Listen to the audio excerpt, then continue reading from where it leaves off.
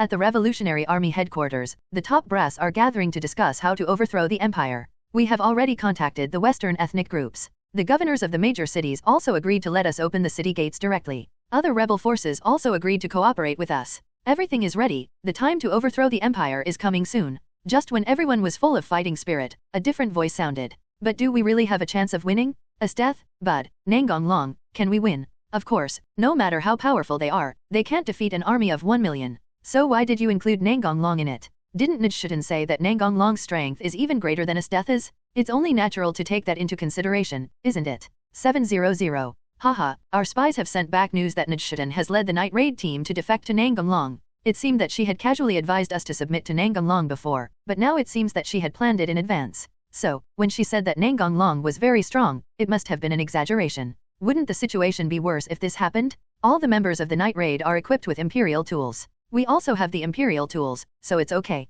In order to put an end to the atrocities of the Empire, we must kill them even if it means we have to sacrifice human lives. You're right. If you miss this opportunity, you won't know when the next one will come. The arrow is on the string and has to be shot. Can't we consider Nangong's previous proposal? In my opinion, if Song wants the revolution to succeed and the people's lives to improve, I don't care who is in charge and who is the emperor. Impossible. Who knows if Nangong Long is deceiving us? What if it's a trap? I trust Nangong as a person, not Nangong Long. Stop talking nonsense. Nadezhda has betrayed the revolution. You are speaking for her like this. Do you also want to? Enough. Stop saying this kind of thing. What's the point of arguing? What we need to discuss now is how to win this war, shouted the leader of the Revolutionary Army sitting in the first seat. The person who suggested considering Naja also shut up. He knew that it would be useless to continue talking. How could he not understand the reason why these people were firmly opposed to joining Nangong Long? They are not afraid of damaging their own interests, but they have probably forgotten the original intention of the revolution. Ning road. Master, why are you sighing so loudly? The war is about to start, and I don't know how many people will die this time. There is nothing we can do about it. If we want to overthrow the empire, we have to make sacrifices. I know, but I still hope to minimize casualties. Master, there are very few people like you. Nothing, I'm just doing what I want to do. Please inform all the Cotters to act according to circumstances on the day of the uprising. I have a bad feeling that the Revolutionary Army may fail. What? Can't we overthrow the brutal empire? No, the empire will still fall, but the Revolutionary Army is the only one who can win people over. Could it be that some other forces are intervening? Maybe. Our goal is to make people do good deeds and live happily. So as long as we can change the empire, it doesn't matter to us who wins the final victory. Do you understand? Understood. I will convey your meaning right away. Western ethnic groups. This time we must take back the land that once belonged to us, but I hope the casualties can be kept to a minimum. After we meet up with the Revolutionary Army, we can just let them hold the line. After all, Esteth is not someone you want to mess with. 400,000 people were buried alive by those guys in the north. Indeed, I don't want to experience that kind of horror either, so we should try to avoid a head-on confrontation with her. The people of the empire have been oppressed terribly. They will definitely rush forward without regard for their lives. We can just take advantage of the situation and fish in troubled waters from behind. King, are we really going to follow the Revolutionary Army's plan? Do we have to burn, kill, and rob along the way? Let's not do that. Why? Are you stupid? If we massacre the city when we go, who will open the city gates for us? If we fail to reach the imperial capital in time and the Revolutionary Army fails, how can we get back the lost territory? In the end, we may be attacked by both the Revolutionary Army and the Empire at the same time. Another person couldn't stand his companion being so stupid and couldn't help but curse. Yes, that's it. Wang nodded in agreement. We'll talk about everything after we get the land back. After the civil war, the Empire will be seriously damaged. It won't be too late for us to seize it then. The king is wise. Royal Palace. General Bud, the Revolutionary Army and the major rebel forces have been very restless recently. You are the culprit for the Empire becoming like this. What's the point of saying all this? It's your duty to protect the palace for General De, Yinshan said indifferently. You don't need to tell me. If the rebels dare to step into the palace, I will kill them all. Of course I believe the general has this ability. If you have nothing else to say, get out of here. I don't have time to talk to you, Bud said impatiently. Hearing this, the minister did not want to stay here any longer and make himself bored, but turned around and left. As for Bud's harsh words, the minister didn't care at all. As long as Bud could guard the palace, he would continue to do whatever he wanted. Revolutionary Army, Nangong Long, and the traitorous Death, if you dare to attack the imperial city, I will make sure you never return. As long as the emperor is still under my control, I will never lose, the minister said with a ferocious smile. Looking at the minister walking away, Bud put away his disguised angry expression. He didn't care what happened to the empire. Now there was only one person he was loyal to, and that was Nangong Long. 0.1 Is the time ripe? Lord Nangong will soon become the new emperor. I'm really looking forward to it, Bud said to himself. The reason why Bud became like this was because Nangong Long used magic to change Bud's allegiance a few days ago. Nangong Long really had no confidence that he could convince Bud with his words. After all, he is an old stubborn person. Duke's Palace. Long, it has been confirmed that the Revolutionary Army will launch a general offensive in 3 days, said Mera. Nuj can no longer receive any news from the Revolutionary Army, so Mela is in charge. Yes, I understand. We've finally waited until this moment, Asdeth said excitedly. It's okay, right? Nuj said. Don't worry, I have arranged everything. Victory will only belong to us. Well, we believe you. The Revolutionary Army repeatedly opened the city without bloodshed and marched quickly along the way, and arrived at the imperial capital 5 days later. Just as they expected, everything went smoothly until they were about to attack the imperial capital in one go and win the long-awaited victory, when something unexpected happened. A large number of unidentified humanoid creatures suddenly appeared outside the imperial capital. No one knew what they were, but they felt fear instinctively because the aura emanating from them was too ominous. For this reason, the Revolutionary Army stopped its offensive, as any rash action might have resulted in heavy casualties. A general of the Revolutionary Army frowned. What are they? Maybe it's an unknown dangerous species, one person guessed. They are wearing armor, so they are more than just dangerous species. They might be the Empire's trump card. It's likely that the Empire conducted some horrific experiment that turned humans into such a horrible appearance. Otherwise, there is no way to explain why they are so close to human shapes, analyzed a man who looked like a staff officer. What? How dare you do this? Everyone was furious. Even as they were communicating, the 24 undead legions continued to emerge in an endless stream, as if there was no end. The number is still increasing. Where did they come from? Can we really win? A general began to waver. The lofty words he spoke before departure could no longer stop the fear in his heart. Not only him, but even the hundreds of thousands of soldiers behind him were trembling. Of course, it is better for those who are at the back. After all, they can no longer see the scene in front, and the information they get is only from their companions in front. Shut up! Disrupting the morale of the army is a capital crime, shouted a man who looked like a general. In fact, he was also very scared, but he did not allow himself to show a timid expression, otherwise the war would be lost before it even started. They haven't attacked yet. It seems someone is directing them. If we can convince them, we can avoid this battle. Everyone was silent. Everyone knew that the possibility was extremely small. How could the Empire send someone who could turn against the Empire at any time to fight the enemy? But no one was willing to speak up and shatter this hope. At this moment, the army of suspected dangerous species in front began to separate neatly to both sides, leaving a straight path in the middle. Someone came out. When the generals of the Revolutionary Army saw who was coming, their pupils shrank instantly. It was her. Nuj walked out from the center of the undead army, followed by all the members of the night raid. Surrender, you can't win, Nuj advised. Impossible, how many of our companions have sacrificed for this day? Isn't your goal to overthrow the Empire and let the people live a happy life? This is the same as the Duke's goal. Why are you so stubborn? Stop using sweet words here. He just wants to be the Emperor himself. Who knows if he will be the next tyrant? That sounds nice, isn't it? Marin said sarcastically. We are fighting for the people, how can we be like him? In this case, shouldn't you surrender? Can't you see that you have no chance of winning? Resistance will only result in the soldiers' sacrifice in vain, Naj continued to persuade earnestly. Naj shouldn't. If you really care about the people, then order them to move aside immediately and let us into the city. You will be credited as the first to succeed in the revolution. Boss, it looks like there's nothing more to talk about, Brand sighed. You all know what kind of person I am, Nadzita. Those who trust me should put down their weapons. The soldiers looked at each other. To be honest, they wanted to lay down their weapons and surrender. The closer they were to the front, the stronger this desire was. On the one hand, it was because Nadine had a certain prestige in the Revolutionary Army, and on the other hand, she was simply intimidated by the Death Knight's hideous and terrifying appearance. However, no one really laid down their weapons and surrendered. After all, the leader hadn't given the order yet. If they rashly laid down their weapons, they might be killed by their own soldiers. So it was better to wait and see what happened at this time. Seeing his men wavering, the leading general immediately said, "Don't listen to her nonsense. She has already betrayed the revolution and us. I don't deny that I betrayed you, but I definitely haven't forgotten my original intention, and I haven't betrayed the revolution. I don't want to listen to your excuses anymore. Attack." He was afraid that if he waited any longer, the soldiers would lose their fighting spirit and surrender directly. Hey, let's get started, Naja sighed and said to Sage number 1 who had been waiting for a long time in the 10th row. Yes. Number 1 does not have any extra mercy. He only knows that these ignorant humans have blasphemed the mercy of the Supreme Lord, so they must die. Number 1 begins to command the undead to attack, and the Death Knight is responsible for protecting the Archmage of the Dead and allowing him to cast magic safely. Looking at the flying fireballs, lightning, ice cones, and ominous black aura, the soldiers began to hide in panic. What is this? 07107. Help.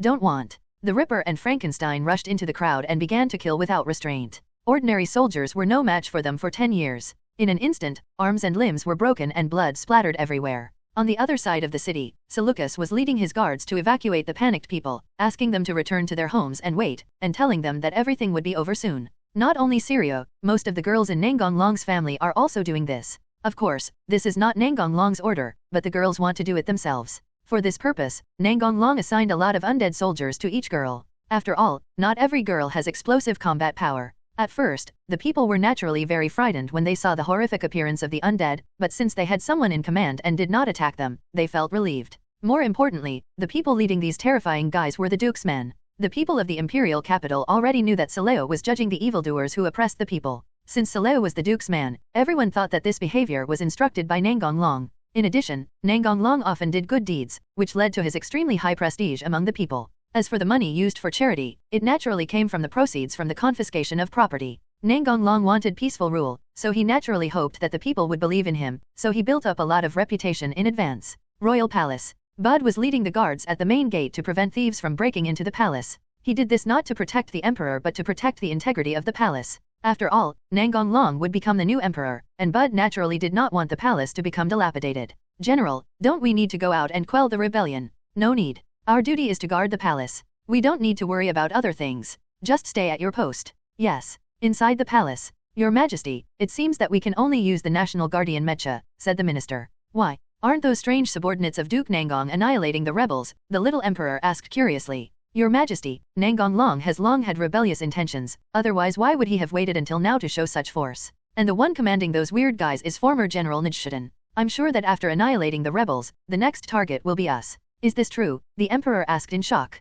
What I said is absolutely true. How could it be like this? Why are they all against me? Minister, did I do something wrong? The little emperor said sadly. Your Majesty is wise and powerful, but they are ignorant and cannot understand your Majesty's achievements. Is that so? Since the minister said so, then I am definitely not wrong. Your Majesty, let's quickly activate the Guardian Mecha. It will be too late if we delay any longer. Okay, we'll throw it away now. Soon, the emperor and his ministers arrived at the location of the Guardian God. This is my first time operating this. Will there really be no problems? The little emperor asked worriedly. No problem, you are the emperor. Minister, you are right. I am the emperor and have the obligation to protect the 1,000-year-old empire, the little emperor said firmly. What is that? The little emperor controlled the Guardian Mecha and released a huge flame from its chest, rushing towards the battle between the revolutionary army and the undead soldiers. In a short time, there were heavy casualties, and even the streets were affected. Naj and his companions, who were protected by several lieutenants, were naturally unharmed, but apart from the Death Knight, many other undead soldiers died. Because of the Guardian Mecha, the morale of the revolutionary army was shaken even more, but the undead soldiers were not affected at all and still strictly followed the orders of Sage No. 1. Is that the supreme imperial weapon that Long mentioned? I hope Long will be okay, Sakushi said worriedly. It will definitely be okay, Naj comforted her, but after seeing the power of the supreme imperial weapon, she no longer had the confidence she had before. Haha, roar. This is the consequence of going against me, said the minister standing on the roof grimly. Is this the supreme imperial weapon? It's quite powerful, but its huge size will create too many blind spots, said Esteth. That's true, but how many people can get close to it? I'm going to take care of him. I'll go with you. Okay, but don't rush too hard, Nangong Long reminded. Okay, Esteth said with a smile. She still enjoyed Nangong Long's concern. As for whether she would remember it during the battle later, that was another matter. Then I will go and kill the minister. After all, this has always been my goal, Leonie said. Nangong Long threw a bracelet to Leona. Take it with you, you'll need it. Okay, Leonie nodded in response. 4 Raxhasa ghosts, you and Leonie go together. Yes. I'm glad that you care about me, but do you really not believe in my ability? Leona frowned. The minister has practiced in the Royal Fist Temple, after all. He is not a glutton. Zutian, tell Bud who is guarding the palace to stop defending it and to clear out the corrupt officials in the palace. Clear. After Nangong Long finished his instructions, Leonie rushed to the palace with the 4 Raxhasa ghosts. Nangong Long and Esteth ran towards the supreme imperial weapon. The minister on the rooftop was furious when he saw Nangong Long. Secret technique to activate the supreme imperial weapon. Purge mode. Nangong Long, you little BD, I'm going to kill you today. I'm the final winner. Ha ha ha ha. What's going on here? The little emperor who was controlling the imperial device was terrified. He didn't understand why such a change happened suddenly. However, he was soon corrupted by the imperial device and turned into a tyrant who only knew how to kill. A huge amount of energy began to condense in the chest of the supreme emperor, but its target was not Nangong Long but the revolutionary army outside the city. Perhaps because Nangong Long was too small, the little emperor did not notice it for a while. Upward transfer. Seeing the huge energy bomb coming, the revolutionary army was in complete despair. At the critical moment, Nangong Long's figure appeared in the sky. Half dimension, Plus, Nangong Long used a Rubian's. Hey everyone, welcome to our channel, and thank you for your support. If there's a favorite novel on the channel and you want the next part, you're just one step away. Become a Patreon member and I can make it depending on your tier. Thank you for your attention. Ability to weaken the energy cannon until it disappeared. What? This is impossible. Why did my attack disappear? It's the dragon. Here he comes, Bonnie shouted. I don't want to cause too much killing. Surrender, Nangong Long said to the revolutionary army on the ground. Snap. When a soldier dropped his weapon on the ground, it was like a fuse, igniting the entire battlefield. Yes, Nudge, I'll leave this to you. Don't worry, I'll take care of this. Partner, it's time for the world to show our dominance, Nangong Long murmured as if talking to himself. Has this moment finally come? Albion sighed. Ba Long. I awakened to the second dragon who was deprived of everything by the tyrant principle. The body is full of jealousy, the heart is seeking fantasy. I, the tyrant of the white dragon, invite you to enter the limit of innocence. Although the sound was not loud, the people on the ground could hear it very clearly. Nangong Long's figure in the sky had completely changed into another appearance, and he looked like a dragon that had been shrunk several times. This unusual feeling of oppression. The dragon really turned into a dragon. Bonnie was stunned. Bang! A sonic boom sounded, and Nangong Long instantly returned to his death. Sure enough, your armor has a stronger form. Damn it all, no one can form a counter-alliance. The runaway little emperor controlled the supreme imperial weapon and released a large amount of energy ray attacks, not only shooting at Nangong Long, but also at innocent civilians in the distance. The people who were unable to dodge could only wait in despair for death to come, but something unexpected happened. The monster that everyone had just feared, the Death Knight, stood in front of the people and took the attack that seemed to be fatal. The same thing happened in other places in the imperial capital. It's protecting us, the people thought. At this moment, the people's attitude towards the undead soldiers changed fundamentally, from fear to gratitude. Thank you, roar. The Death Knight cannot speak human language, so he can only use this method to express what he has heard. Don't worry, the Duke is trying to find a way to stop that big guy, and the suffering will soon be over. So, you must hold on. Now please follow our instructions and evacuate to a safe place, Sayla shouted. The people regained their hope and evacuated the area under the command of the security team. Sister Sailu, Long will be okay, right? Sheo said anxiously. Of course, the dragon is the strongest. Long, you must win, Lu Xiang. After seeing the astonishing destructive power of the Supreme Emperor's weapon, the other girls were also worried about him. Be careful. Nangong Long held his death and dodged the attacking energy beam. Got it, let me down. Supreme Fist. After the first attack failed, the little emperor immediately controlled the Supreme Emperor weapon and swung his huge fist at Nangong Long and the other man. Nangong Long 677 directly raised his fist and chose to fight against the Supreme Emperor's weapon. In the eyes of the little emperor, this was tantamount to hitting a rock with an egg, but the result was completely opposite to what he expected, and he was the one who was beaten back. How is it possible? Isn't my imperial weapon the strongest? The little emperor asked in doubt. This is impossible, the minister standing on the roof shouted hysterically. But after a moment, he regained his composure. I didn't expect that brat to be so strong. Looks like he's going to run away. He. As long as I escape, I can still fly freely. Nangong Long, you can't kill me. Having said that, the minister turned around and prepared to leave. He didn't care what would happen to the little emperor. The little emperor was just a puppet he created to ravage the country, so it was not a pity to throw him away. Where do you want to go, the source of evil? Leonie, who rushed to the roof, grinned. The minister's aura made her very disgusted. 4 Rax Hassas, how dare you traitors come to see me, the minister said grimly. We just know the current situation, Ji smiled indifferently.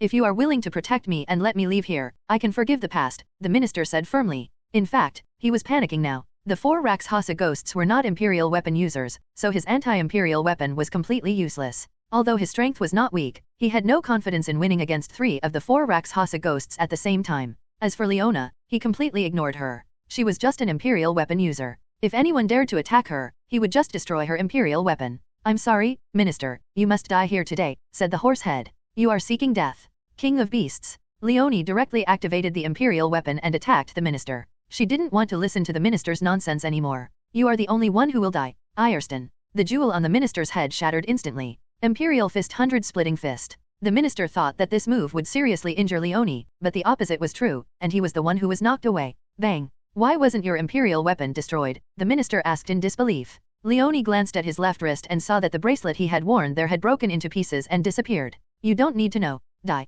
Leonie rushed towards the minister who was lying on the ground. Everyone must die. Anyone who disobeys me must die, the little emperor said crazily. If there is another anti-aircraft cannon, I don't believe you can block it, the little emperor said frantically. Freeze it. Esteth activated her ability, binding the Supreme Imperial device in place, making it unable to move. Supreme Cannon. Half Dimension. It's time to end it. Nangong Long began to approach the Supreme Emperor's device at a very fast speed. The little emperor had no choice but to control the Supreme Emperor's device and put his arms in front of his body to block the attack. However, these were all meaningless. Nangong Long directly pierced through it. The little emperor instantly lost control of the Imperial device. The Supreme Imperial device slowly fell backwards. The powerless little emperor cast his gaze towards the rooftop, looking for the target he had always relied on, but unfortunately he saw nothing. How could it be? The little emperor said with tears in his eyes. The minister had just been beaten half to death by Leonie and dragged downstairs. She thought it would be better to hand the minister over to the people for punishment, so she didn't kill him directly. The dragon wins, it's all over. The Duke won the battle, and we are saved. $73. The people cried with joy. Selu and others began to settle the people, while Naj was receiving the revolutionary army. Everything is going on in an orderly manner. As for the attacking Western ethnic groups, they had long been annihilated at the border by Nangong Long's undead legion and had not even been able to reach the imperial capital. 3 days later, Nangong Long ascended the throne as emperor. From today on, I am the state. Your Majesty. Naja became the new minister, responsible for governing the country. Asteth is still the general, responsible for conquering foreign enemies. Afterwards, Nangong Long brought all the girls to the palace, and of course he did many unspeakable things with them. 3 months later, everything in the country was back on track. Nangong Long immediately announced his intention to conquer the northern ethnic minorities and expand the empire's territory. As for why they are northern ethnic minorities, it's simple because they are Asteth's enemies. On this day, Nangong Long was wandering on the street. To be honest, he had sneaked out. What should I buy? Otherwise, Naja will nag me again when I get home. Is there anyone? Feeling that someone was following him, Nangong Long changed his route and headed for a sparsely populated area. As soon as he walked to a deserted place, a dozen people with various weapons rushed out from behind and surrounded him. Without saying a word, he attacked directly, obviously intending to kill him. But how could these people be Nangong Long's opponents? He knocked them to the ground easily. Finally, Nangong Long grabbed a girl of a different ethnicity and said, "You were sent here by the northern tribes, right?" A man lying on the ground fired several shots at Nangong Long, but he hit his companion first, because the foreign girl was facing Nangong Long, and if he wanted to hit him he had to shoot through the girl first. Ahem, I'm going to die now. How miserable? They were attacked mercilessly by their own companions, Nangong Long said to the girl. Save me. Duya said with difficulty. Why are you okay? The shooter collapsed. Multiple bone guns. Nangong Long stabbed all those who were still breathing. It's not impossible to save you, give me a reason. I can do things for you, even if it's as an insider, Duya said intermittently. Remember your words. Nangong Long directly fed the healing potion to Duya, otherwise he would have hesitated before letting her drink it herself. The reason why he kept her was not because he wanted her to be an insider, but because Nangong Long simply had some impression of her. Duya thought that the other party had given her some poison to drink, but she didn't expect that the wounds on her body healed immediately, which surprised her. Thank you, Master, Duya said gratefully. Call me Your Majesty. Yes, Your Majesty. Tell me, what happened? As Your Majesty said, we are from a foreign ethnic group in the north, but I am just a killer. As for those who died, they were soldiers. Duya said. You don't want to keep killing me. I dare not. If I had known that Your Majesty is so powerful, I would definitely not have taken this business. Duya said with a wry smile. Why? You don't want to avenge them or kill me to stop the crusade. They cheated me and I was expected to sacrifice myself for them. That's impossible. Duya looked at the corpse on the ground angrily. She didn't expect that she would die at the hands of her own people. Instead, the target of the assassination rescued her. Life is really unpredictable. Come on, go shopping with me. Your Majesty, they should have sent more than one team. We should return to the palace now, Duya reminded. Do you think they have the ability to kill me? Nangong Long shrugged indifferently. Cannot. There's no need to change your itinerary. Duya was speechless. She knew someone was trying to assassinate her but she could still be so leisurely. It could only be said that people with strong power can be very willful. Nangong Long took Duya to the commercial street. Your Majesty, why are you traveling alone? Duya asked curiously. If they hadn't seen that Nangong Long was alone, they would not have rashly launched an attack. Running away. Run away.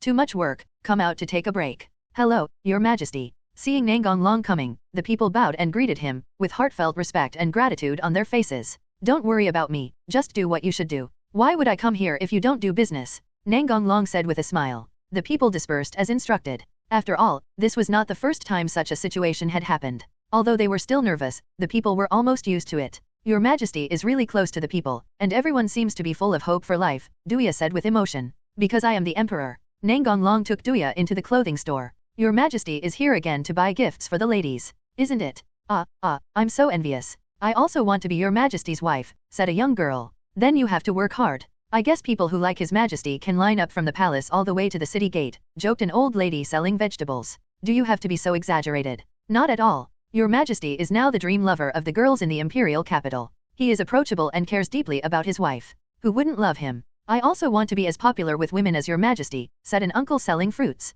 However, he didn't know that his wife was standing quietly behind him. Why do you dislike me? No, I was just joking. Ouch, honey, be careful, your ears are going to fall off, the uncle wailed. The people around looked at this scene with amusement. This was a scene that had never happened in the Empire before. Your Majesty, we have already prepared the clothes you want, said the shop owner. Are you satisfied with it? If not, I'll ask someone to redo it immediately, said the shop owner, pointing to a white dress. Well, come back. Naja actually likes long skirts very much, but she was always busy with revolutionary affairs in the past, so for convenience she always chose to wear clothes that were easy to move around in. Afterwards, Nangong Long went around again and bought a lot of things. After all, every girl has different preferences. Let's go back. Royal Palace. Long, you ran away again, Naja said helplessly. And who is she? Don't worry about these for now, just take a look and see if you like it, Nangong Long said as he took out the long skirt. Trying to bribe me again. Although she said so, Naja still happily accepted the gift. Tell me what happened to her, Naj said, changing the subject.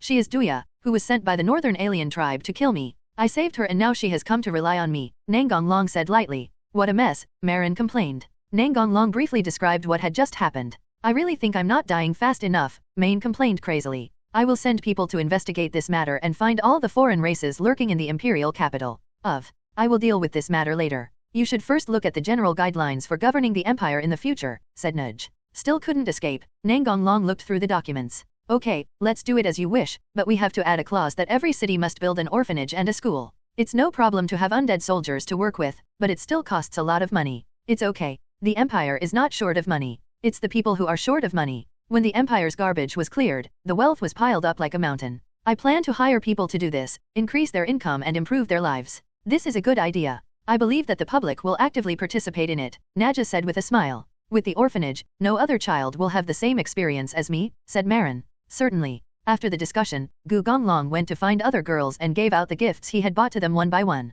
3 days later, Nangong Long took the girls to a border island for vacation. Nangong Long was lying on a beach chair basking in the sun while the girls were playing in the sea. Happy times always pass quickly, and in the blink of an eye it was night, and Nangong Long brought the girls back to the palace. Today, Nangong Long didn't go to any girl's room, but stayed in his own room alone. Do you want to start drawing rewards? Yes. Ding, congratulations to the host for obtaining the cyborg transformation card template, Genos, complete. The reward will be distributed in the next world. There is such a thing. If you have a template number 17, I can walk sideways, Nangong Long complained. But you can't always be lucky. Nangong Long still has a very good attitude. The system selects the next world.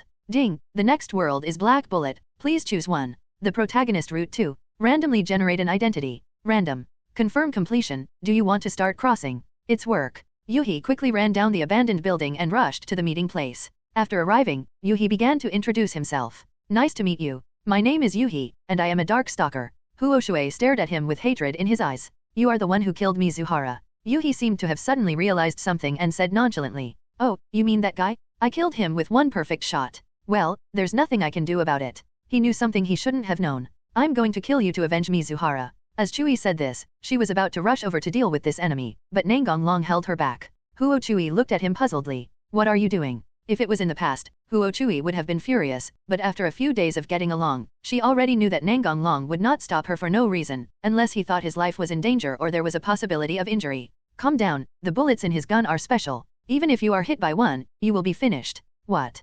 Huo Chui shouted in surprise. Yuhi shrugged and smiled indifferently. Your ability to gather intelligence is truly terrifying. I didn't tell anyone else, but you still knew about it. The sword-tail fish and hummingbird died because you knew everything about them. No, they are just too weak. Yuhi nodded in agreement, then took out a bullet and smiled at Huo Chui. You've found a great new companion. This is a super-concentrated holmium metal bullet. Even if your regeneration ability is far superior to that of an ordinary initiator, you will die if you are hit by it.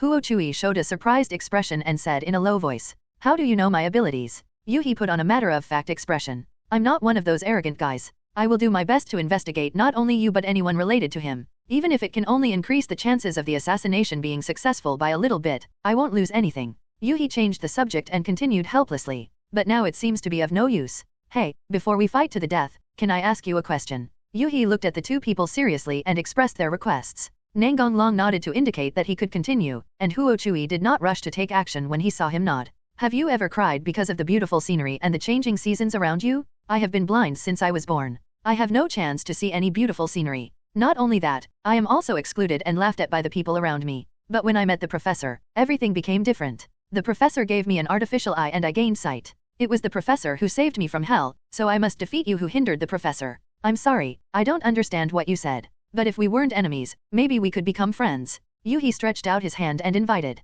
Convey the professor's message. Since you know about the Black Swan project, why don't you come to our side and rule the world together? Nangong did not answer his question but said something irrelevant. Do you really think you can control the protogastric animals that are resistant to holmium? If you fail, it could lead to the extinction of humanity. Yuhi showed an expression of admiration and enthusiasm and said, the professor will naturally be able to solve these problems. I just need to obey his orders. Nangong shook his head and looked at Yuhi, whom he admired mysteriously, in silence. If it was really that easy to solve, the enterovirus would not have broken out. In the final analysis, it was just humans reaping the consequences of their own actions. Seeing Nangong expression, Yuhi knew there was no point in talking, so he clenched his fists and rushed towards Nangong with all his strength, taking the initiative. He had just seen Nangong dodge the bullet easily, so he didn't plan to continue using the gun. Nangong disappeared in a flash, and Yuhi began to operate his two artificial eyes that had been released long ago at a high speed. Where is it? No, still no. Yuhi kept turning around but still couldn't find anyone. Huochui took this opportunity to fire several shots at Yuhi, but Yuhi, with his liberated eyes, easily dodged the attacks. It's not enough, I want to defeat you, and return to the four wings again. Aoxiang's strong obsession to defeat Nangong makes Yuhi's artificial eye upper limit begin to increase continuously. I can barely see it, but it's not enough for me to continue to improve, Yuhi roared in his heart. Soon Yuhi's vision turned into a sea of white, and he reached the other side of 0.02 of a second, a realm he had never reached before. Yuhi took the initiative to attack Nangong, and he avoided all of Huochui's attacks. He was not sure how long this state could last, so his first goal now was to kill Nangong. Seeing the change in Yuhi's movements, Nanlong has changed the way he fights. What? Yuhi shouted, and the other party disappeared from his sight again. Nangong moved in another dimension and appeared in front of Yuhi, punching him in the abdomen. Ordinary punches could not cause any damage to Yuhi, and too much force could easily penetrate him, so Nangong used special techniques in this punch. While hitting, the force would spread in the form of vibrations to destroy the opponent's internal tissues, making him lose his combat ability. Seeing Yuhi fall to the ground, Huochui walked to Nangong, raised his head and asked in confusion. What happened just now? His movements were so strange that I didn't hit him at all. Nangong patted Huochui's little head and explained. That's the power of the prosthetic eye. Nangong squatted down and looked at Yuhi and continued. If I'm not mistaken, your artificial eye has just reached its limit. Yuhi spat out a mouthful of blood, looked up at him and smiled helplessly. So what? I still lost. You are really strong. The sword-tail fish and hummingbird deserved their deaths. Any last words? The Wuxiang Society is very powerful, and its members come from all over the world, gathered together for the same goal. Sooner or later, the holmium metal will be exhausted, which is why there are the New World Plan and the Black Swan Plan. The top leaders of the organization want to use force to unite the world to jointly drive out the protostomes, and to do this they need to first eliminate those disobedient regions. Nangong looked at Yuhi. Is it okay to say this? Yuhi turned over with great effort and lay on the ground with his arms and legs spread out, looking at the sky and smiling indifferently. I'm going to die anyway, so just consider this as your reward for defeating me. Little ghost, you want revenge? Then hurry up, or I will die. Huochui did not take action immediately but looked up at Nangong. Seeing him nod, Huochui pulled out his gun. Yuhi closed his eyes. That's good. Bang, seedlings. Nangong picked up Huochui, who was trembling a little because it was his first time killing someone. What are you doing? Huochui said in a low voice. Nangong rubbed her hair and said, don't be so stubborn, be good, and let's go home. Home. Huochui murmured something quietly and let him hold her. At Atsuro's house, the father and son were extremely anxious and restless. Atsuro said with an unpleasant expression. Father, the Dark Stalker has also failed. What should we do next? The man in the closet was watching his son stand up angrily and point at him and say, you shouldn't have suggested killing Nangong, otherwise how could we be in this situation? Atsuro sighed and said regretfully, what's the point of saying that now? At this point his face began to turn grim and angry. Besides, I didn't expect Nangong to be so difficult to kill. He must have some hidden cards that we don't know about. Otherwise, there is no reason why the original plan would fail. The cabinet was slumped on the sofa with a look of despair on his face, as if he had given up struggling and said dejectedly, it's all over. The mission failed and the organization will send someone to deal with us soon. There was a hint of madness in Atsuro's eyes. He unconsciously clenched his hands on his knees and looked at his decadent father. No, we still have a chance.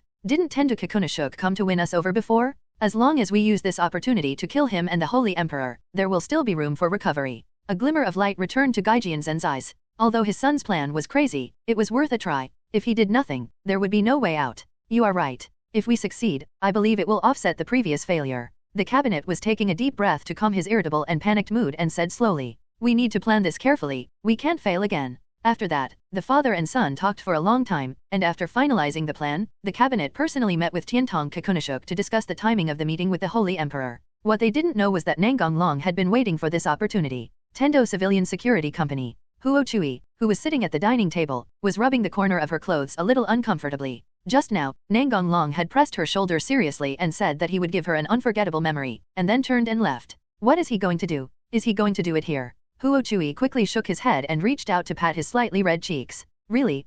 What am I thinking about? Even if it is that, it shouldn't be here. It must be something else. Calm down, Huo Chui, it's okay. Just as Huo Chui was daydreaming, Nangong long and others, said, came in carrying a big cake. Nangong long smiled and said, "Happy birthday, Huo Chui." "Happy birthday," the rest of the group shouted together. Huo Chui was stunned with surprise and just stared at everyone until Nangong long placed the cake in front of her and she came to her senses. "Make a wish, you are the protagonist today." Huo Chui raised his head and looked at him puzzledly and asked, "How did you know today is my birthday? I don't remember ever telling you that." Nangong long rubbed her little head and smiled. "I have my own way. Make a wish now, you see those guys can't wait to eat the cake." Huo Chui looked in the direction Nangong long pointed, and found that Zheoxia and the others were staring at the super luxurious cake with shining eyes. He couldn't help but chuckle, and Zheoxia and the others looked away embarrassedly. Huo Chui placed his hands together in front of his chest, closed his eyes and made a wish, then opened his eyes and blew out all the candles in one breath. Nangong long clapped his hands. Cut the cake. EB. The lolis happily sat at the dining table and waited. Huo Chui looked at Nangong long and smiled. "Thank you, and I love you." The lolis who were eating cake paused and immediately focused their attention on Huo Chui. Tina spoke unclearly with her mouth full of cake. "Brother, I don't want to give up to you." Xiaoxi held his forehead and said helplessly, "I knew this would happen. There are more competitors." Kui kept poking the cake on the plate with a small fork and kept muttering, "I'm obviously the first one, you are all just stealing cats." Mizzy covered her mouth and laughed. "The speed of Dragon Raider's loli is still amazing." Kajin kept eating cake. Huoshu ignored them and looked at Nangong long and expressed his wish. "Today is my birthday, can you please grant me a small request?" "Okay, what is it?" Huo Chui showed a look of success in his plan. "I want you to hold me and feed me." Nangong long picked up Huo Chui and let her sit on his lap. He lowered his head and looked at her and smiled. "Is this okay?" Huo Chui nodded, then pointed his finger at his open mouth. Nangong long understood and used a fork to pick up a small piece of cake and put it into her little mouth. "Are you satisfied?" Huo Chui smiled happily and looked at Tina and the others with pride, then pointed at the cake and said, "I want more." The lolis stared at the two angrily. "Brother is partial to me." Tina looked at Nangong long with tears in her eyes. Xiaoxi pretended to be sad and whispered, "When you find a new love, you forget about our old loves." Kui kept wagging her tail and looked at Huo Chui and said, "I'm the first one." Kaoxia whispered, "Master, I want to say it too." Mu Gang pouted and acted like a child. "Brother, I want one too." Weazi was laughing sweetly, her eyes rolling around, and no one knew what she was thinking. Nangong long looked down at Huo Chui and said helplessly, "Can we continue later?" Huo Chui nodded. Nangong long stood up, holding his plate with cake on it, walked to each loli and fed them one by one, not leaving out Mayori and Kisaragi. Yanzu slapped the table and stood up and looked at him. "I want it too." "Good." Nangong long picked up Huo Chui again, looked at the others and said, "I've fed you everything. Are you satisfied now? Today is Huo Chui's birthday. You can make a request next time it's your birthday." "Really? Can I sleep with you?" Tina asked excitedly. "Turn down." Tina suddenly became dejected. "What?" Mu Gang looked at Nangong long expectantly. "Brother, can I also mention it?" "Of course you can." "Oh, I'll have to think about it carefully then." Weazi glanced at Nangong long meaningfully. Tendo Kakunashuk family. The father and son of the counter are discussing the specific cooperation matters with Tendo Kakunasho. Finally, it was agreed that Kakunasho would introduce them to the Holy Emperor in the hope of being reused and obtaining a higher status, and what they needed to do was to become staunch supporters of the Tendo clan. After the Aldebaran incident, the prestige of the Tendo clan was not only greatly damaged among the people, but even the high-level officials were very dissatisfied and no longer supported the Tendo clan as before. After all, how could they be nice to them when they almost died? Therefore, Kakunashuk had to take the initiative to seek allies. If others had come to him in the past, he might have ignored them and at most asked his subordinates to meet them. Finally, both sides ended the meeting with smiles on their faces. Holy Sun private room. Kakunashuk said he wanted to introduce those two people to me. "Do you want to go with me?" "Of course I will go." "Well, I feel relieved if you are here." The Holy Emperor moved his body to a more comfortable position, leaned against him and whispered, "I have sent people to Monolith number 13. Just as you said, there is indeed a laboratory there. The police arrested many people, but I ordered those experimental subjects to be destroyed. It is too dangerous to keep them." When he said this, the Holy Emperor's tone became somewhat sad and upset. I didn't expect that someone in Kyoto would join such a terrible organization, and I didn't expect Kikunoho to introduce them to me. Is there something I didn't do well enough? Don't take all the responsibility on yourself. Those are none of your business. Wuxiang has infiltrated almost every region, and even some leaders are their people. The Holy Emperor covered his mouth in surprise and looked at him in disbelief. How come? The deceased Qi Wuzongxian was one of the highest members of Wuxiang Hui. The new leader of Daban, Morita Chinji, is also a member of Wuxiang Hui. Thinking about it this way, the Daban region is really miserable. Don't be surprised yet, there's more. What? The Holy Emperor exclaimed unconsciously. The new leader of the northern H2 region, Juzoji Tsukiko, is also the highest-ranking member of the Goshokai. So you've done a great job. The Holy Emperor clenched his fists and looked serious. We have to find a way to stop them. Nangong Long patted her shoulder and said, honestly speaking, even if you tell other leaders this, they may not believe it. What's more important is that some regional leaders are members of the Wuxiang Society. The Holy Emperor was a little depressed. Okay, stop thinking about those things. The Holy Emperor patted his cheeks and regained his spirits. That's right, we need to solve the problem at hand first. Okay, let's go. Holy Residence Hall. The Holy Emperor sat at the highest seat at the end of the red carpet. Nangong Long stood beside her but used magic to hide his figure so that others could not see him. Can you put your hand on me? I feel a little uneasy when I can't see you, the Holy Emperor said to the empty left side. There was a knock on the door. The Holy Emperor quickly straightened his clothes and made sure there was nothing wrong before allowing the other party to come in. Kikunoho walked into the hall and bowed to the Holy Emperor who was sitting on the high seat. Greetings to His Majesty the Holy Emperor. What's the matter, Lord Kikunoho? The two people I recommended to His Majesty the Saint Emperor last time are waiting outside the door.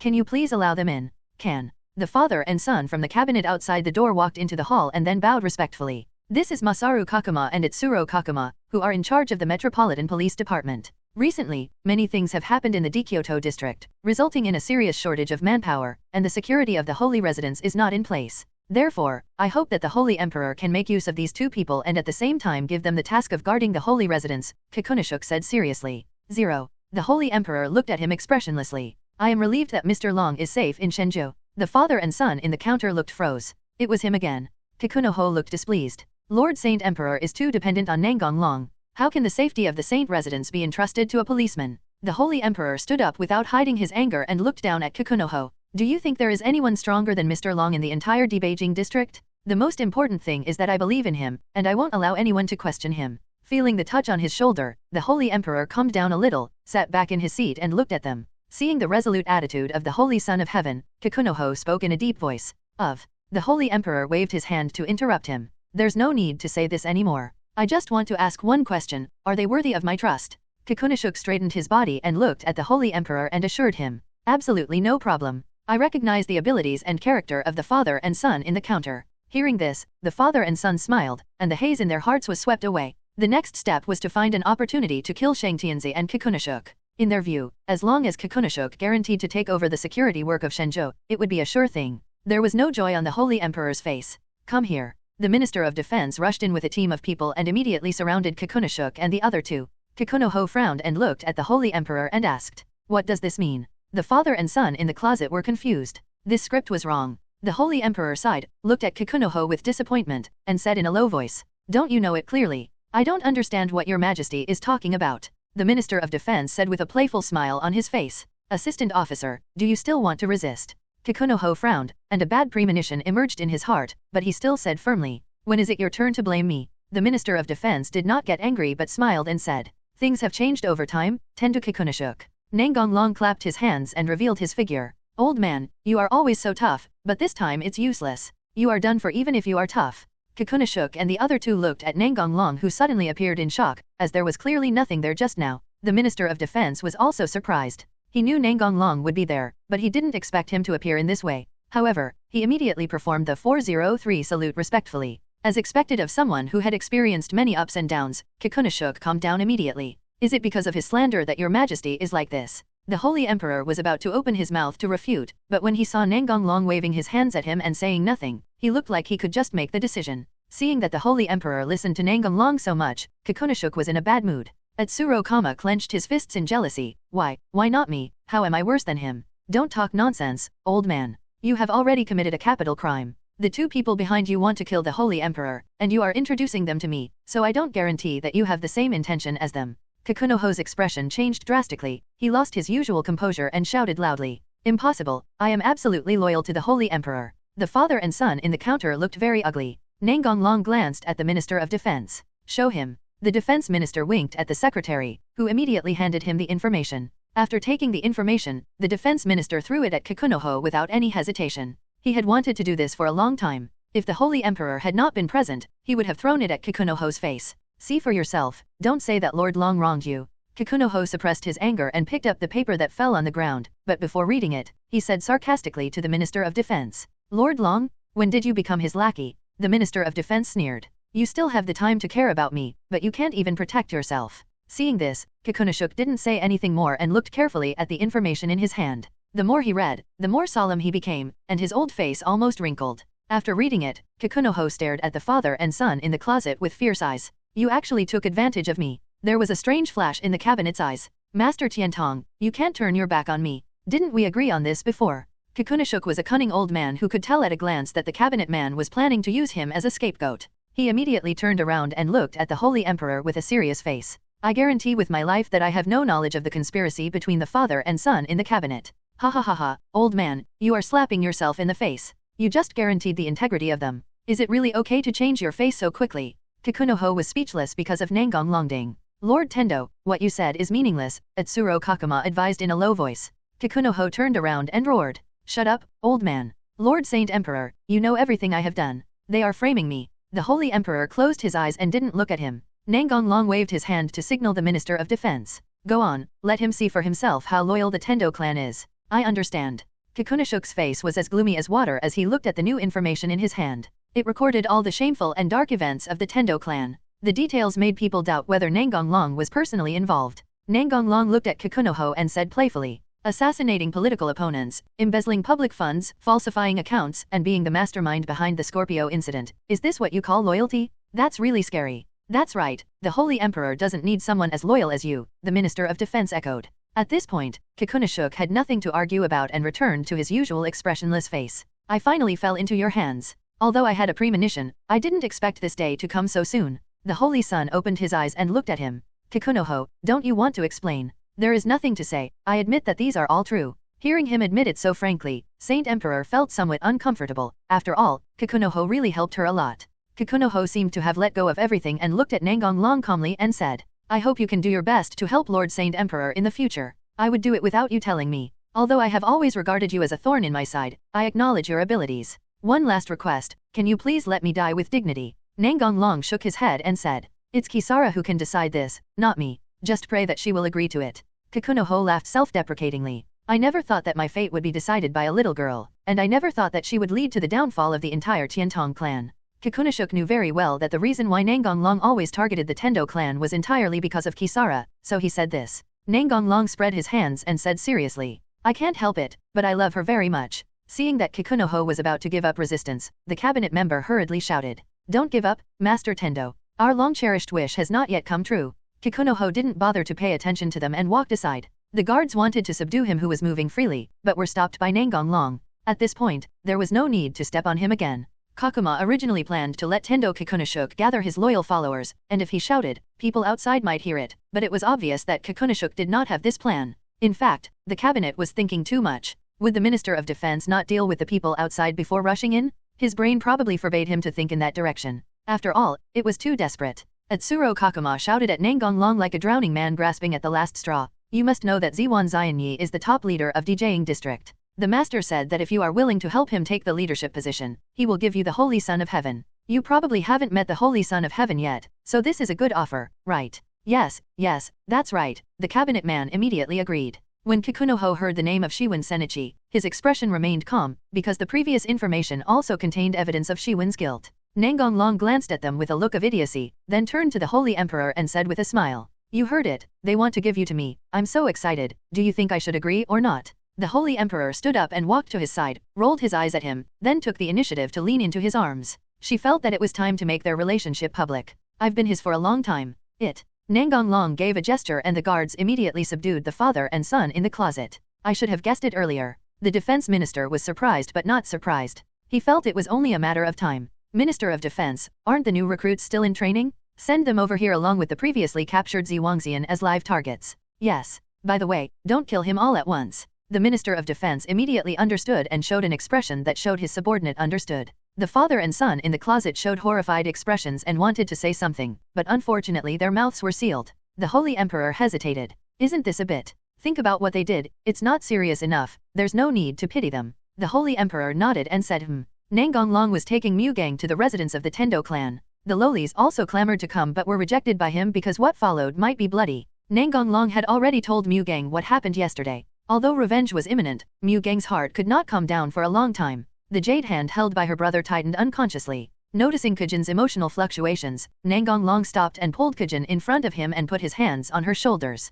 Mugang looked at his brother in confusion. What's wrong? Nangong looked at her and said seriously. No matter what decision you make, I support you, so just go for it. Kisara suddenly threw herself into his arms, put her arms around his waist and hugged her brother tightly. Meeting my brother is my greatest happiness in this life. Nangong rubbed Mugang's hair and whispered softly. Fool. 24 Mugang let go of him, wiped the tears from the corners of his eyes and smiled playfully. Brother, I heard it. Nangong pinched Mugang's cheeks and pulled them apart, saying with a smile. So what if you heard it, you are just a little fool. Dawan, let me go. After playing around for a while, the two continued on their way to the Tendo clan. Nangong opened the door of the Tendo clan's dojo and walked in with Mugang.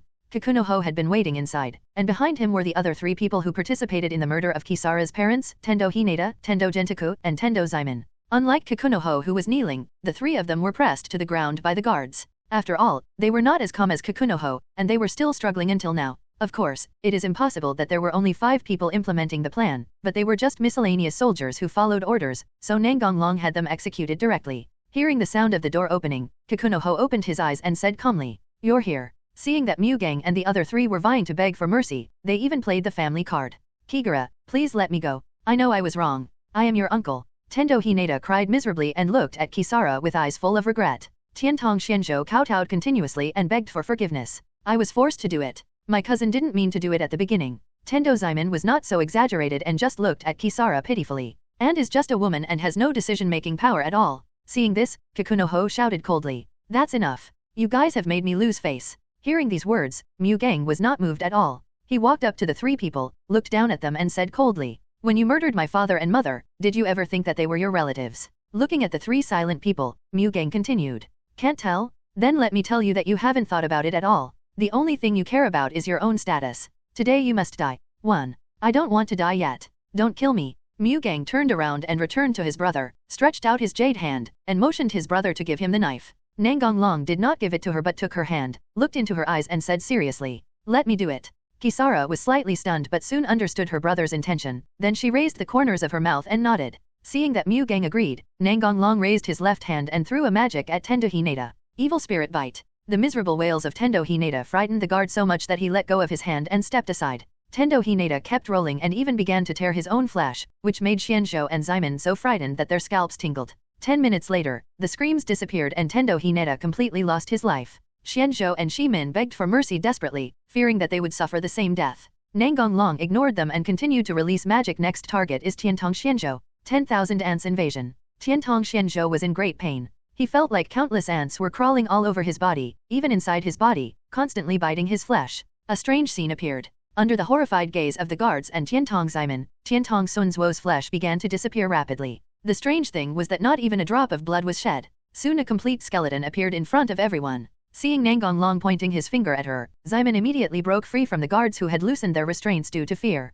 She knew she couldn't run away and could only rely on other ways to survive. Tiantong Zaiman suppressed the fear in her heart and tried hard to make her smile charming and sexy. As long as you are willing to let me go, I will be yours. Although I am not younger, I have maintained myself well. 34-year-old Tiantong Zaiman looks only 26 or 27, so she has the capital to say so. Zaiman racked her brains to promote herself. Mugang gave her a mocking look. She knew her brother liked beautiful women, but not just anyone could be his. Nangong looked at her expressionlessly. That's all. Zaiman's heart tightened. Could it be that he was not moved? No, there are many benefits if you let me go. Nangong didn't want to listen anymore, so he grabbed her neck and lifted her up, then broke her neck and threw her aside. Everyone is like this. Do you really think beauty can solve the problem? Kisara snickered on the side. You are the only one left, old man. Kikunoho had closed his eyes when Nangong was about to take action. He didn't want to see his incompetent descendants begging for mercy, so he thought out of sight, out of mind. After hearing Nangong's words, Kikunoho looked at Kujin and said expressionlessly, At this point I will not beg for mercy or ask for your forgiveness, but I hope you can agree to my suicide. This is my last request. Nangong Long looked at Nangong and said, you decide. Nangong looked conflicted, and finally sighed and said, I agree. Thank you. Seeing Kujin nod, Nangong Long took her out of the dojo and ordered the guards to go out as well, leaving Tendo Kakunashuk alone in the room. Soon, the sound of people falling was heard in the dojo, and the Tendo clan was completely defeated. Nangong Long ordered the guards to clean up the dojo, and he left with Nangong. Before leaving the residence of the Tendo clan, Nangong suddenly hugged Nangong Long and burst into tears. He said nothing, but just hugged Nangong gently. It was better to cry out than to hold it in. After a long time, Nangong's crying gradually became quieter. Nangong Long patted her back and said softly, are you feeling better? Nangong nodded and hummed softly, then raised her head and looked at him with eyes red from crying. Brother, let's stay together forever, okay? Nangong Long rubbed her hair and said with a smile. Certainly. Revenge has been taken. You have to be happy every day from now on. Do you understand? Kisara hugged him tightly and put her cheek against his chest and said, as long as I am with my brother, I will be happy. Nangong let go of Nangong Long, sorted out his face and said with a smile, brother, let's go home. On the way back, Nangong Long suddenly sighed. Nangong looked at him puzzled and asked, what's wrong? Nangong Long pretended to be a little regretful and said, I should have considered Tiantong Ximon's suggestion. I was too impatient. Oh, I should have enjoyed it. Kisara put his hands on his hips and looked at his brother angrily. Brother, you are not doing this right. Nangong Long reached out and poked Nangong's bulging cheeks. Tell me what's wrong. Nangong turned his head. That's just not right. Even though she knew her brother was just joking, Kujin couldn't help but feel a little angry. Nangong Long pinched Nangong's nose and made her look at him and said with a smile, haha, you make me want to continue to touch you. Nangong slapped his hand away and pouted. My brother is always like this, he likes to bully me. Because Kisara's reaction is so cute. Kisara blushed slightly and walked over to him and hugged his arms. Mine is much better than hers, isn't it? Certainly. Kisara smiled and pulled his brother back. After returning home, the Lolita all ran to Kisara to show their concern for her. Mayuri also rarely quarreled with Kisara and showed her concern in the same way. 2 days later, Nangong Long drove to go to the university to find Muroto Samayer. Nangong Long skillfully pushed open the door of the basement, and the first person to greet him was not Jin, but Ljia, who suddenly threw herself on him. Ljia was sitting in the corner of the laboratory and rushed over immediately when she heard the sound of the door. She wanted to leave here no matter what the cost. Ljia raised her head and looked at Nangong Long and cried, take me away, I will be obedient, I really don't want to stay here anymore. Nangong Long was a little amused and confused.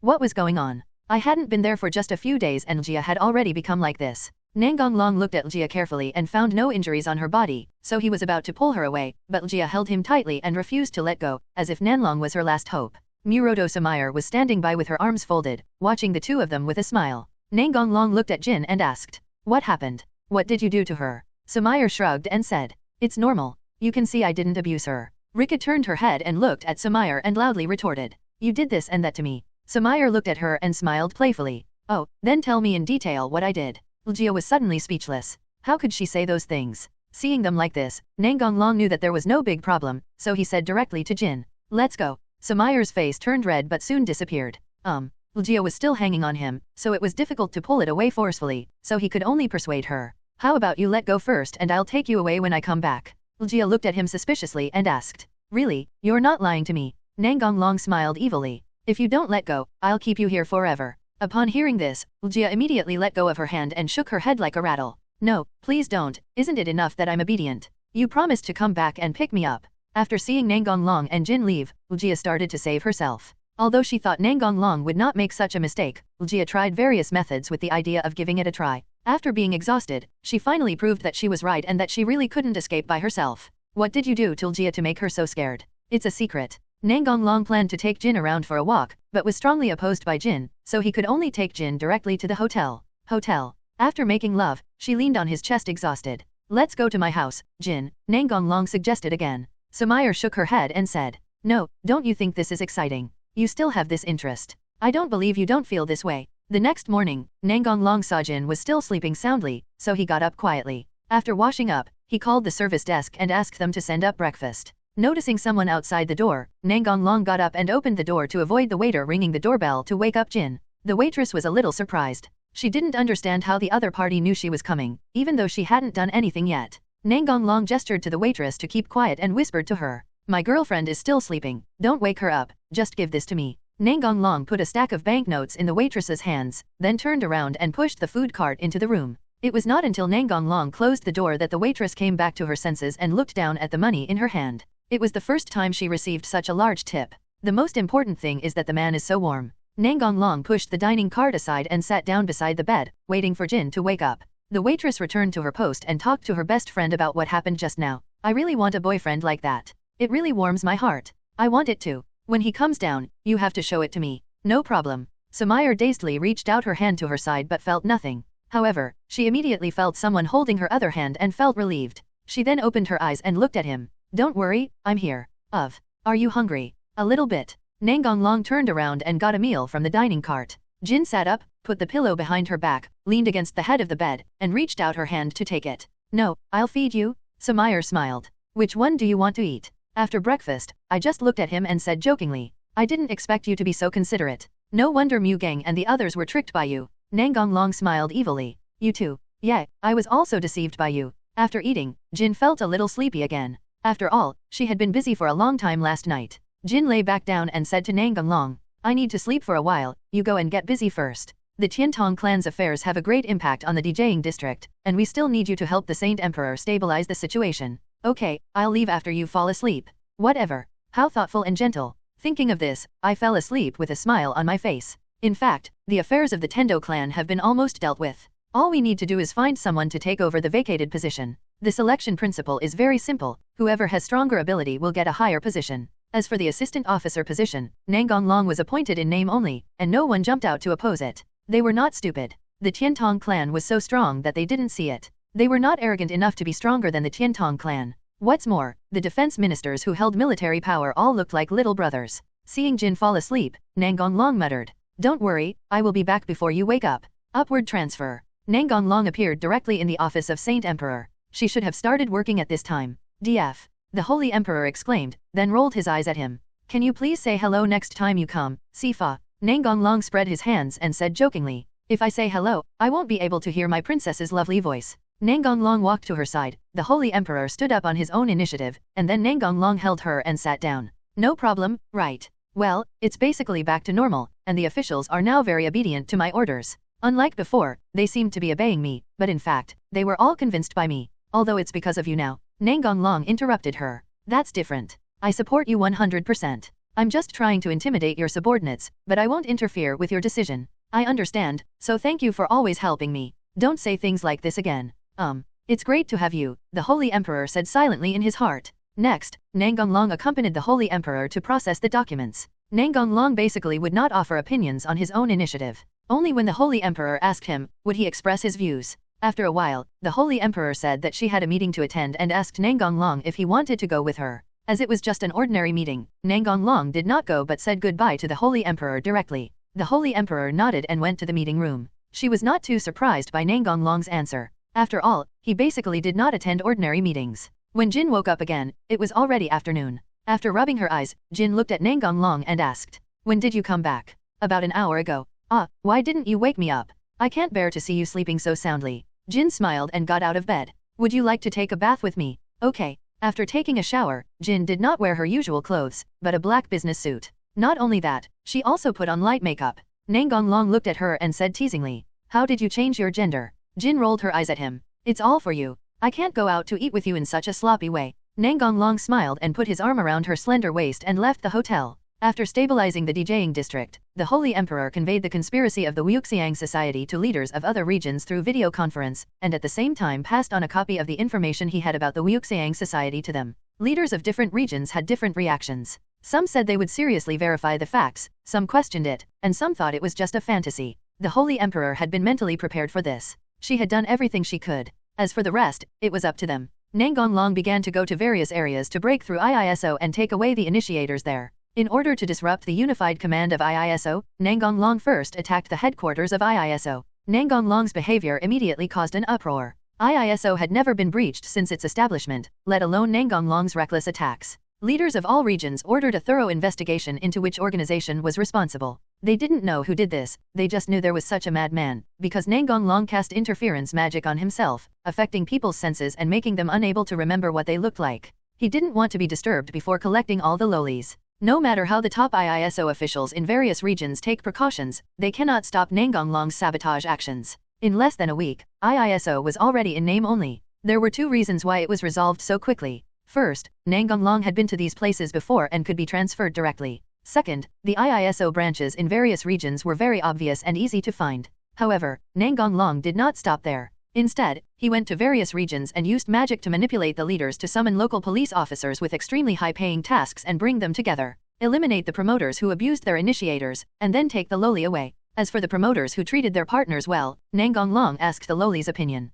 If she wanted to go with him, he would take her away, and if she wanted to stay, he would not force her. However, the memory of him would be temporarily forgotten, and it would recover after a while. The reason for doing this is that they don't want the news to spread, otherwise it would be difficult to gather all the police officers from other areas. 1 month later, the number of police officers around the world dropped from 700,000 to less than 50,000. Most of the people who became promoters were not good people, so it was not surprising that the number dropped so sharply. All regions were now in a complete panic. In the past, there were many cursed children who could be replenished at will, but now they are almost impossible to find. How can they replenish their combat power? No matter how much they hated the cursed children, they had to admit that they were really needed to fight against the protozoa. Leaders from various regions began to hold frequent meetings to exchange information and try to find out what caused the disappearance of the cursed child. The policemen whose memories were restored also began to talk about this matter, and soon the news was heard by leaders of various regions. They were first shocked that they had no memory of summoning the policemen at all, and then they quickly united to put pressure on DJing District to force the Saint Emperor to hand over Nangong.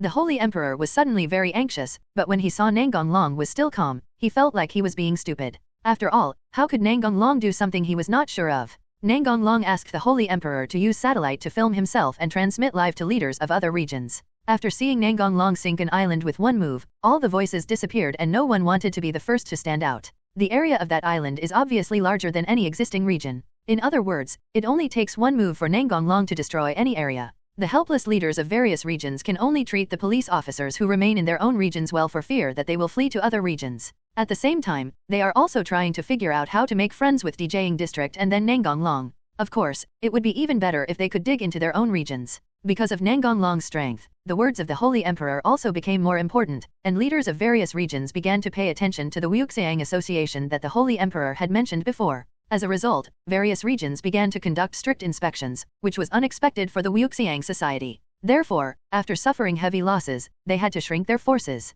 Leaders from various regions were terrified. They had no idea that the Wuxiang Society had infiltrated to such an extent that there were many of their people even among the top leaders. Not to mention that Wuxiang Hui didn't expect it. Even Nangong didn't expect things to develop like this. It can only be said that Wuxiang Hui was shot even when it was lying down. Although the Wuxiang Society suffered a tragic loss, the members who became leaders suffered basically no losses, and those who died or were arrested were basically lower-level members. There is nothing that can be done about it. After all, they also attend the leaders' meetings. There is no reason for them not to make some preparations and wait to be exposed. Originally, the leaders of Country R were planning to hold a meeting to discuss future development strategies, but because the leaders of North Departure and Daban were unable to shirk their duties, the meeting was postponed. They are the highest-ranking members of the Wuxiang Society. Going to DJing District on their own initiative at this time is no different from seeking death. The current code of conduct of the Wuxiang Association is to avoid danger if possible and rest and recuperate. A few days later, Libra suddenly appeared. To summon Libra you need the Ring of Solomon and the head of Scorpio, or more precisely the vocal cords.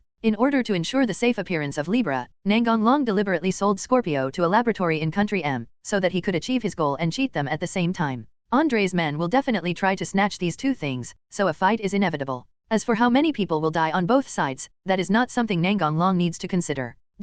Office of the Holy Son of Heaven. Although he already knew that Libra appeared between the Debeijing area and the Xianti area, there was no trace of anxiety on the face of the Holy Emperor. Instead, he looked at Nangong who was sitting on the sofa with a faint smile. When are you going to solve it? Nangong put his hands behind his head and looked at the ceiling and said, wait a couple of days. It won't hit the D Kingdom anyway. Let's just scare the people in the Xianti region first. The Holy Emperor covered his mouth and laughed. You are so mean. Have they offended you in any way? Nangong stood up and walked to the front of Saint Emperor, stretched out his hand to lift her delicate chin and said with a smile, what do you think? The Holy Emperor stared with wide eyes and said with a puzzled look, 00. I have no idea. Nangong pulled her cheek and said teasingly, they didn't come to the meeting proposed by the princess, so of course they have to be taught a lesson. After Nangong let go of his hand, Saint Emperor rubbed his cheek and continued, it's not their fault. The event was cancelled because the Big Ban and North H Road didn't come. Nangong shrugged and said indifferently, who cares? They have to take the blame for this. The Holy Son chuckled, then said seriously,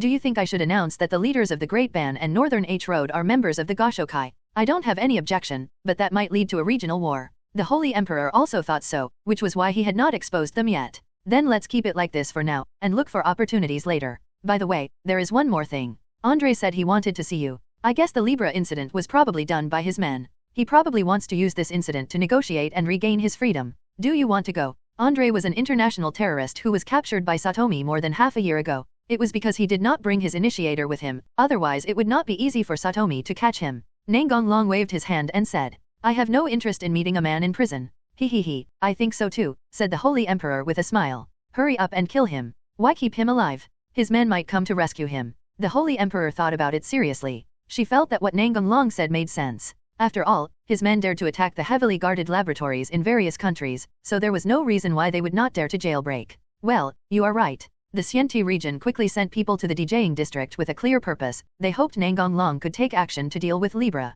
As for the outbreak of war with the Deking district, the leaders of the Xianti region have never thought about it. That is undoubtedly an act of seeking death. Nangong Long naturally ignored them since he was not in a hurry anyway. This immediately made the people in Xianti area very anxious and they could only think of ways to save the country in a roundabout way. Therefore, they negotiated with the Holy Emperor, hoping that he could come forward to persuade Nangong Long, so they put their attitude very low and almost agreed to any conditions proposed by the Holy Emperor. At this time, Nangong Long was wandering around the artificial floating island, waiting for the loli to take the bait. A silver-haired girl was staring at the food cart selling snacks, looking like she really wanted to eat something. Nangong Long walked to the dining car and ordered 2 takoyaki, then turned around and handed them to the silver-haired loli and said with a smile, 2, 4, 7. The silver-haired loli said somewhat embarrassedly, well, I didn't bring enough funds for the activity today. I'll treat you to a meal. Oh, thank you. Loli raised her little hand to take the takoyaki and walked to a bench nearby and sat down with Nangong Long. Seeing that the little girl was about to put the freshly made takoyaki into her mouth, Nangong Long quickly reached out to stop her. Loli looked at him with confusion. What's wrong? Nangong Long looked at her and smiled. The inside of the takoyaki is very hot. You will burn your mouth if you eat it like this. Loli blushed. I haven't eaten it. Thank you for reminding me. The little girl blew on the takoyaki carefully, and when she felt it was almost done, she put it into her little mouth and chewed it slowly. Good spit. After a while, the little girl finished the takoyaki in her hand, so Nangong Long handed over his portion as well. The little girl wanted to eat it very much but quickly waved her hands to indicate that she couldn't have it. Seeing this, Nangong Long directly used a bamboo stick to pick up the takoyaki and stuffed it into the little girl's mouth. Wow! The little girl stared at him with eyes wide open, and her mouth moved unconsciously. Nangong Long looked at her and smiled evilly. Do you want me to continue? The little girl shook her head with a conflicted look on her face and reached out to take the takoyaki. Big brother, do you like children very much? At this point, Loli paused, as if considering whether to say the next word, and finally she decided to say it. Or do you only like cute Loli? What a sharp question. Nangong Long shrugged and said with a smile. If I say it's the latter, will you hit me? Loli shook her head and said. No, I can feel that big brother doesn't have any evil intentions. Nangong Long smiled and habitually wanted to rub the little head of the loli, but he stopped before he put his hand down. After all, they had just met not long ago. The little loli looked at him and said, It's okay, I don't mind. Really? Then I'm welcome. It feels really good, Nangong Long said in his heart. After finishing her takoyaki, the silver-haired loli looked up at him and asked, Big brother, can you stay with me for a while? Okay. The little girl took Nangong Long's hand and walked towards the beach. When they arrived, she let go of his hand and found the boat she had hidden in advance. The little girl pulled Nangong Long onto the boat, but immediately frowned in worry. If she didn't release her strength, she wouldn't be able to row the boat. If she did, she would be discovered by her big brother. Too bad, she was so happy that she forgot this. Nangong Long took the oar and paddled, then looked at her and asked, Where do you want to go? The silver-haired girl breathed a sigh of relief and pointed at the artificial floating island. There. Nangong Long asked knowingly. That's a prison, what are you doing there? Loli smiled unnaturally and tried to get away with it. Just a little interested. Nangong Long looked at her with a meaningful smile and said nothing. The loli felt a little flustered by being stared at and subconsciously turned her head away from his sight. After approaching the artificial floating island, Loli took out a telescope to observe the floating island prison in the distance. She had to find a route to avoid all mines and prepare for the invasion tonight. After a while, Loli thought she had finished her observation, put down the telescope in her hand and said to Nangong Long, Let's go back. Nangong Long turned the boat around and began to row back, while asking her, We've been chatting for so long but I still don't know your name. Can you tell me? Loli was silent, and after a brief hesitation, she said her name, Yulia. Then he looked at him and asked, Big brother, what about you? Nangong Long. Yulia's pupils shrank instantly. She was not unfamiliar with this name. She even read his profile carefully before coming to DJing district, but there was no photo in it. Yulia immediately forced herself to calm down, and comforted herself in her heart that it was not such a coincidence, maybe they were just people with the same name. But she decided to ask in person to make sure. Big Brother is the hero of Dekyung district, the strongest policeman. Hero? I'm not a hero. As for the strongest in this world, I should be. Yulia felt a headache. She actually went to the big boss of Dekyung district to cause trouble. She was afraid that she would die of idleness. However, she didn't expect that he had such a good personality. He was not as cruel and cold-blooded as the outside world said. Nangong Long pretended to remember something. Yulia, I seem to have heard this name somewhere before. As he spoke, he raised his head and looked at Yulia carefully. Seeing that Nangong Long seemed to be trying hard to recall something, Yulia's heart tightened. Was he going to be exposed? What happened? Nothing, I just suddenly felt like I've seen you somewhere before. Yulia rubbed the corner of her clothes and said nervously. How is this possible? This is my first time in D2.2 Beijing district. At this moment, Nangong Long suddenly showed a look of sudden enlightenment. I remember now, you are the strongest initiator of the former E-country. Yulia immediately became alert and vigilant, but Nangong Long continued to talk to himself and had no intention of taking action. The Holy Emperor showed me your profile a few days ago, and I was wondering why you looked so familiar. Nangong Long looked at Yulia, who was ready to take action at any time, and smiled. Don't be so nervous, I'm not planning on doing anything to you. Didn't we get along so well just now? Yulia was confused. You won't catch me? Nangong Long asked back. Why should I arrest you? Since you know who I am, you should know my purpose. How can you let me go like this? Nangong Long looked at her and said calmly. Give up, you can't save Andre even if you break into the prison. Yulia's face turned pale instantly. Are you going to intervene? Nangong Long sighed slightly and said. I still like to hear you call me Big Brother in that cute voice. Yulia looked at him in confusion. Is this the right time to be fussing over such things in this atmosphere? But Yulia could also hear the affection for her in his tone. Yulia unconsciously clenched her hands together and stared at him seriously. If I go with you, can you let the captain go? Sorry, I can't do it. Yulia said with some self-mockery. That's right, how could they let the captain go just because of me? Nangong Long stopped paddling and planned to pat her on the head like he did before, but this time Yulia took a step back to avoid him. Nangong Long was not angry but looked at her and said, I like Yulia very much, but I don't want her to trade me. Yulia's heart trembled slightly, and then she choked up and said, Stop talking. If you continue, how can I treat you as my enemy? Why do we have to meet? Nan 24 Gong Long reached out and held Yulia's hand and pulled her in front of him. He put his hands on her shoulders and looked at her and said, Yulia has something to tell you, you'd better be prepared. Yulia looked at him, holding back her tears. What is it? Andre is dead. What? Yulia screamed. Then he grabbed Nangong Long's clothes, stared at him and said loudly, I don't believe it, you and I are right. It's true. Yulia seemed to have lost all her strength and fell down on the boat, staring ahead with empty eyes and repeating over and over again. Impossible. Impossible. How could the captain die? Nangong Long hugged Yulia and let her lean on him. If you feel sad, just cry. This sentence was like a fuse, and Yulia burst into tears. After a long time, her voice gradually subsided. Yulia raised her head and looked at him expressionlessly. Did you do this? Nangong Long said calmly. It's not me. In fact, I have never met Andre in person. Although he asked to see me, I refused. Yulia breathed a sigh of relief. If it was really him, she really didn't know what to do. But Nangong Long's next words made her nervous again. I did suggest to the Holy Emperor that Andre be killed. Seeing Yulia was about to speak, Nangong Long spoke first. Hear me out. Yulia blinked to indicate that she understood. Of course the Holy Emperor agreed to my proposal, but just as he was about to issue the order, the leader of the Xian-Ti region contacted him and said he wanted to hold a video conference, so the order was temporarily shelved. The meeting discussed nothing more than the reason for the appearance of Libra. The old man kept hinting that it was Dijing district that summoned Libra, and hoped that Dijing district could drive Libra away. This was also one of the reasons why Nangong Long left them alone. The Holy Emperor naturally had no choice but to refute it, so he passed on the information he had about Andre to him, and at the same time expressed his own guess, that is, everything was planned by Andre. Nangong Long looked down at Yulia. That's actually what you did, right? Yulia nodded and said, well, because it was the captain's order. After that, things were very simple. The leaders of the Xian-Ti region requested to take Andre in. The first reaction of the Holy Emperor was to ask Nangong Long for his opinion. Only after he nodded did the Emperor agree to hand over Andre. Why didn't we receive any news? Because the transfer was done secretly last night, few people knew about it. After explaining, Nangong Long continued. This morning I received news that Andre has died in prison. Yulia clenched her fists and said gloomily. So it was the leader of the Xian-Ti region who did it. Nangong Long rubbed her hair and denied this statement. I think the people in Xian-Ti region are not that stupid. Their first choice should be to negotiate with Andre. If they can reach an agreement, they won't have to beg me like they are now. Yulia frowned. Who is that? If I had to guess, that's what Wu Xiang would do. Wuxiang Society? Why do they do this? Yulia also knew about the large-scale hunt for Wuxiang Hui members some time ago. First, Wuxiang will be eager to take revenge. After all, they suffered heavy losses and this opportunity is rare. Second, the leader of the Xianti area is not one of their members, and Libra's next target is likely to be DJing District. They hate DJing District very much. You know the reason even if I don't tell you. Yulia nodded. Andre's death was so quick, which also shows that there are still people from Wuxiang society in the top management of Xianti area. Yulia seemed reluctant to leave the warm embrace she felt, then stood up and said, "We'll say goodbye when we reach the shore. Where do you want to go?" A glimmer of hatred flashed in Yulia's eyes and she said firmly, "I want to avenge the captain." Nangong said while paddling, "I'm not trying to discourage you. The Wuxiang society has already hidden itself and it's not easy to find them. Even if you find them, what can you do? The Wuxiang society's New World plan is still going on, and mechanized soldiers will only become stronger. You can defeat one, but what about a group?" Yulia refuted 933. "I have companions. Do you have more companions than the Wuxiang society?"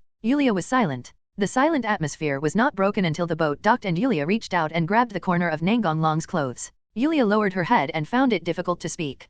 Perhaps she felt that her next words were a bit too selfish. "Please help me, I know it's too much for me to say this, the captain is obviously the enemy but I still shamelessly beg for your help, but I can't think of any other way." At this point, Yulia looked up at Nangong. "Although I know you don't like me trading myself, the only thing I can offer is myself. But this is not entirely a transaction, I also want to stay." Nangong squatted down to make himself the same height as Yulia, stroked her hair and said with a smile, "I can help you, but I have a small request." Yulia's face lit up with joy and she said hastily, "I promise you anything. It's not that exaggerated. I just hope we can get along like we did in the beginning." Yulia was slightly stunned. She didn't expect this kind of request. Seeing that she didn't speak, Gu Gonglong sighed. "Is it not possible?" Seeing that Nangong seemed to have misunderstood, Yulia hurriedly said, "I can do it." Nangong looked at Yulia with a smile on his face and poked her cheek and said, "Then what should you call me?" Yulia blushed and tangled her fingers, replying a little embarrassedly, Big brother." "And what should we do next? Go to Big Brother's house?"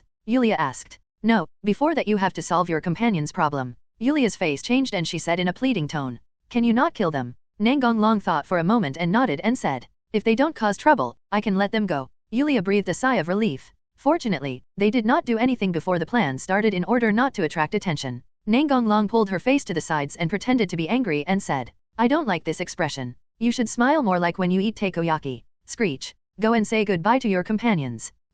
After rubbing her cheek, Yulia took Nangong's hand and went to the meeting place she and her companions had agreed on in advance. As it got darker, there were almost no people in the coastal park. Soon, Yulia brought Nangong to a remote place, and Andre's men who were hiding in the dark immediately appeared and surrounded the two. "Who is Yulia?" Mark asked with a vigilant look. Yulia raised her hand and said anxiously, "Put the gun down." She was afraid that her companion's behavior would anger Nangong. Once they fought, she knew what would happen to her companions without even thinking about it. Mark asked solemnly, "Yulia, what does this mean?" "You better listen to her. I hate people pointing guns at me." Nangong's casual look made them angry. Mark shouted angrily, "You are looking for death. Stop it, Mark. He is the strongest police officer in Nangong. If you start, everyone will die." Yulia opened her arms to block Nangong, facing Mark and looking straight at him. When the people around heard Yulia's words, their pupils shrank instantly and their hands shook uncontrollably. It was a subconscious reaction and they quickly forced themselves to stop shaking. Mark took a long breath and made sure that his emotions were stable before speaking.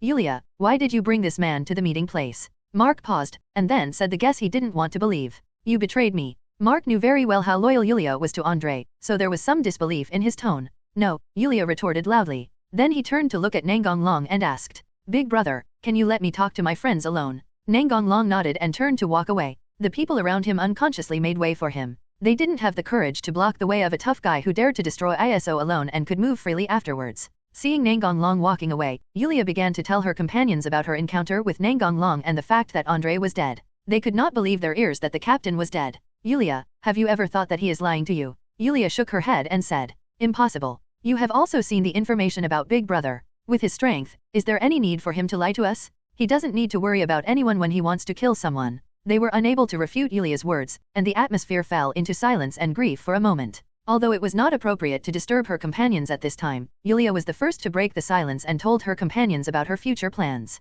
"So, I will follow Big Brother from now on. You guys should leave here quickly. Big Brother promised me that he won't do anything as long as you don't cause any trouble." Miss Ho looked at her and said in a low voice, "Yulia, are you okay?" I didn't force myself. I think there's nothing wrong with staying with my older brother," Yulia replied from the bottom of her heart. Mark put away his grief and said, In that case, I wish you good luck. We will also personally investigate the truth. You know the contact information, so keep in touch. Seeing Mark leaving with his men, Yulia turned around and returned to Nangong. Brother, let's go. Yulia took the initiative to stretch out her little hand for him to hold. I'll take you home. On the way back, Yulia looked up at him and said anxiously, will my big brother's family accept me? Nangong looked down at her and smiled. Of course they will, but you're so cute, I guess they'll collectively denounce me first.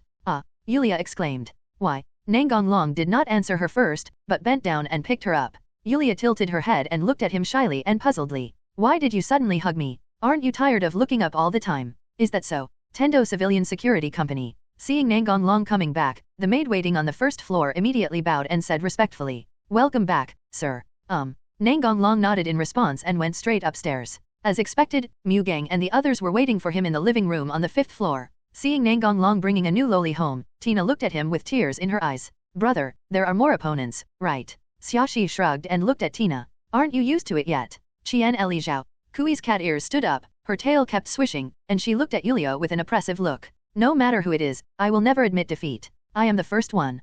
Kujin was used to it, so he gave his brother a look and said nothing. Yulia felt a little uncomfortable being stared at by Tina and the others, so she turned her head and lay on Nangong shoulder without looking at them. When Tina and the others saw this scene, they immediately puffed up their cheeks in anger. Nangong looked at this group of precocious Lolita and smiled. Okay, she is Yulia and will live here from now on. She is your new companion. Nangong held Yulia in his arms and sat on the sofa, and talked to Kujin and the others about how he met Yulia. When they heard that Yulia was Andre's subordinate, they exclaimed in surprise. Finally, everyone showed their kindness and welcomed the new friend Yulia. 2 days later, Nangong came to the mine where Libra was located alone. The leader of the Xian Ti region finally felt relieved when he heard the news. He had been living in fear and misery these past few days, fearing that Libra would release the virus or that Nangong was not going to take action. Nangong stayed in the air and looked down at the Libra below, which looked like a giant earthworm. The virus sac in its abdomen was so full that it would not be strange even if it exploded at any moment. Let's not talk about the appearance for now. Just losing your original self is already a failed evolution.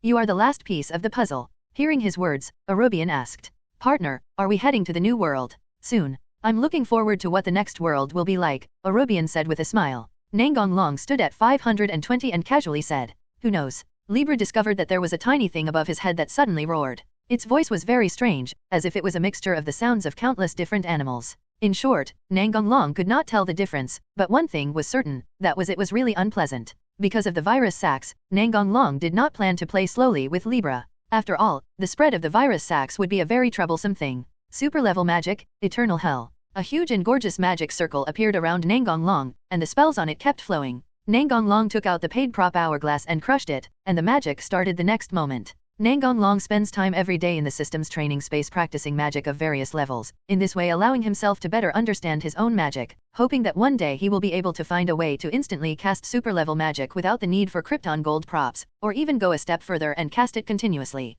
However, up to now he could only reduce the launch time, and had no idea about continuous firing. This goal still seemed like a long way to go. The sky became extremely dark, and a dark vortex began to appear under Libra. Countless figures emerged from it, including humans, animals, demons, monsters. All living things were inside. Wailing, roaring, and fighting sounds continued to come out from it. Libra sank quickly into it. No matter how it struggled, it could not escape the pull of the creatures in hell. It was filled with endless resentment and hatred for the living. Soon, Libra became motionless. The Libra death magic was also lifted, and the sky returned to its previous clarity. Nangong heard a system prompt in his mind. Ding, mission, kill 3 zodiacs, completed. Including the mission of lending a helping hand to the cursed child that was completed not long ago, Nangong has completed all of his missions in this world. Of course, even if there was no such task, Nangong would still help the lolis. Will the host conduct a lottery? Yes. Ding, congratulations to the host for obtaining the Dragon King Acknowledges ability card. It will be released in the next world.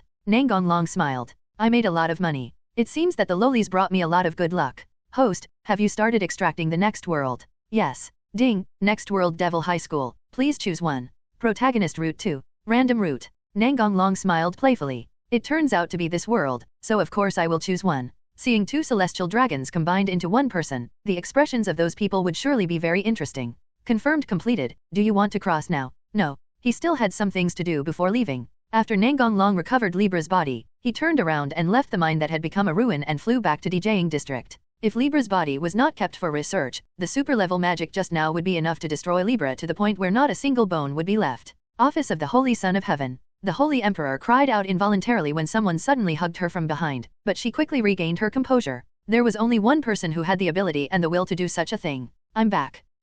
Libra is dead. A confident voice came from behind. How could it still be alive after I attacked it? The Holy Emperor turned his head and said playfully with a smile in his eyes. I know, you are the best, my guardian angel. The next day, Libra's research was completed, and the medicine to treat the lowlies was completely formed. Nangong Long distributed the prepared potion and gave each lowly an injection. The upper limit of the lowlies' erosion rate became 100%, which could now be called the fusion rate. After doing this, Nangong Long went to the next world. Host, Nangong Long. Age 7. Identity, Contemporary Red Dragon Emperor. Mission, defeat the true Red Dragon God Emperor. Nangong Long looked at the light screen in front of him that only he could see and sighed deeply. He turned into a child again. But he was not too surprised. After all, this situation had happened in the previous world.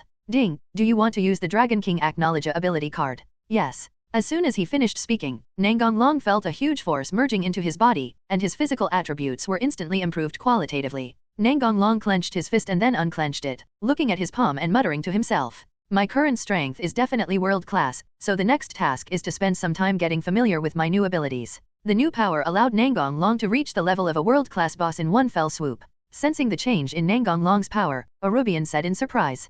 Partner, your strength has increased again. Well, I learned a new ability. Compared with this world, the strength of the Yushao dragon was far above the Urshan Long, but not yet at the level of the true Red Dragon God Emperor. Because the true Red Dragon God Emperor definitely has world-class strength. Just as Arubian was sighing, a red gauntlet suddenly appeared on Nangong Long's left hand, and Drake's deep voice came out from it. The host's qualifications this time are quite good, surprisingly at such a young age. Before Drake could finish his words, he was interrupted by Albion's incredulous roar. This is impossible. Arubian. Drake also shouted. Tianlong was a little confused. What was going on? Why did two dragons appear on the same person? Arubian, puzzled, asked Nangong Long for the reason. Every time I arrive in a world, I have an identity. According to the current situation, I am probably the Red Dragon Emperor of this generation. Nangong Long did not talk about the system, but changed the way he explained the reason for this situation. Arubian said that he needed to calm down. How could the fight continue? Was the host going to fight himself? Drake couldn't understand what the two were talking about and couldn't help asking.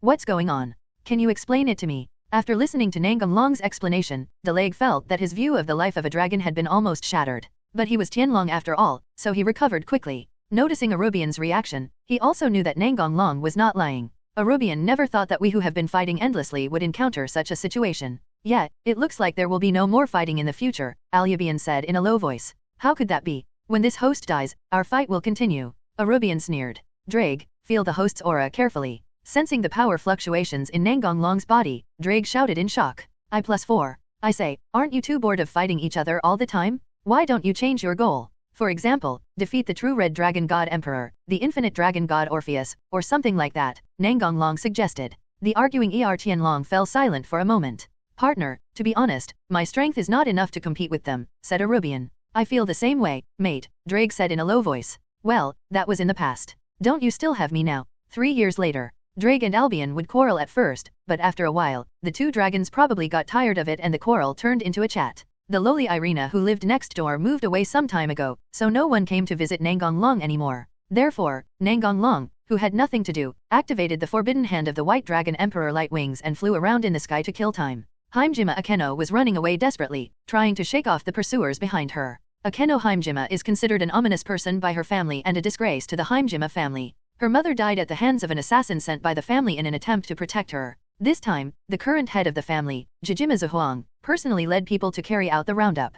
Heimjima Akeno ran to an area of deserted houses and randomly found a house to hide in. She didn't have much strength left and would definitely be caught if she continued running. Search quickly, she can't run far, she must be hiding nearby. Akeno, who was hiding in an abandoned warehouse, hugged her knees with a sad look on her face. Mother, it seems my daughter can't escape this time.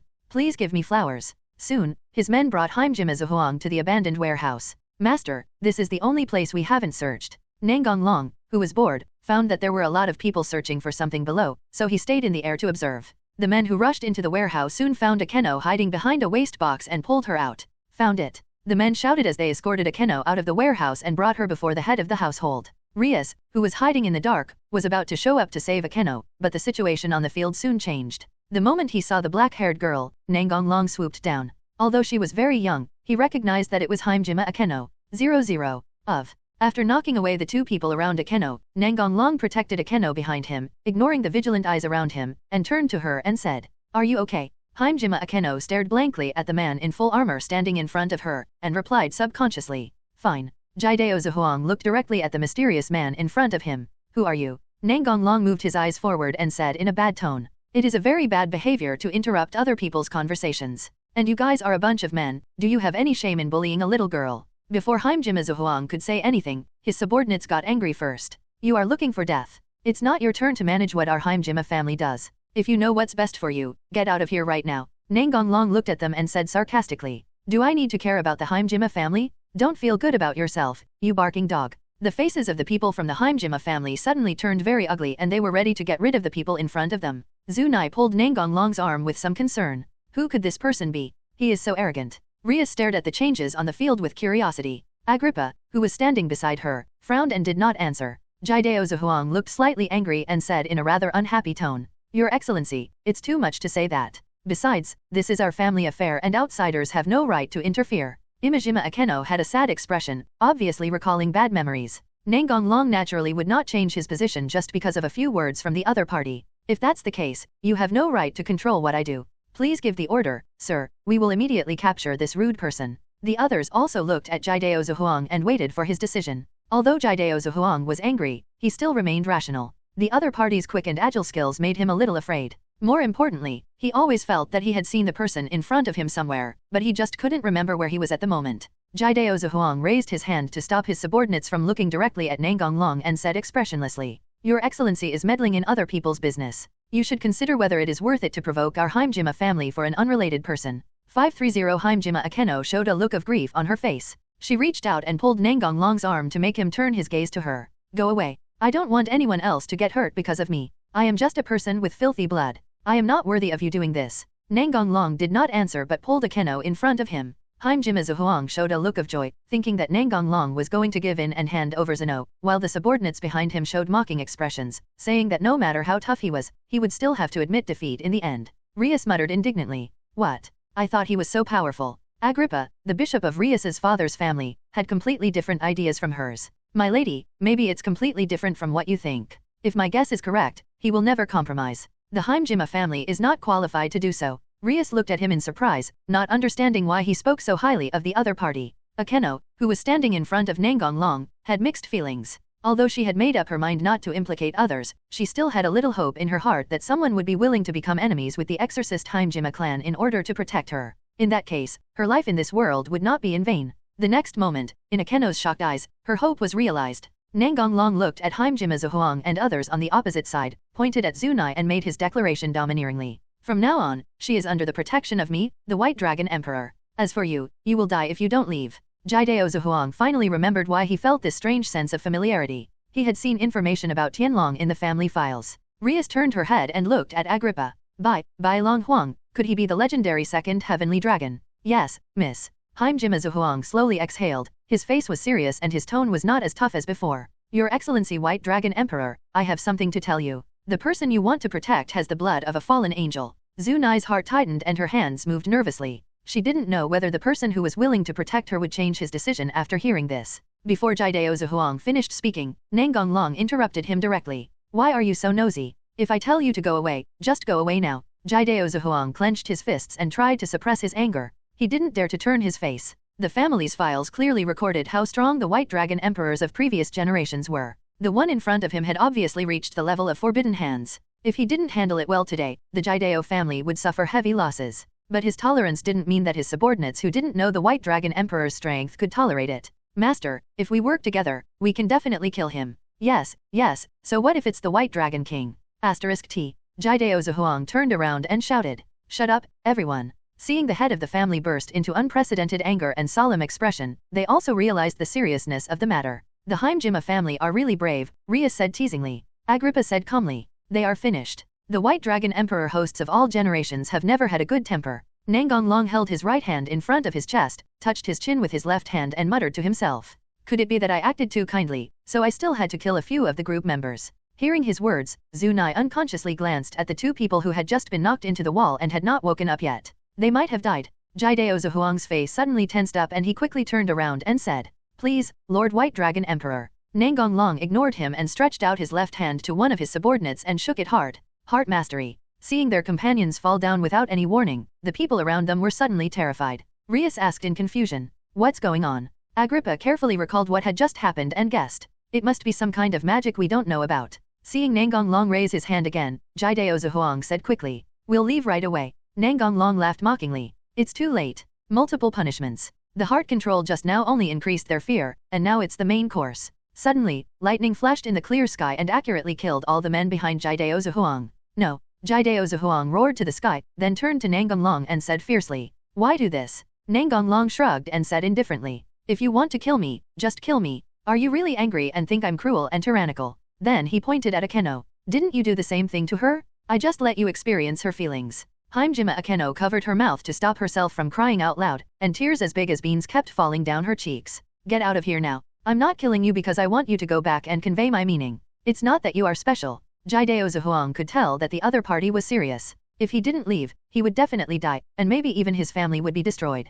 Thinking of this, he didn't hesitate and turned away in anger. Nangong Long looked towards where Rias was hiding. You two have been watching for so long, why don't you come out and say hello? Agrippa clapped and came out from the corner with Rias. As expected of the White Dragon Emperor, he actually sensed our presence. Seeing a stranger appear, Akeno wiped her tears and looked at the two of them warily. Rias followed the standard etiquette of aristocrats and began to introduce herself in a neither humble nor arrogant manner. Nice to meet you, I'm Rias Gremory. Under the surprised gaze of Rias and the others, Nangong Long's figure, after removing the forbidden hand and transforming into a child, was exposed to everyone. However, he had a deceitful mask on his face, which he had just equipped, and he didn't want people to know his true face for the time being. The forbidden hand form will look taller than the real person, so Agrippa originally thought that the opponent was just a little shorter, but now it seems that this is not the case, the opponent is really just a child. Agrippa could not hide his shock. He could use the forbidden hand at such a young age. If he continued to grow up, Agrippa did not dare to think further and quickly withdrew his thoughts. Looking at the three people in a daze, Nangong Long spread his hands and said teasingly,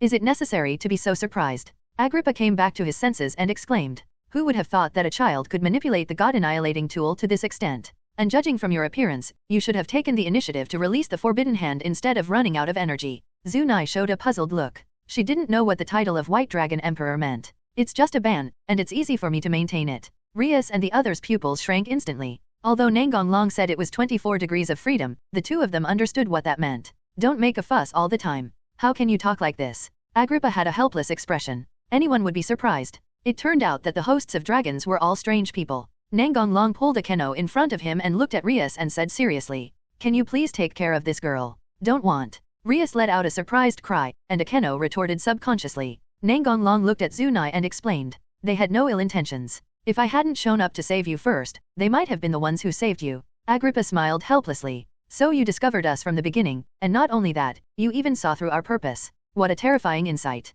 But we don't have your courage to kill people at will. Let me make it clear that this is not a mockery, but an admiration from the bottom of my heart. Agrippa's words don't mean that Gremory is afraid of the Himejima family, but once they hurt someone, it will affect the entire body, and all the exorcist families in Country R will be involved. In addition, the situation in the underworld is also complicated, which is why they will not kill people. Nangong Long shrugged to indicate that he didn't care. Lia calmed herself down and stared at Nangong Long and asked, Why? It may not be a good thing for her to stay with me now. I think you can understand me. Rias nodded to show her understanding. She also knew the fate of the two Tianlong. Nangong Long deliberately misled her like this. It would be bad if Akeno's personality changed if she stayed with him. Besides, there would be no point for him to wear a mask if Akeno followed him. I believe that with the information from the Gremory family, they will find him soon. I understand, Rias nodded. Agrippa did not object. This was their original purpose and now it was an opportunity to make friends with the White Dragon King. Nangong Long pulled the somewhat reluctant Akeno to Rias. Just stay with her from now on. The Himejima clan won't bother you again. Akeno's eyes revealed a look of reluctance. Will we meet again? Nangong Long stroked her hair and said with a smile. Certainly. Then Nangong Long took out a ring-shaped item from the storage space and handed it to Rias. I'll give it to you. Rias blushed and said shyly. It's our first meeting, isn't it too fast? This is a thank you gift. Akeno looked at the ring in Rias's hand with some envy. You'll understand once you put it on. Rias looked at the ring that was much larger than her slender finger and said, It's too big. I will cherish it and take it with me when I grow up. Nangong Long took the ring back and put it on her himself, and continued the conversation in a way that would not be diverted by Lias. The ring automatically changed to the size that fits Ria's finger. Ignoring Rias's surprise, Nangong Long turned around and put on the necklace-shaped item with a blue pendant for her under Akeno's delighted gaze. This is a magical weapon, I'm sure you already know its effects. Rias looked surprised just now because she felt the effect of the artifact. The ring given to Rias mainly increases magic and attack, and is a relatively balanced artifact. Akenos is a specialized artifact that specifically strengthens lightning magic, and because of its single attribute, the bonus is very high. This is too expensive, I can't take it. Rias said as she was about to take off the ring, and although Akeno was reluctant, she was doing the same thing. She was reluctant not because the necklace was a divine artifact but because the necklace was a gift from Nangong Long. Nangong Long stretched out his hand to stop the two people, shook his head and said, I will not take back what I gave you. Seeing Nangong Long's tough attitude, Rias and Akeno stopped what they were doing. Although the magic weapon can make you stronger, you should not rely on it too much and neglect your own practice. Understood, Rias nodded in response. I'll keep it in mind, Akeno replied seriously. Then Nangong Long activated his special skill to create an undead lieutenant, the materialized god of death. Under the surprised gazes of the other three, the materialized god of death walked out of the dark vortex that appeared out of nowhere, and immediately knelt on one knee towards Nangong Long. See, Supreme World. Nangong Long nodded and pointed at Akeno and Rias and said, You will obey their orders for the time being. I obey your command. Nangong Long briefly explained the materialization of the god of death to them and prepared to leave. Seeing him leaving, Akeno couldn't help but say, My name is Akeno Heimjima, can you tell me your name? Nangong Long shook his head. Not yet. My name is very special and if Gremory is willing, he will find me soon. But I will tell you when the time comes. After saying that, Nangong Long turned around and left. Looking at his back, Akeno shouted, I will always look forward to that day. Seeing Akeno looking a little dazed, Rias took her hand and prepared to take her back to her home. Akeno looked at Rias and made her request. Can you tell me about the White Dragon King? Well, the White Dragon King is the second heavenly dragon. Rias carefully told Akeno what she knew about the legend of the two heavenly dragons. Agrippa walked beside the two, but his attention was not on them at all, but on the embodiment of death behind them. The aura emitted by the other party gave him a very dangerous feeling. The meeting was held as usual in a hotel somewhere in the human world. As expected, Loki came to stop the meeting and attacked from the front in an open and aboveboard manner. King Na and her followers, who had been prepared, transferred Loki, Nangong Long and others to the battle site prepared in advance. Loki didn't resist at all and showed a confident smile. He probably thought he was sure to win. No wonder he thought so, as he was fully prepared this time. You are very courageous. You dare to attack head-on even though you know we are prepared, said Barakil with a straight face. Why not? You are the ones who are going to die, Loki laughed. The magic dragon Saint Tannen looked at Loki with sympathy. He was afraid that he would be in trouble if he was so arrogant. Tannen's gaze made Loki very unhappy, and soon he noticed that not only was Tannen looking at him like that, but even Rias and the other 390 were looking at him the same way. Hey, stop looking at me like that. Loki, stop talking nonsense. If you have any tricks, use them now. I'm very busy. Don't be so arrogant. Even if you are the host of Tianlong, you will die here today. Come out, my son. It's the same old trick. Don't hide anymore, hurry up and summon the remaining little god-killing wolves and other magical beasts. Otherwise, I'll kill you by accident. You won't have a chance to use it, Nangong Long kindly reminded. Loki was shocked. He had not told anyone about the training of the little god-killing wolf, and he had not even summoned it in front of anyone. Why did Nangong Long know about it?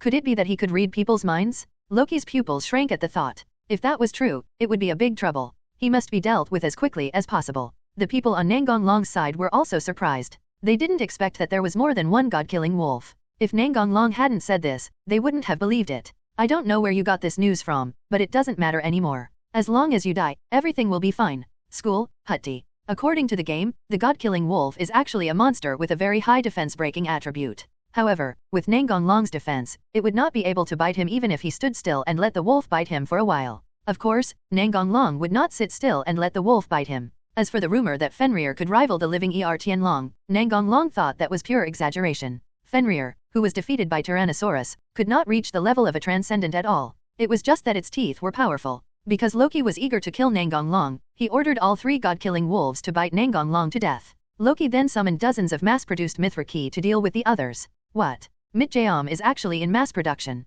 Although Tanning was surprised, he did not forget to attack. He spit out dragon fire at the mass-produced Mitjaom, but the opponent was weaker than expected. It seems to be much weaker than me. The battle here was in a stalemate, but Nangong Long was much more decisive. This time he showed no mercy at all and beat the three god-killing wolves half to death, rendering them unable to move. Time stops. Nangong Long used magic to stop everyone, then he appeared beside Loki and put his hand on his head. Memory peep. After getting the knowledge he wanted, Nangong Long threw Loki aside and released the time stop. Normally, after a deep memory search, the brain would be confused for a while, but Loki was a god after all, so he just felt a headache and was a little tired. Loki covered his head and looked at Nangong Long with a ferocious expression. What did you do to me, Fenrir, Skull, Heitai, come here. Stop shouting, they are lying over there. Loki turned his gaze in the direction Nangong Long pointed, and saw the scene he least wanted to see. I underestimated you, Mythjaom. Nangong Long frowned, wondering how many mass-produced Mythjaoms this guy had produced. Aura, Mare. Aura and her brother, who had been hiding here for a long time, immediately appeared when they heard Nangong Long's voice.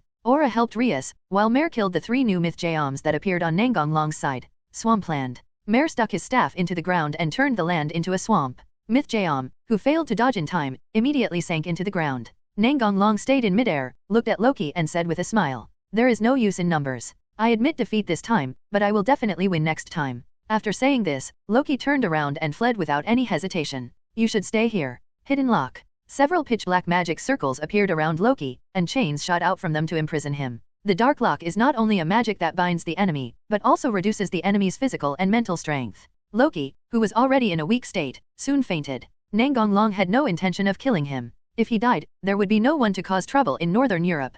As for Rias, Aura had already taken care of the situation with her high-level magical beasts. Barakil and Tannen stared at the sudden appearance of Aura and those monsters they had never seen before with some caution. They had no idea where they were hiding before. It was not because their reconnaissance ability was too poor, but because Aura and the others had relied on props to hide their bodies before. Hij looked at the two and said, "It's okay, meow, we're one family." Rias walked over to Aura and said, "Aura sister, ahem, when did you get here?" Originally, Rias wanted to call her sister, but when she remembered that she was 76 years old, older than her, she quickly swallowed the word sister. "The master told us to hide here and wait for his orders. Nangong Long and Mare also came over here. I'll leave the Aura god-killing wolf to you. As for these mass-produced monsters, they will be placed on the 6th floor for the time being. Later, Cadistor will go to your floor to conduct 3.0 research. Clear." Cadistor is a specialized NPC located in the Great Library on the 12th floor, responsible for studying Warcraft. Aura is a tamer, so Nangong Long is not worried that she won't be able to tame Fenrir. The only problem is how many times to activate the taming skill. Aura and Mare said goodbye to Rias and the others, and returned to the Great Tomb of Nazarek with their spoils. Nangong Long threw Loki to Barakil. Recently, Akeno's knot has softened a little, so Nangong Long didn't let Fenrir bite him on purpose. He was lucky. Frankly speaking, Nangong Long didn't have a very good impression of him. He knew his daughter was being hunted, but he didn't warn her. Maybe he did, but Nangong Long didn't know what was the point of the warning. The talks ended successfully and the two sides will carry out friendly cooperation. The 3 major forces will provide technology to Odin, and Odin will open the world tree in Norse mythology for them to study. Barakil handed Loki over to Odin. "Nothing damaged, is it?" Azazel asked. "No, but 2 very powerful dark elves appeared, especially one of them can actually control magical beasts, and the magical beasts are very powerful and there are many of them," Barakil said seriously. "What happened? Tell me in detail what happened." Barakil recounted in detail the process of capturing Loki from beginning to end. "That's how it is. Another subordinate of the Dragon Emperor? How much power does he have hidden?" Azazel said helplessly. "I heard that the power of Emperor Tianlong is located in a place called the Great Tomb. Haven't you been there?" Odin asked with a frown. "We don't know where it is or how to get there. We can only wait for the Dragon Emperor to invite us. Rias and her friends have been there before, but they only took a quick look around. They don't really understand the details. Didn't they say anything? You should ask Surtsks about this. He should know more. It seems there is no chance this time." After the meeting, Surtsks went straight back to the underworld. 2 days later, the mysterious research society. Odin has left and returned to Northern Europe, but Rossius has been left behind. "Wow, this is too much. Lord Odin actually returned alone. I'm still here." Rossius sat on the ground and cried. "I think the old man did it on purpose," Nangong Long said, adding insult to injury. "Wow, this is layoffs. I've been working so hard, why are you firing me? It's very simple. He's so irrelevant and you're so rigid. I guess he wanted to get rid of you a long time ago." Nangong Long's words made Rossius' crying rise a few decibels. Rias rolled her eyes at him and said, "Okay, stop bullying her." Rias walked over to Rossius, patted her shoulder and said with a smile, "Don't worry, I have arranged everything for you. According to your request, you will be a teacher in this academy in the future. Is that okay?" "Yeah, I've already graduated early from school in my home country, so it's no problem." Then Rias handed the documents in her hand to Rossius. "This treatment is too good. My previous job couldn't compare to it. Haha, you'll get better treatment if you become my follower." Rias smiled like a little devil and took out a devil chess piece and placed it in front of Rossius. "Think about it." Rossius took the chess piece in her hand. "If I go back, I'll be laughed at and demoted, so I might as well just stay here." "That's right. Anyway, I turned into a devil because I gave up on myself," said Zenobia. "Now, apart from the soldiers, my family members are all here," Rias said with a smile. "I'm going to make you pay the next time we meet, Lord Odin." Rossius smiled horribly. With nowhere to live, Rossius temporarily lives in Nangong Long's house, but she probably won't be able to move out once she gets there. The next day, at home, Odin returned to his country, and Barakiel's mission of escorting him ended. So he came here before returning to the Son of God's Watcher, intending to see Akeno again. Although Akeno's heart knot softened a little, it had not yet reached the point where her attitude changed, so her attitude towards him remained cold. What are you still doing here? I'll be back to headquarters soon. Then let's go quickly, Akeno said in a tough tone. Let me talk to him. Nangong, who suddenly appeared, patted Zunai's shoulder and said to her with a smile, Darling. Nangong walked to the opposite side of Barakiel and said, Let's go to the underground training ground and talk. I just wanted to talk to you. The two of them headed to the training ground on the third underground floor, and Akeno stayed where she was, somewhat at a loss. To be honest, I'm very unhappy with you, said Nangong. I feel the same way. In a fight, I only use taijutsu, nothing else. Unnecessary. Barakiel knew very well that he was no match for the other party, but he still held on and did not want to be looked down upon by the guy who kidnapped his daughter. Nangong smiled and said no one cared about him, then disappeared from the spot in an instant. Hidden Zen black sky wind. A spinning kick sent Barakiel flying and he fell to the ground. As a father, you were not there when Akeno needed you the most. Akeno doesn't want to see me, Barakiel said with a straight face as he concentrated the spear of light. Firework fan. Scattering the spear of light directed at him, Nangong quickly approached Barakiel again. Tiger fights heaven. Barakiel tried to dodge, but Nangong was much faster than him. Even if what you said is true, what about the Heimjima clan? Wouldn't you know that they were hunting Akeno? What did you do? Did you warn them? Ahem. I am a fallen angel, their enemy. Do you think they will surrender? Barakiel stood up and said. Then use force to deter. Every exorcist family has its own trump card. Regardless of whether I can do it or not, if I do that, the entire exorcist world will go to war with the fallen angels. Intellectually I can understand you, but emotionally I am still unhappy with your behavior. Barakiel did not reply. The two began to fight more fiercely. Although Nangong has been studying magic, he has not given up practicing physical skills. It's over. Royal Fist 100 Splitting Fist.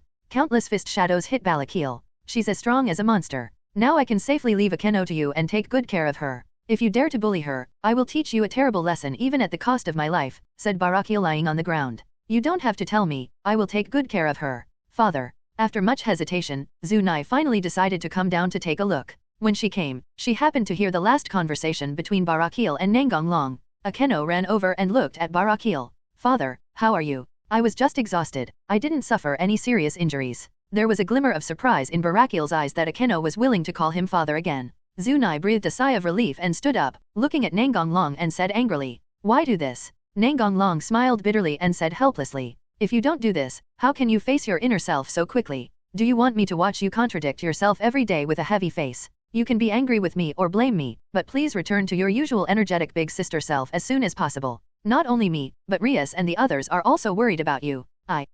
Akeno didn't know what to say for a moment. You guys chat slowly. After saying this, Nangong left the training room first. Thanks, boy, Barakiel said silently in his heart. Don't blame him. I did have a reason to be beaten. Although he's a bit lecherous, he's still a good person. You can see that he cares about you a lot. I recognize that he is your boyfriend. Akeno's face flushed. Late night. Zunai quietly woke up Nangong. Darling, can we go out for a while? Meow. Hij, who was sleeping soundly, turned over. The two of them walked out of the room quietly and went to Akeno's room. Zunai hugged Nangong and whispered, Sorry, I lost my temper with you during the daytime. It's a normal reaction. After all, the person I hit is your father. Father looks very embarrassed, but he is not injured at all. I know you are not serious, you just want to stimulate me and make me face my inner self. Hey, I'm not mad at you, so don't be mad at me either, okay? Akeno said softly. I was never mad at you. Hehehe, I like you the most. Akeno raised her head and looked at him with her big watery eyes. Since we've already escaped, let's not waste the opportunity. Akeno stood on tiptoe and took the initiative to kiss him. The next day, as expected, the girls were furious. Akeno smiled smugly and completely ignored the horrified looks from the other girls. It was a daily Shura scene. A few days later, on the 6th floor of the Great Tomb of Nazareth, in front of Nangong were two bodies of Western dragons, one red and one white. Combining the knowledge provided by you with the research on mass-produced myth Jayom, I have successfully completed the task assigned by you, Cadistel said respectfully. You did a great job. This is what subordinates should do. Drake, Albion, you will be free soon. I never thought that I would be free again, Drake said with some emotion. Yet, Arubian agreed. I'm ready, I'm going to start. No problem. Nangong activated the Divine Destruction tool and used magic to extract the souls of Drake and Arubian from it. After being together for so long, Nangong had already regarded them as friends, and naturally did not want them to be trapped in the artifact forever. Extracting Ertian Long's soul would cause the Divine Destroyer to be downgraded to an ordinary artifact. In order to prevent this from happening, Nangong Long took out a dragon soul without attributes from his collection a few days ago and copied Tianlong's abilities onto the blank dragon soul. Blank dragon souls are very rare. Dragon monsters in the game basically have their own attributes. There are very few dragons without attributes. What's more, you may not get a dragon soul even if you kill it. The dragon soul used by Nangong Long was not dropped by killing monsters, but was obtained by spending real money. It is of very high quality, so he used it to replace Tianlong to operate the artifact. The big spenders have nothing to fear. The dragon souls in the game have no self-awareness, and he has experimented with this before. Then Nangong Long activated the resurrection magic. Resurrection with full health on the spot is possible only if you have a body. Direct resurrection without a body will result in a significant drop in levels. This is why he ordered people to create 2 Western dragon bodies. DFL. And this feels really good, Drake laughed while flying in the sky. I almost forgot the feeling of flying with my own body, Orobian said with a smile. You two will need some time to adapt to your new bodies, so just stay here for now. Good. No problem. What are your plans for the future? Maybe I'll go meet the other dragon kings, Drake said. This era is very interesting, with strong people emerging one after another. Who knows, maybe I should go and fight them, Orobian said with a smile. Would you like to join Nazarick? We will not restrict your freedom. Okay, Orobian nodded in response. That's fine with me, partner, Drake said with a smile. After dealing with Tianlong's affairs, Nangong Long returned to the human world. Mysterious research. What should we do for this year's school anniversary? Rias raised the issue for today's discussion. Just like last year, the haunted house. Akeno suggested. Well, it's better to change it. Last time we used a real monster, Sana was very angry. How about holding a competition arena? Zenovia said with full momentum. Then no one will come. Okay, the kitten complained. Why is this happening? Zenovia seemed to be deeply shocked and her whole body turned grey.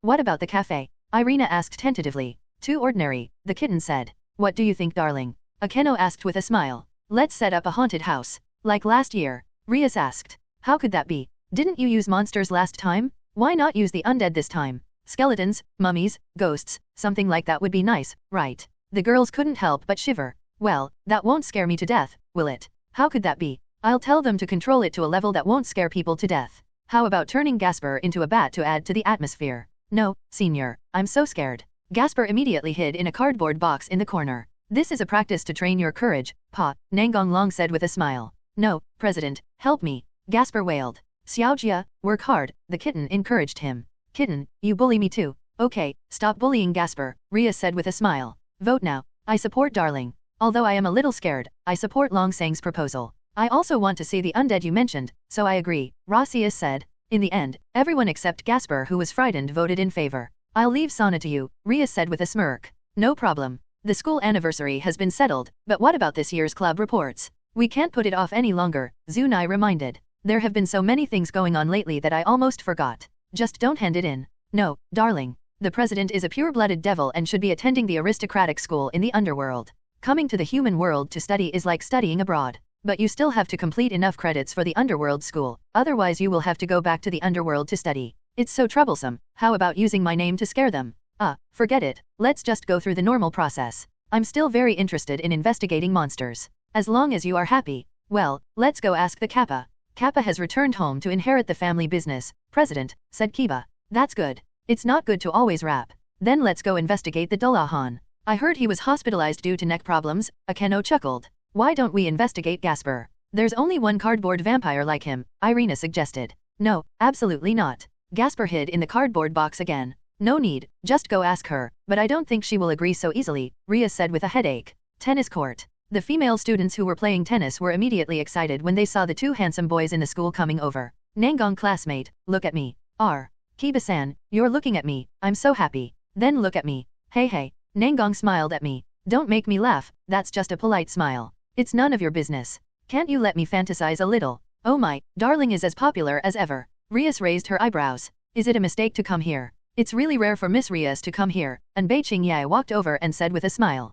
Behind her was a headless knight holding a watermelon in his hands. It is against the rules for the headless knight to enter the academy. Haha, it's okay, the headless knight Honda is the mascot of the tennis club, CB. Rias thought about it and nodded. That's fine. Is it really okay to just change the name? Are you sure Kinja didn't cast magic on ordinary students to influence their perception of the headless horseman? Nangong Long complained silently in his heart. This time I need your help with something, Rias said. No, I don't want to have too much communication with the devil. If I'm not careful my soul might be taken away. And Kinja was very determined. Rias smiled bitterly. I just wanted to ask you about the monsters. I won't do anything as exaggerated as collecting souls. I will thank you in an ordinary way. You can ask other people for help. You have such a wide network of contacts that you can't use me. Anbei Kinja suddenly shifted her gaze to Nangong. You must be the Dragon Emperor that has been making the rounds in the industry recently, right? I've changed my mind. Let's have a tennis match. If you win, I will unconditionally assist you in investigating monsters and demons. I said to Nangong with my eyes wide open. The Red Dragon Emperor and the White Dragon Emperor are rare dragons, and now 2 dragons are staying in one person, which is even more unique.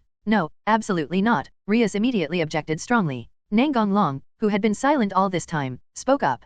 Kinja, forget about the tennis match, but the snow girl thing is something that a gorilla can't accept at all. Isn't it a bit too intimate to call you Junior Nangong? Are our relationships really that good? Ankawi Kinja said. You gave me permission to call you by your name. Nangong shrugged and smiled. Anbei Kinja frowned. Impossible, when did I say that? This is clearly the first time we met. Alas, darling, I failed in my attempt to pick up girls. Akeno looked smiling, but she always made people feel a little scary. The other girls also stared at him with scary eyes. Kiba smiled helplessly. Nangong rubbed Akeno's hair and said with a smile. What girl are you dating? I have actually seen her. Deep mountains, monsters, black nights, do you remember anything? Kinja. Anbei Kinja's pupils shrank instantly. It's you? What's going on? Rias asked. It looks like there's some story going on. I'm very interested, darling, Akeno said in a long tone. Let's talk somewhere else. Okay, let's go to the tennis club, Kinja said. After everyone arrived at the tennis club, Kinja patted Nangong on the chest. Is this what he looks like under the armor? Quite handsome.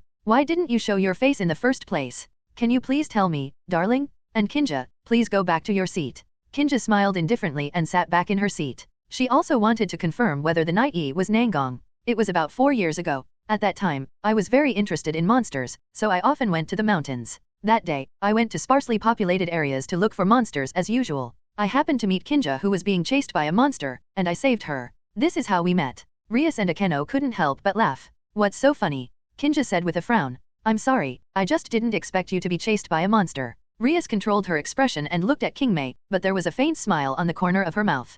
Kinja sighed and ignored them. I actually ran away from home that time, wanting to find a powerful monster to command, but you all know what happened. If I hadn't happened to meet him in a jet black armor, you probably wouldn't have had the chance to meet me. At first I thought he was a monster like the Dullahan. After saving me, he didn't say a word and just followed me. It wasn't until we were about to part that I realized there was a person inside the armor. Haha, mainly because I found your expression of fear and anticipation so interesting that I didn't say anything. Kinja rolled her eyes at him fiercely. Bad taste. Black armor. Rias asked in confusion. Nangong stood up. Advanced item creation. This is what happened when Qingyai and I met. Then he lifted the magic, sat down and said. I left after I returned home and protected Kinja. Why didn't you reveal your true identity at the beginning? Kinja asked. I don't want to reveal my true identity too early. It might cause trouble. Besides, it's good to keep a sense of mystery, isn't it? Yeah, it was the same when you saved me, Akeno said, nodding. You've passed the test. Then what did you do after we parted? I can't find any clues about you, Kinja said. I traveled around the world with different identities, learning magic, sorcery, fairy arts, and alchemy from different mythological systems. It's normal that you can't find it. Will there be so many darlings? Well, I just don't use it often. It's not a bad thing to learn more. Long Sang is so awesome.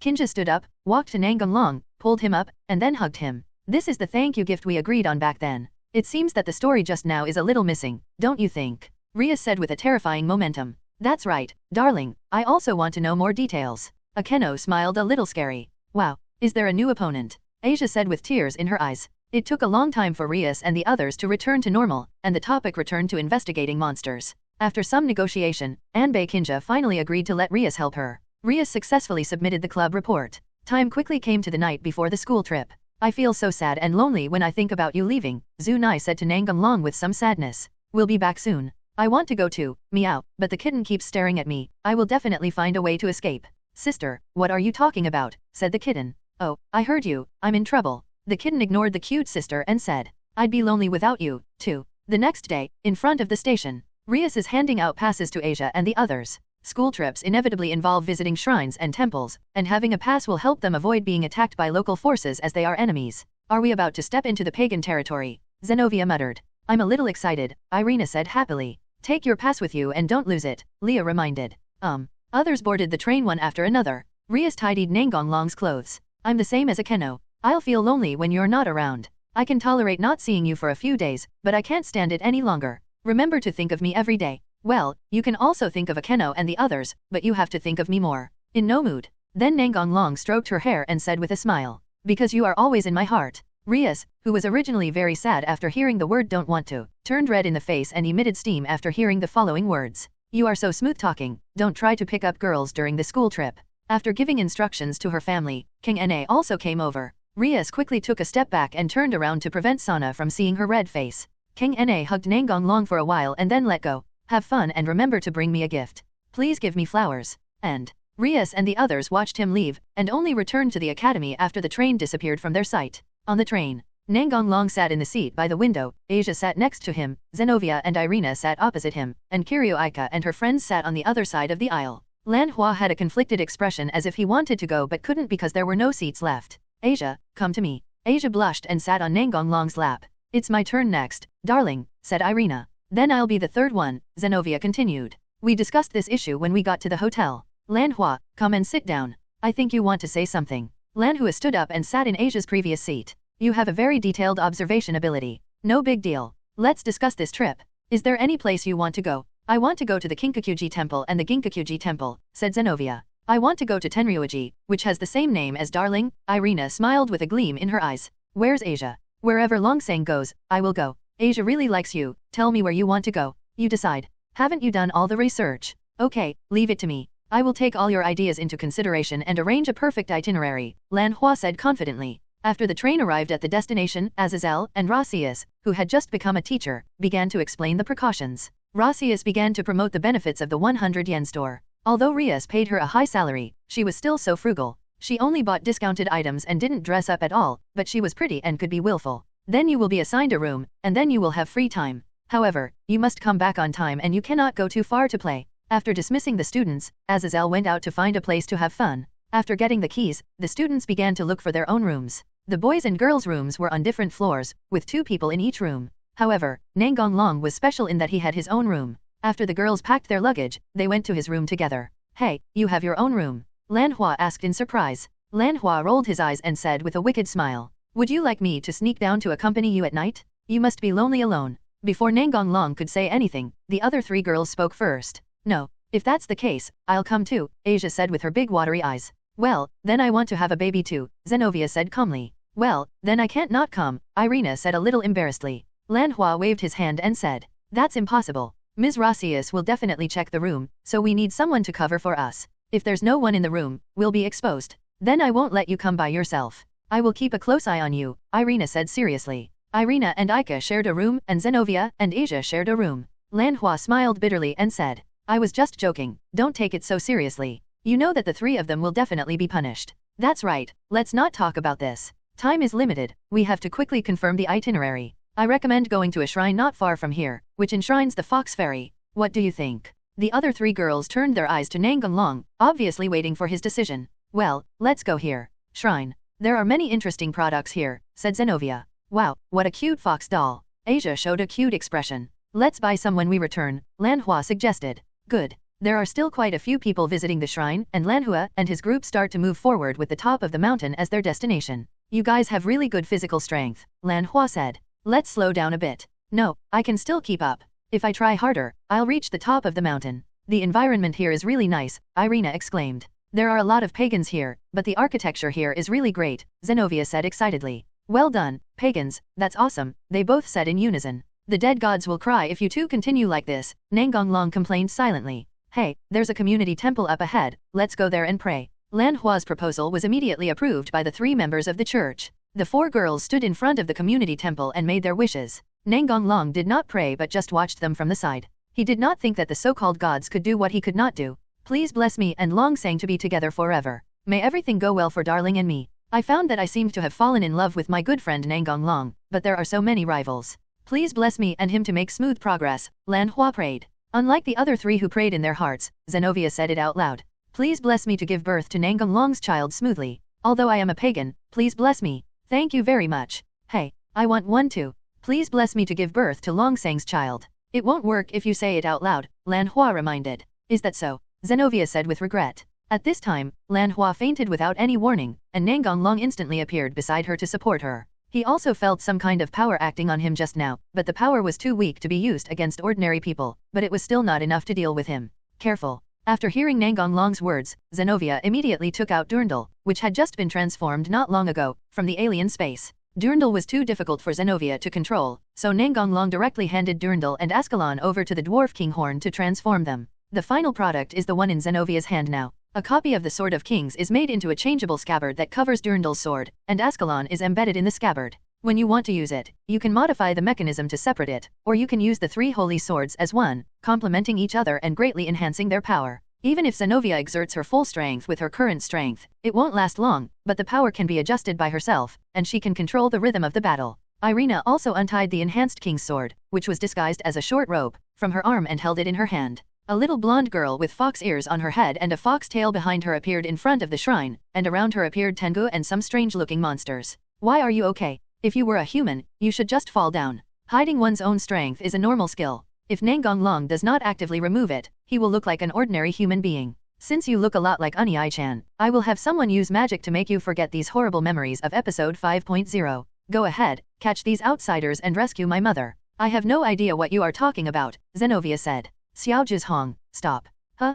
Ai-chan's voice. You damn guy actually imitated Ai-chan's voice to deceive me. It seems that you are not an ordinary person. Although I don't know where you got the information about Oni-chan, you are wrong about one thing. Except for that face, you don't look like Oni-chan at all, said Kuno angrily. What do you mean by imitation? I am the real person, okay? Little Jukong, I took you out to visit amusement parks and aquariums. Did you catch Oni-chan too? Damn it, I'll make you pay. Kuno became even more annoyed. Seeing that the little princess was no longer willing to listen, Nangong Long had no choice but to return to the way he was when he first met her. Mechanization turbine. Nangong Long transformed into a mechanized form that had not been used for a long time. Xiao Jukong, you won't say I'm fake now, right? Are you really Ai-chan?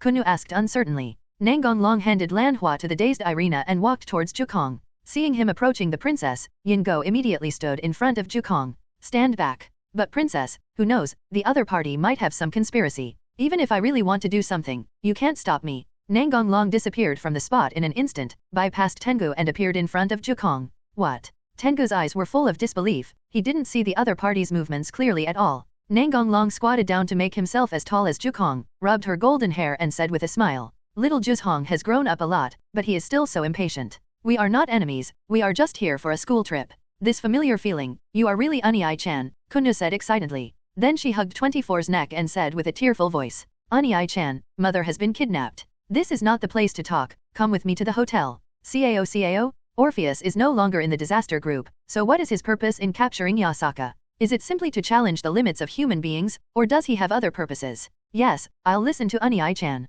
Kuno hid her fox ears and tail and planned to go down the mountain and return to the hotel with her Ai-chan. Princess, please allow us to follow you, said Tengu. You go back and report my whereabouts. I'll be protected by Ai-chan. Haven't you just seen Ai-chan's strength? Go back quickly. Ai-chan will protect me. Yes. Led by Tengu, the monsters began to retreat. What's wrong with you? Zenovia touched and knocked on his body. A transformation form that mechanized the body. Okay, stop touching us, we are going back. Ai-chan, do you want to lift the magic and wake up that human? Let her sleep for now. After removing the mechanization, Nangong Long took Jukong and the others and used magic to instantly transfer back to the hotel. After putting Lanhua on the bed, Irina and the others began to talk. Ai-chan, can you turn into a human? Kuno asked curiously. Well, it's just that I'm always mechanized when I'm with you. Long sang, what's going on? Things took a turn so quickly that Asia was a little confused. I stayed here for a while before, and the place I lived in was Jizhong's home. I was planning to go see Jizhong tomorrow night, but I didn't expect to meet him today. Kun, please tell me what happened. Jizhong nodded and said. Indra sent an envoy to hold talks with my mother, but she disappeared on the way. From the dying guards, I learned that they were attacked by unknown people. After that, the crows and Tengu also died. No wonder you wanted to attack us as soon as you saw us, Zenovia said with sudden realization. I'm sorry for attacking you without knowing the truth, Jukong said apologetically. It's okay, you're also eager to find your mother, Asia said gently. Well, I forgive you, Irina said with a smile. But. Nangong Long rubbed Jukong's hair and said with a smile. They are very nice people and won't blame you. After the conversation, Ili Lanhua was sent back to the room. In the evening, Nangong Long took the church trio, Rasius and Kuno to the agreed location. Azazel said he had something to talk to him about. The group came to a restaurant near the hotel and walked into a private room. Sana's family, Serafla and Azazel were already sitting inside. Now that you are here, come and sit down, said Serafel. Dizzy, did you go anywhere to play this afternoon? Nangong Long asked Huajitao. No, we've been helping the teacher and have no time to play. Of course, that's okay. The problem is that I can't play with you. These 10 points are unbearable for me, Huajua Dao said unhappily. Me too, Kisashita Ria agreed. I also want to visit the shrine with Nangong-senpai. Me too. Let's find some time to hang out together. Okay, agree. Let's talk business first, Azazel reminded. Why is His Majesty Leviathan here? Irina asked. Well, I'm here to have a meeting with the general of the monsters here, Seraflu said while making a scissors gesture. Then his expression changed. But I heard from the monsters here that the nine-tailed general who ruled this place has disappeared. That's the fact, she is Kuno, the daughter of the monster general Yasaka, Nangong Long said, pointing at Kuno. I thought she was the little monster loli you kidnapped, Azazel joked. Isn't that even more amazing? He kidnapped the general's daughter as soon as he arrived, Seraflu said with a smile. Juzhong blushed. Nangong Long didn't care about the teasing of the two. Yasaka and I have known each other for a long time. Today, when I was visiting the 043 shrine, I happened to meet Kuno and brought her back. It must have been done by the people from the disaster group, Seraflu said seriously, putting away her smile. That's probably it. Peace talks are like this, there's always someone coming to mess things up, Azazel said with disgust. You're in trouble again, Shiro Kimoto said with a wry smile. No matter what era, dragons will involuntarily attract power, whether good or bad, especially powerful dragons, said Azazel. Anyway, I'll send someone to investigate this matter. Mother, I'm leaving it to you. Don't worry, we will rescue Yasaka. Hotel. Jukong did not go home but stayed with Nangong Long. Nangong Long's room was also a double room, so Jukong slept on the other bed. Irina's room. What happened? When will we return to the hotel? Asked Lan Hua after waking up. Well, you suddenly fainted, so we came back, Irina said guiltily. Lord, please forgive me. Yeah, of course, you must be hungry. Eat something first. This is what I bought. Irina quickly changed the subject. Okay, I'm a little hungry. Phew. I finally managed to fool her, and Irina breathed a sigh of relief. The next morning, when Nangong Long woke up, he saw Jukong sleeping on him, so he reached out and pinched her nose. Say. The confused Juzhong tried to slap away the source of his breathing difficulty, but unfortunately he failed. The defeated Jukong woke up, and Nangong Long withdrew his hand. Jukong rubbed his sleepy eyes and greeted Nangong Long. Good morning, Oniai-chan. Why do you come to me instead of sleeping in your own bed? Nangong Long said while rubbing her hair. I can't sleep alone, I feel safe sleeping next to Oniai-chan, Kuno said with a blushing face. After the two of them got up and washed up, Asia and the others came downstairs to find him. As soon as he entered the door, Lan Hua saw Ju Chong standing next to Nangong Long, looking at him with suspicion. Where did this little blonde girl come from? Did you kidnap her? Sure enough, I should have sneaked down to accompany you last night, otherwise you wouldn't have gone astray, Lan Hua teased. No way. I won't let you escape without me, Irina said. Nangong Long raised his hand and knocked on Lan Hua's head. DS. This is Juzhong, an acquaintance of mine here, who will show us around today. After breakfast, the group started today's journey. First we went to Kiyomizu Temple. The church trio was as excited as ever. Kuno acted as a tour guide to introduce Kiyomizu Temple to everyone, while Ika took memorable photos. When arriving at the Silver Pavilion, Zenovia seemed very lost. The Silver Pavilion in her mind was shining silvery, but the reality was completely different. The Silver Pavilion did not have the silvery glow like any ordinary temple. Seeing the magnificent Golden Pavilion, Zenovia became quite excited, as it was exactly what she had imagined in her mind. After strolling around for a whole day, the group bought some souvenirs and then took a rest in a nearby tea shop. It's a bit bitter, Asia said. I think it's pretty good, Irina said. Suddenly, all the ordinary people in the store fainted. Zenovia, who had just been immersed in the splendor of the Golden Pavilion, suddenly became alert. This kind of thing was within Nangong Long's expectations. It would be strange if they were not anxious if Princess Jukong didn't come back for one day. The big sister who had just entertained them had animal ears on her head and a fox tail behind her. We have no ill intentions. We just want to invite you to go to Lido together. Master Juzhong and Elder Tengu are waiting for you in Lido. The governor of the fallen angels and the demon king Leviathan are also there. Kuno looked at her Oniai-chan with some hesitation. Let's go.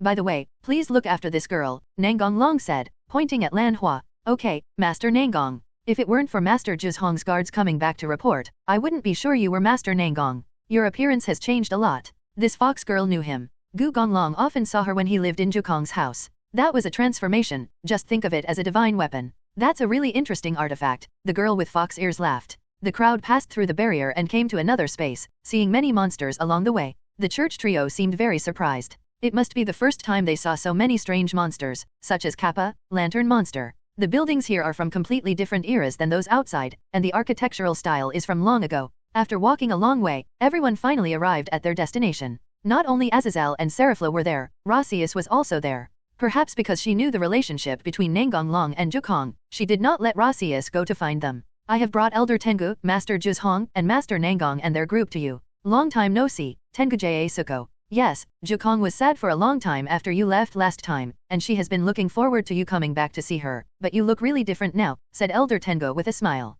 Juzhong's face turned red, and he stared at Elder Tengo with wide eyes and said, "Stop talking about this." Azazel gave him a thumbs up, his eyes full of admiration, as if to say that he was quite capable, as he had actually managed to deal with the daughter of the monster general. "Okay, let's stop talking and talk about business," said Elder Tengo with a smile. The Tengu elder took out a portrait and handed it to Azazel and the others. "This is a portrait of Princess Yasaka. I hope you can help us rescue Princess Yasaka." "No problem, after all, our interests are the same. I guess Princess Yasaka is still in the capital. The presence of the nine-tailed fox can regulate the airflow here to maintain balance. Once she leaves, all kinds of air will become chaotic," said Azazel. Nangong Long also expressed his thoughts. "The hero faction may take the initiative to find us. They sent people to attack various forces before. On the one hand, it was to trigger the Forbidden Hand. On the other hand, it may be to collect the fighting methods of various forces and analyze the countermeasures from them so as to defeat them one by one in the future. And the one who was able to capture Yasaka must be a high-ranking member of the hero faction. It is impossible for a holder of a divine weapon that cannot be captured by the Forbidden Hand alone. This time, Azazel, Seraflo, and I are here. According to the style of the hero faction, we might try to test it." Azazel nodded. "It is indeed possible, King. I will take this factor into consideration when making plans. I would like to remind you that the Hero Party Demon ranking game has been thoroughly researched and can also create a layer of space that is indistinguishable from the real thing. That's really a headache. If they are hiding in another dimension, it will be even more difficult to find them," Azazel said with a wry smile. Seeing Jukong's worried look, Nangong Long rubbed her hair and comforted her. "Don't worry, if they make any big moves they will definitely be discovered." After the conversation, the group returned to the hotel. Lan Hua has been complaining about the fact that Jukong and Nangong Long live together, and also because Jukong didn't do anything too sexy in the church trio. Zenobia looked unwilling, perhaps in her mind, school trips were the best time to have a baby. Lan Hua was also thinking of his own ideas. The next day, everyone went to Tenryuji Temple as planned, and Kuno introduced the things they saw along the way. Afterwards, Jukong took everyone to visit many other places of interest. After wandering around for the whole morning, the group came to a restaurant based on Kuno's recommendation. I met many acquaintances at the restaurant. It can be seen that this restaurant is quite famous, otherwise there wouldn't be so many students on school trips coming here to eat and rest. Azazel was drinking, and next to him was Rossius. "You're drinking in broad daylight? Are you planning to go find someone to play games with later?" Nangong Long teased. "I do want to, but there are too many things to do, and there are always annoying people causing trouble for me. Don't drink with so many students here," Rossius said angrily. "What's the matter? Just drink some wine and relax," Azazel said nonchalantly. "Then I'll drink too." Rossius poured a glass of wine and put it to her mouth. "Well, what are you doing?" Rossius asked Nangong Long, who was blocking the mouth of her cup. "You'd better stop drinking." 117 "One drink is fine," said Azazel. "Are you sure?" "Rossius gets drunk after just one glass. Once she's drunk, she's very scary and will use magic to bombard people indiscriminately. Are you sure you want her to drink?" Nangong Long said with a playful smile. "Just pretend I didn't say anything." Azazel's mouth twitched. "I can drink a lot, how could I get drunk after just one glass?" Rossius said unconvinced. "If you break things when you're drunk, you'll have to pay for it. The things here seem very expensive." Rossius' momentum was gone in an instant. "I know, it's okay if you don't drink it." "Okay, now everyone can eat in peace," Nangong Long said with a smile. After dinner, Asia and her group prepared to visit the nearby Tajetsukyo Bridge. Lanhua deliberately frightened Asia by telling her the rumors here. "I heard that if a couple looks back on the bridge, they will definitely break up." Upon hearing this, Asia immediately hugged Nangong Long's arm tightly. "I will never look back." "Well, this is just a rumor. It doesn't actually have that effect," Juzhong explained. However, Asia didn't seem to listen, and had a look on her face that showed she was determined not to turn back. Suddenly, fog appeared and everyone sensed something strange. Although the scenery in front of everyone did not change, the ordinary people around them disappeared, and Muba, who was not here just now, appeared beside them. "Careful." Everyone quickened their pace and walked to the other side. At this time, Azazel and Rossius also rushed over. The figure on the opposite side gradually became clear. "Governor Azazel, Emperor Tianlong, hello." "Cao, Orpheus is no longer in the disaster group, so what is your purpose?" Nangong Long asked. "I want to try and see how far I can go as a human being." "So you want to use human power to challenge non-human creatures?" "That's right," Cao laughed. Nangong Long smiled playfully and said, "In that case, please throw away the God Killer in your hand. It is not made by humans." Cao was stunned for a moment, then laughed and said, "That won't do. I have to make the best use of the power I can use. The power in my hands belongs to me. Everyone, pay attention to the spear in his hand. That is the former most powerful God Killer, the Holy Lance of Dusk," Azazel reminded. Irina and the others were trembling a little. They had certainly heard of the spear that pierced Jesus. Haha, Cao, did you hear the governor say that the holy spear in your hand is the strongest in the world? Siegfried said with a smile. Then he looked at Azazel and asked, can you please tell me which one is the most powerful godkiller right now? It's not one but two. The power of the Red Dragon Emperor's gauntlet and the White Dragon Emperor's light wings after fusion must be higher than the Holy Lance. It seems that the rumors are true. The Dragon Emperor can combine the two divine weapons, Cao said with a frown. Yes, but I won't use it today. Cao is underestimated, Siegfried said with a smile. I'm not looking down on you. I just want you guys, who use the gifts from God under the banner of humanity, to see the power of human creation. Mechanization turbine. Nangong Long pointed at his mechanized body and said, except for the materials I provided, everything else is human wisdom and technology. Azazel looked excited. He was quite interested in these things. If now was not the right time, he would have wanted to study them immediately. The intelligence collection is insufficient, Cao said with a wry smile. Then let's collect the data this time. Leonardo, get started. Leonardo nodded expressionlessly, and the black shadow began to spread rapidly with him as the center, and many monsters emerged from it. What is that? Irina asked. It is very difficult for Warcraft to create a divine destroyer, but the current users are not capable of it, Nangong Long replied. Leonardo can't create powerful monsters, but he is very talented in creating counter-monsters, said Cao. The monster condensed a beam and shot it over, but Irina and the others reacted quickly to dodge the attack. The strongest monster can reach the light power of an intermediate angel, Cao laughed. It's just an intermediate level, there's nothing to be proud of. If it were a seraph, it would be fine. Back all. Receive. Clear. Irina and the others quickly retreated behind Nangong Long. Incineration cannon. The dark red flame sprayed forward in a fan shape, burning all the counterattack monsters. It seems that my flame is stronger. I will deal with Cao, and you can use the rest as training, said Nangong Long. Good. Siegfried faced off against Kiba, and the others also found their respective opponents. Rossius protected Kuna from behind and used magic to support other companions. Azazel is fighting the holder of the Absolute Mist. Children, please leave. Nangong Long suddenly turned his body and rushed towards Leonardo, swinging his fist. Cao sped up to block Nangong Long's attack, but something unexpected happened. Nangong Long blocked the holy spear with one hand, but the other arm flew out. Flame throw. The arm suddenly accelerated and grabbed Leonardo's head and pressed it hard to the ground. Haha, it's better for you troublesome guy to get some sleep first. Nangong Long twisted his body and kicked Cao, who immediately stepped back, taking advantage of this opportunity to return his flying arm to its original position. Cao frowned. He had not expected that the body could be separated. There was no one available to wake Leonardo up now, and even if there was, it would probably be difficult to wake him up. The blow just now was not light, and cracks appeared on the ground. Nangong Long moved his newly reattached arm. What? You're not going to activate the forbidden move? It's not necessary for now, but has your body become completely mechanical?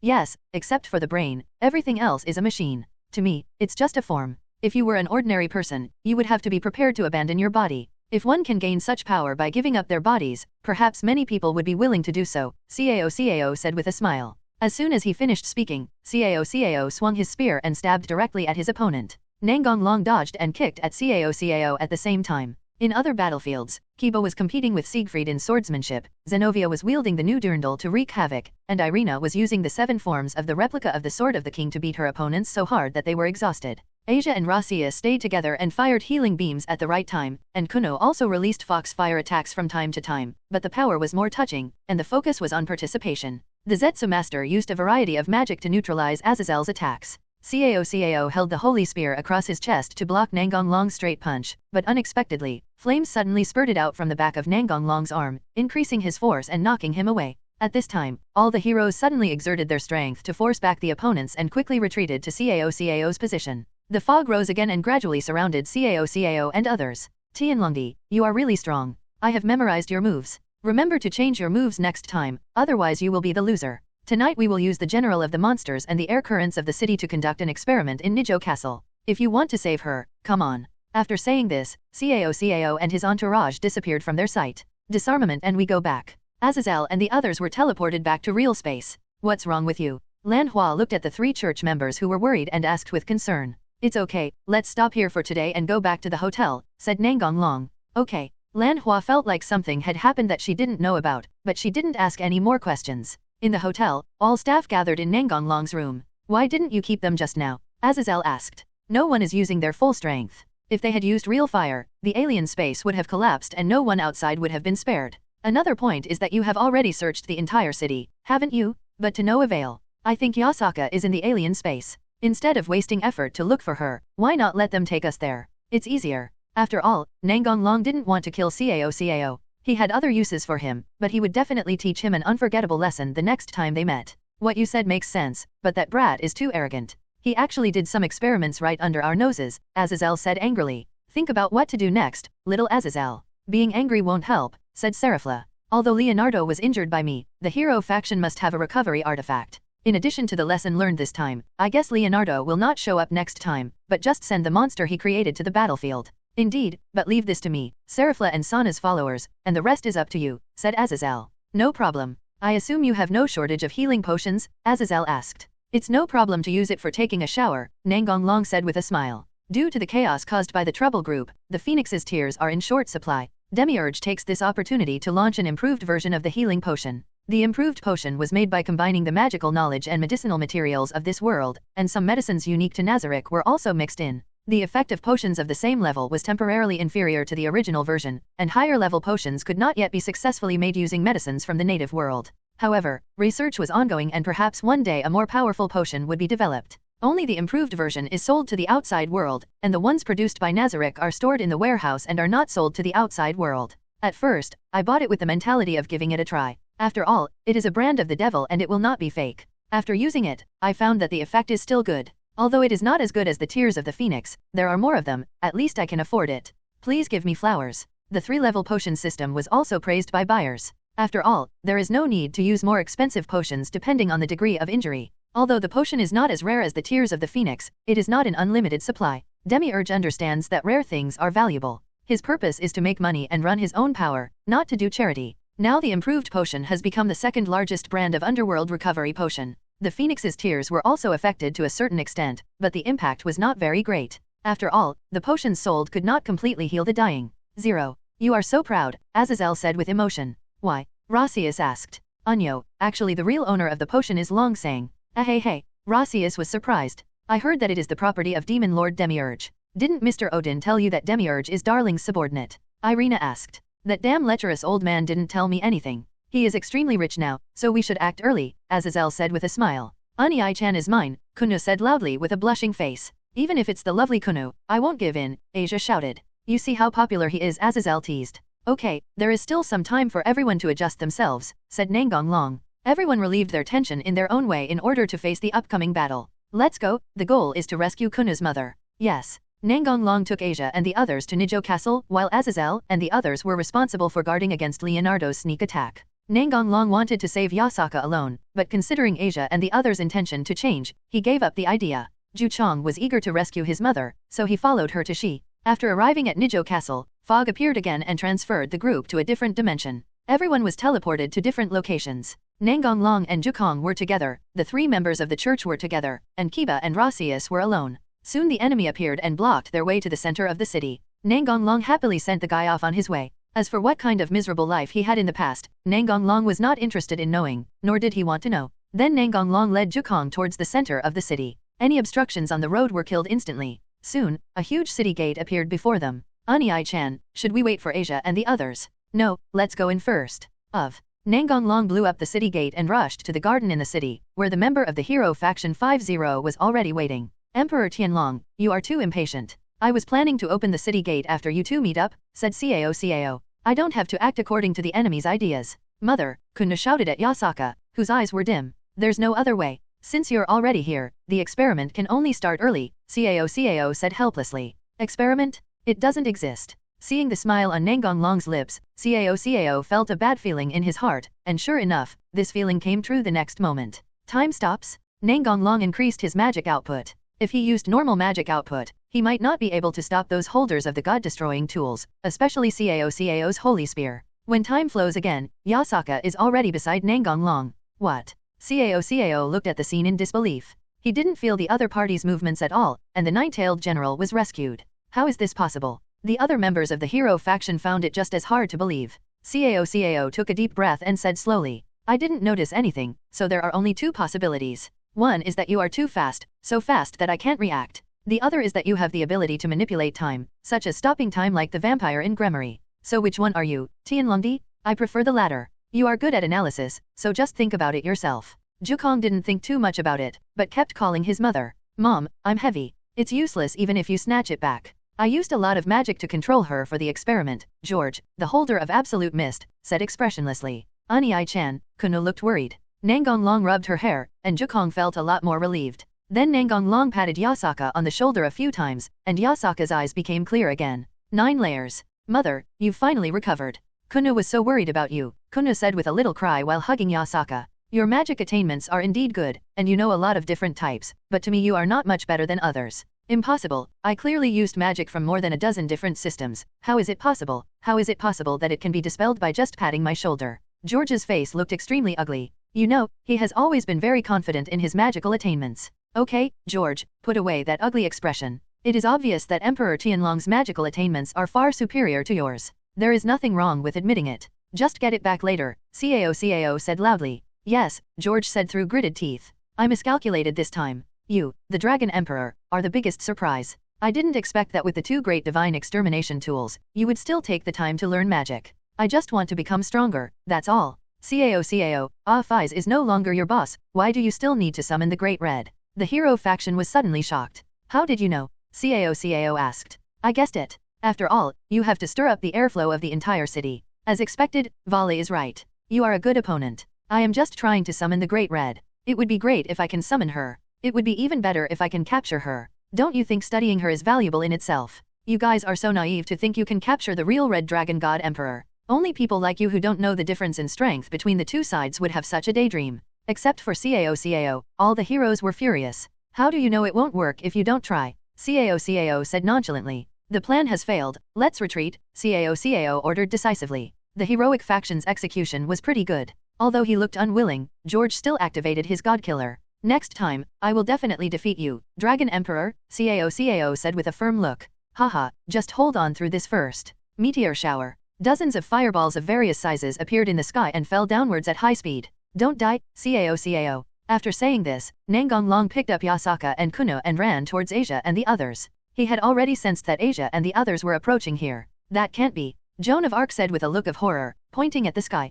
It's a FG meteorite. Hercules roared. Let's get out of here quickly, Cao said to George, forcing himself to calm down. I'm trying hard, but I just can't transfer it. It must be that BD Tianlongdi who did something. Give me some time, George said in a cold sweat. Hurry up, Hercules urged. Don't disturb him. We have no choice but to leave this space. Otherwise, it's useless for us to run. The worst result is to resist. Get ready. Cao was ready to use Bawai, and the others also began to arm themselves. The other side. Meteor. Zenobia said blankly. It's so beautiful. Irina expressed her feelings mechanically. As for the other 3, they were so shocked that they were speechless. Nangong Long saw the stunned people and shouted. Come back to your senses, get ready to retreat, this place is about to collapse. Without waiting for the others to react, Nangong Long directly used transfer magic to cover the few people and ran out of this space. The location of the alien space is a dimensional gap, of course, it has some connection with the outside world, but it has just been cut off by Nangong Long, so he is not afraid that the collapse here will affect reality. Nangong Long and his group moved back to Nijo Castle in the real space. Rossius was still in shock, and she looked at Nangong Long and said with a stutter, what happened just now? A meteorite fell from the sky. That's an alien space. How could there be meteorites and illusions? It's not an illusion, it's the magic I used. The 3 members of the church who had just come to their senses were stunned again. Hehehe, you know a lot, but you didn't reveal anything at the beginning, Yasaka said with a smile. Ha, why did mother recognize Unai-chan so immediately? Kuno asked puzzled. It's simple, I have seen his human appearance. Unai-chan, Kuno said in a long tone angrily. Ahem, let's talk about this issue later. The most urgent task now is to reunite with Azazel. Nangong Long decisively changed the subject. After everyone calmed down from their shock, they went to support Azazel. Azazel and his team were fighting the hero faction, and the enemy was mainly the counter monsters created by Leonardo. Local monsters were also active on the battlefield. When Nangong Long and his team arrived, the battle was almost over, and the counter monsters were no longer increasing. Leonardo must have retreated. King Na's followers are responsible for maintaining the barrier to protect the hotel from damage. After the battle, Azazel sent his men to deal with the battlefield. You guys moved pretty quickly. Where are Cao and the others? Azazel asked. I don't know. Cao and his men are going to retreat, so I will retreat after I finish my move, Nangong Long said lightly. Cao and the others should not be able to die. Nangong Long did use magic to restrain Ju's ability, but he adjusted the power and difficulty of the magic. According to his speculation, George is able to break free, but by the time he does, the meteorite will probably hit them soon. How much of the impact he can avoid depends on his reaction speed. Please don't say that in a nonchalant manner. Your magic is terrifying, Rasius said seriously. Don't be so serious. That's why you can't get a boyfriend. Nangong Long said with a smirk. It was quite fun to bully her occasionally. These two things have nothing to do with each other. I also want to have a handsome boyfriend and do some naughty things. Darling has been acting pretty mean lately, always bullying Rasius, Irina whispered as she leaned close to Zenovia. I heard everything, Irina. It seems like an interesting story, but this is not the place to talk. Let's go somewhere else and talk, said Azazel. Let's go to Rito, Yasaka suggested. Okay. Zhiju, Xianzuo house. Not only Nangong Long and his group were here, but Sun Wukong and Yulong were also here. They came to cooperate with the Monster General Yasaka show, so Azazel asked them to support Nangong Long. After all, it was not clear what cards Cao had, so the more powerful reinforcements the better. Azazel, you have really let this old man down, said Sun Wukong. And me, Yulong said quickly. That shouldn't be the case. Didn't you guys fail to reunite with the Dragon Emperor? Azazel asked doubtfully. That's true, but when Old Sun and Yulong broke into the alien space, they saw a very spectacular scene. Dozens of meteorites fell from the sky and the alien space began to collapse. Fortunately, the old man and Yulong retreated quickly enough. The meteor shower is beautiful, said Zenovia. That was done by him. Yasaka pointed at Nangong Long and laughed. Azazel suddenly remembered Rasius' previous words. This is the first time I've seen this kind of magic. It seems that what I heard before was wrong. At least I've never heard that the Dragon Emperor is good at magic. I don't use powerful magic very often, so it's normal that I haven't heard of it. I heard that the first generation is very good at fairy arts and demon arts. Let's study together if there is a chance. Oh, you also know magic and sorcery. Some. The Dragon Emperor is truly knowledgeable. In order to become stronger, we have to try various things, right? We can't just stop moving forward, Nangong Long said with a smile. You want to become stronger? Don't let us live. Azazel said with a wry smile. The other side. Cao and his companions finally managed to evacuate before the meteorite completely fell, but they were all injured to varying degrees, especially Cao who was the most seriously injured because he blocked most of the impact. Cough cough. Cao vomited blood. Cao, how are you? Siegfried asked. Not dying yet. Cao took out the tears of the phoenix from his body and drank it, and his injuries were instantly healed, but the consumed strength would take time to recover.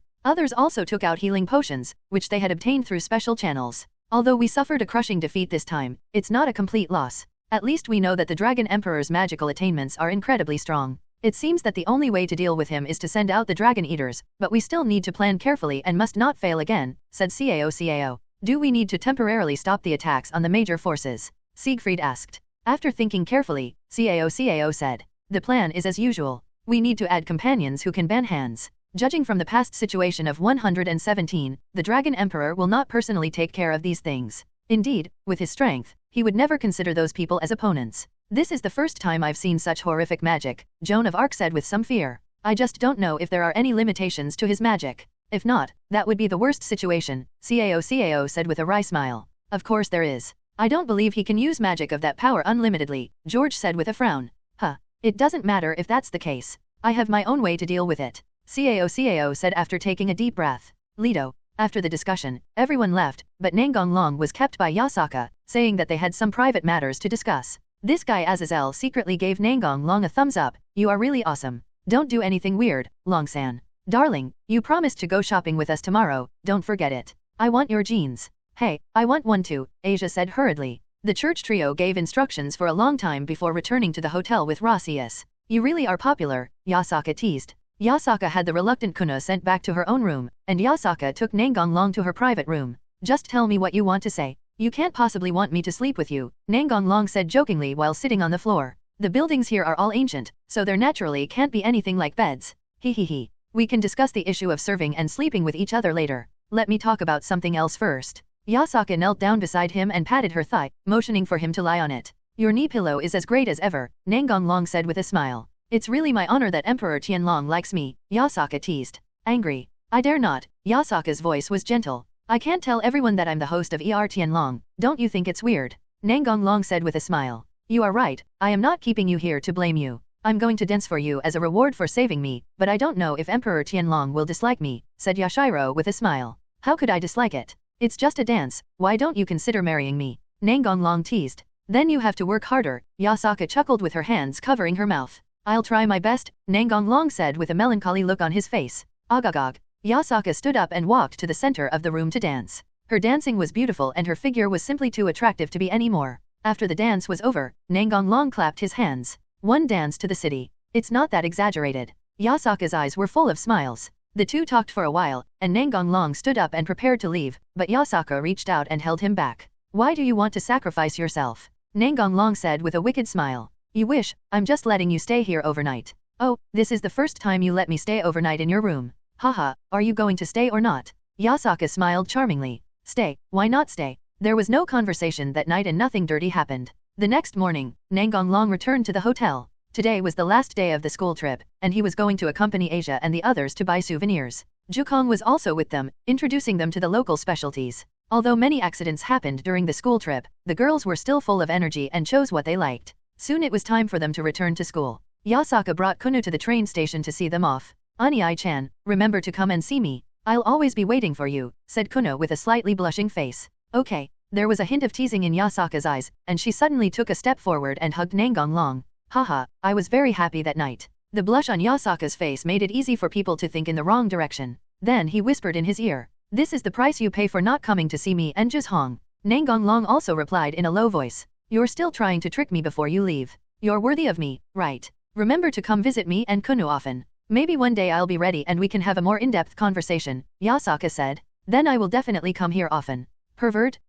Nangong suddenly hugged Yasaka tightly. Luckily, the people behind him were the three members of the church. If it were Rias and the others, their looks would be terrifying. Yasaka let go of Nangong and returned to his previous position. Next, His Majesty Leviathan and I will have a meeting to discuss the specific cooperation between the sister monster and the devil. That's it. I'm going to play here for a few more days, said Serafla, who was dressed in a kimono. She looked more like she was here for fun than for a meeting. I wish you a pleasant cooperation, Nangong said with a smile. Afterwards, Nangong and his group boarded the train, and Yasaka and Kuno waved goodbye to them. On the train, Asia looked at Nangong with tears in her eyes. Long-san. Nangong ruffled her golden hair. Yasaka said that on purpose. We didn't actually do anything. Is that so? And, darling, really? Irina looked at him suspiciously. Zenobia also looked unconvinced. Lanhua was exchanging photos with her friends, otherwise she would definitely ask Nangong, have you changed to a vegetarian diet? Nangong's family. Everyone was sitting in the living room and the atmosphere was a bit serious.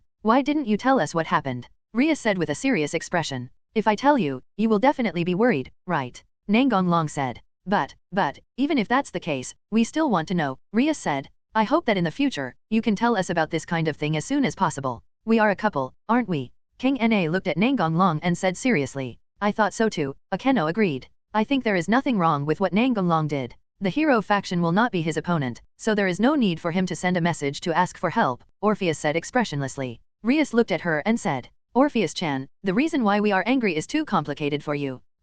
I don't understand. If anything happens in the future, at least let us know, okay? Rias' expression softened. Yeah, Nangong nodded. The next day, the Mysterious Research Society. Originally, everyone gathered together to discuss the school anniversary, but as soon as Nangong entered the door, he felt that the atmosphere was a little bit wrong. The girls stared at him with angry and jealous eyes, and King Na and Zhen Luo Chunji were also here. Normally, their student union should be very busy at this time. Irina was giving him a crazy look. Nangong calmly sat down in his usual seat. What's going on? You're all staring at me, Nangong said with a smile while looking at the girls. Darling, you picked up a new girl in J, right? Akeno said with some resentment. Long-san, we didn't say anything, Asia explained hastily, and Irina and Zenovia nodded in agreement. I know it's not you. The church trio breathed a sigh of relief. It would have been bad if he had misunderstood them as snitching. It must be that big mouth Azazel who said that. Go beat him up after you have some sleep time. Azazel, who was lazing around, couldn't help but feel cold all over. It's impossible for Jukong to be so young.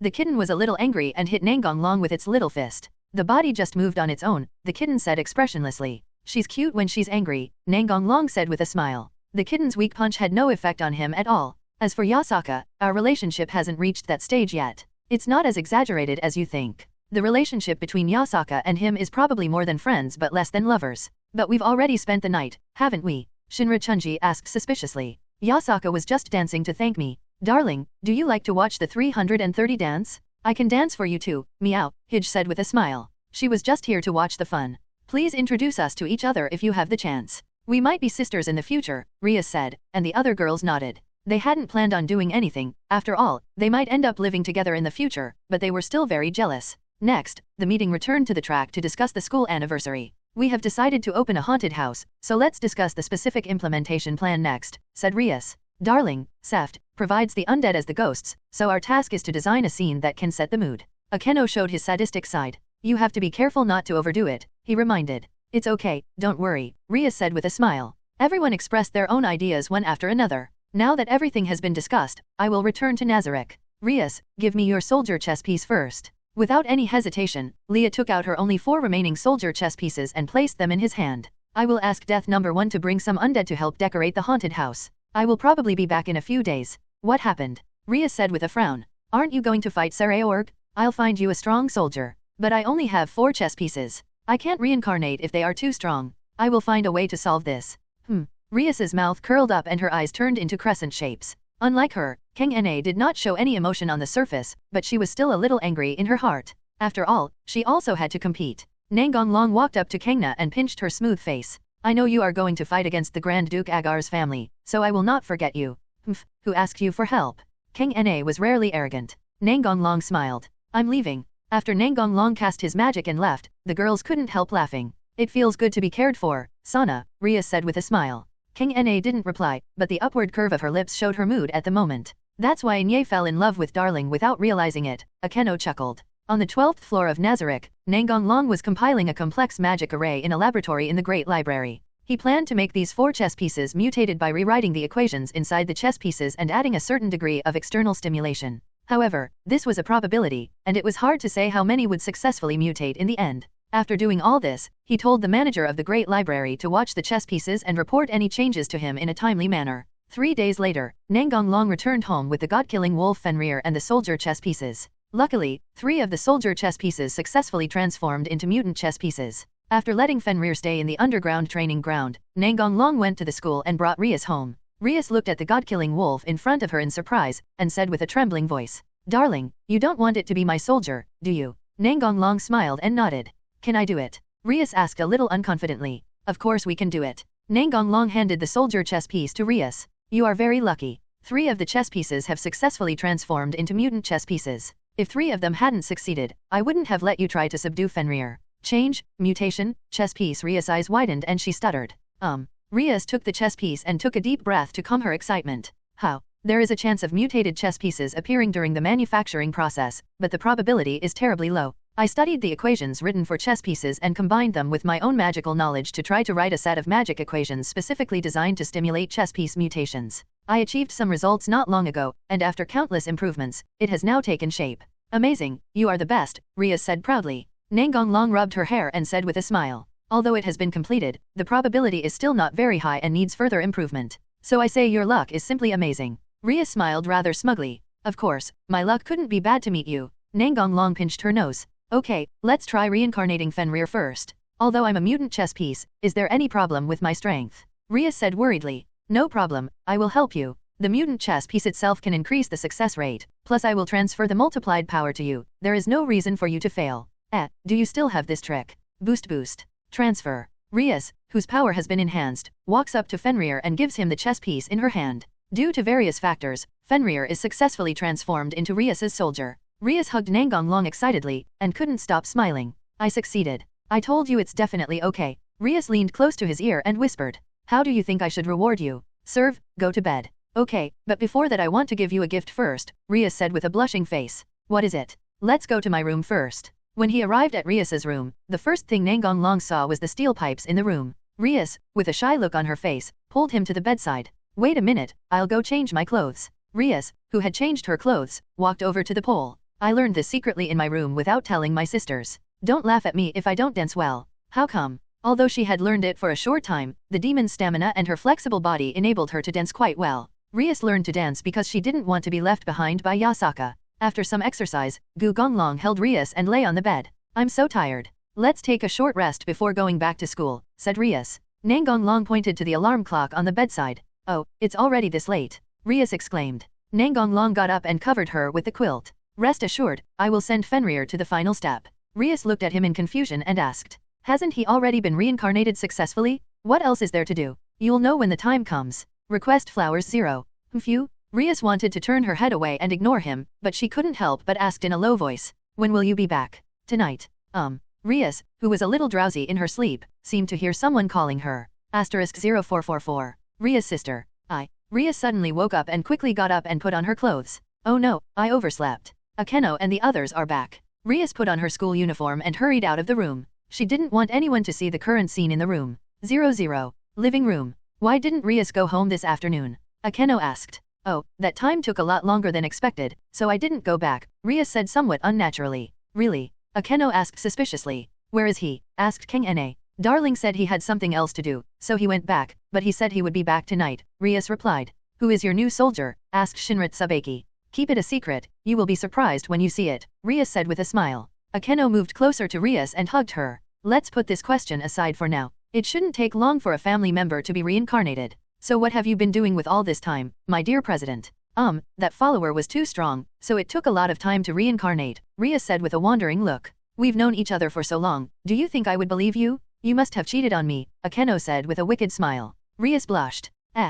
Is that so, Rias nay? Asia looked at her with tears in her eyes. I'll also find an opportunity to steal some food, meow, Hij said with a smile. Senior, meow. The kitten felt a little discouraged when he looked at his flat chest. King Na and Chun Ji watched from the side. Nangong Long came back just in time to see the girls making a fuss. Is this a new way to play? When Akeno saw him, he immediately broke away from the battle group and threw himself on him. Darling, tell me what you and Rias did. Don't say it, or there won't be a next time, Rias shouted from the sofa with a red face. You saw it, but you can't tell it. Nangong Long gave Zunai a helpless look. Then let me ask it another way. Is it a new trick? Akeno asked in a tender voice. How does Darling feel? Excellent. Akeno stood on tiptoe and whispered in his ear. I have prepared some new tricks, Darling, do you want to try them? Okay, then let's find an opportunity to sneak away together. No problem 197. What are you talking about there, so quietly? Rias asked suspiciously. Akeno let go of him, turned around and said with a smile. Nothing. Rias didn't ask any further questions, after all, everyone felt the same way.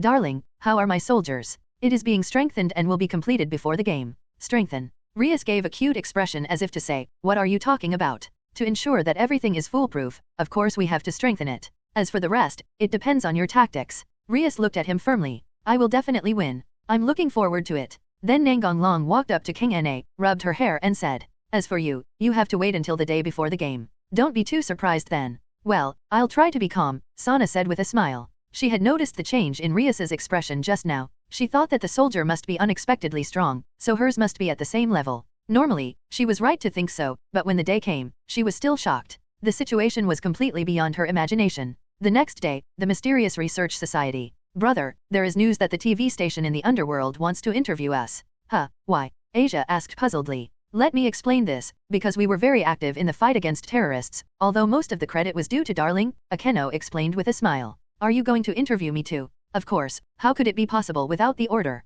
I'm not a demon. But your woman is, Zune Jiao said with a smile. The interview will not be about fighting against terrorists, mainly because this incident made us very famous in the underworld. Sereorg has also fought against terrorists, and he is also the first of the new generation of demons, so the battle between our two sides has attracted great attention in the underworld, said Rias. That means they will also accept interviews, Hij said. Although Hij didn't go to school, she often stayed here because Nangong Long was here. She often took advantage of her free time to let Nangong Long take her to a place where no one was around to do some unspeakable things, but recently she was being watched too closely by Xiaomao, and she basically had no chance to sneak away. My mother wants us to go back home first, so we have to return to the underworld a day earlier. Time. Rossius asked. Tomorrow. After returning home in the evening, Sana said that she would also be interviewed but earlier than Rias. The next day, Rias and her group returned to the underworld. Sana did not leave, she would wait until the day of the interview before going back. Gremory House. Rias's parents prepared a sumptuous lunch to entertain everyone. At the dinner table, Rias's mother Vanilana asked Nangong Long a few questions in a roundabout way. What do you think of our Rias? Very good. You too, Vanilana seemed to be hesitant to speak. Aunt wants to ask when we will hold the wedding. Yes anyway, she was exposed, Vanilana admitted it directly. Rias' face flushed and she lowered her head in silence. I have thought about this. Rias wants to finish her studies, so we will hold the wedding when she graduates from college. Huh? How come I didn't know about this? Rias' eyes widened, with an expression of surprise and happiness on her face. Vanilana glared at her daughter fiercely, saying it was really disappointing that she had to worry about such things. Why don't you want to? Then even if I do. Rias interrupted him without being shy. Seeing Nangong Long's naughty expression, Rias knew he said that on purpose. Dinner, Rias's father said with a smile on his face. The other girls were no longer in the mood to eat, they were all worried. After dinner, on the way back to the room, Nangong Long looked at the unhappy girls and said, "What's wrong? You all look so sad. Who made you angry? Don't you know?" Zhu Nai looked at him with resentment. Nangong Long shook his head and pretended that he really didn't know. "It's you," Irina said angrily. Rias whispered beside him. "My wedding, do you understand?" "Oh, you mean the wedding? Don't worry, I will make it grand enough to be recorded in the history of the underworld," Nangong Long said deliberately loudly. Rias's face was filled with happiness, but she immediately realized that now was not the time to talk about this. "I am very happy that Darling said that, but this is not the problem now." "What is that? Do you have any idea?" "We'll talk about this later. Look over there," Rias said, pointing at Akeno and the others. Seeing their sad and lost expressions, Akeno quickened her pace and wanted to go back to her room and cry. Nangong Long felt that 1.3 was enough, and if he continued teasing, it would be difficult to end.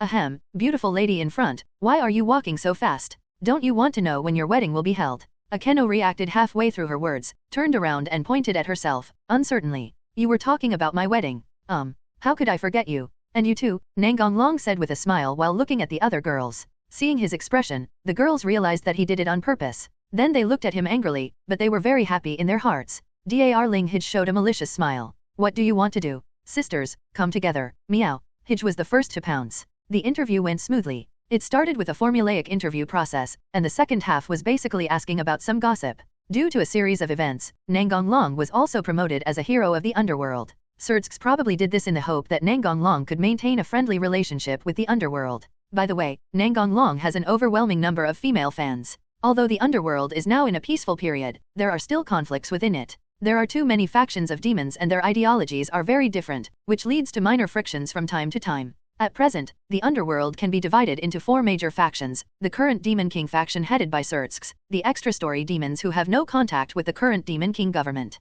After all, they have always been loyal to the former Demon King, so it is understandable that they have such an attitude. The remaining old Demon King faction, who now often make trouble everywhere, the no-level faction headed by Demiurge. Demiurge's principle of employing people is very simple. As long as you have the ability, he doesn't care whether you are a high-level demon or a low-level demon. Therefore, many low-level and mid-level demons who are powerful but not reused come to him. Demiurge naturally welcomed these people who came to seek refuge. It was more convenient for these local demons to carry out activities in the human world and the underworld. Although Nazarek had a lot of soldiers, most of them did not look like humans, so they were not suitable for frequent activities in the human world. Demiurge's move was protested by the high-ranking officials who valued bloodline and class, but they could only protest verbally. They dared not take action. It was not the first or second time that they had been abused, and as for large-scale battles, the top leaders also tried their best to avoid them. They attached great importance to class and bloodline and naturally did not want their bloodline to be cut off. As for the protests of these people, Demiurge didn't take them seriously at all, and even mocked them to their faces, saying that they were old stubborn people who couldn't keep up with the changes of the times.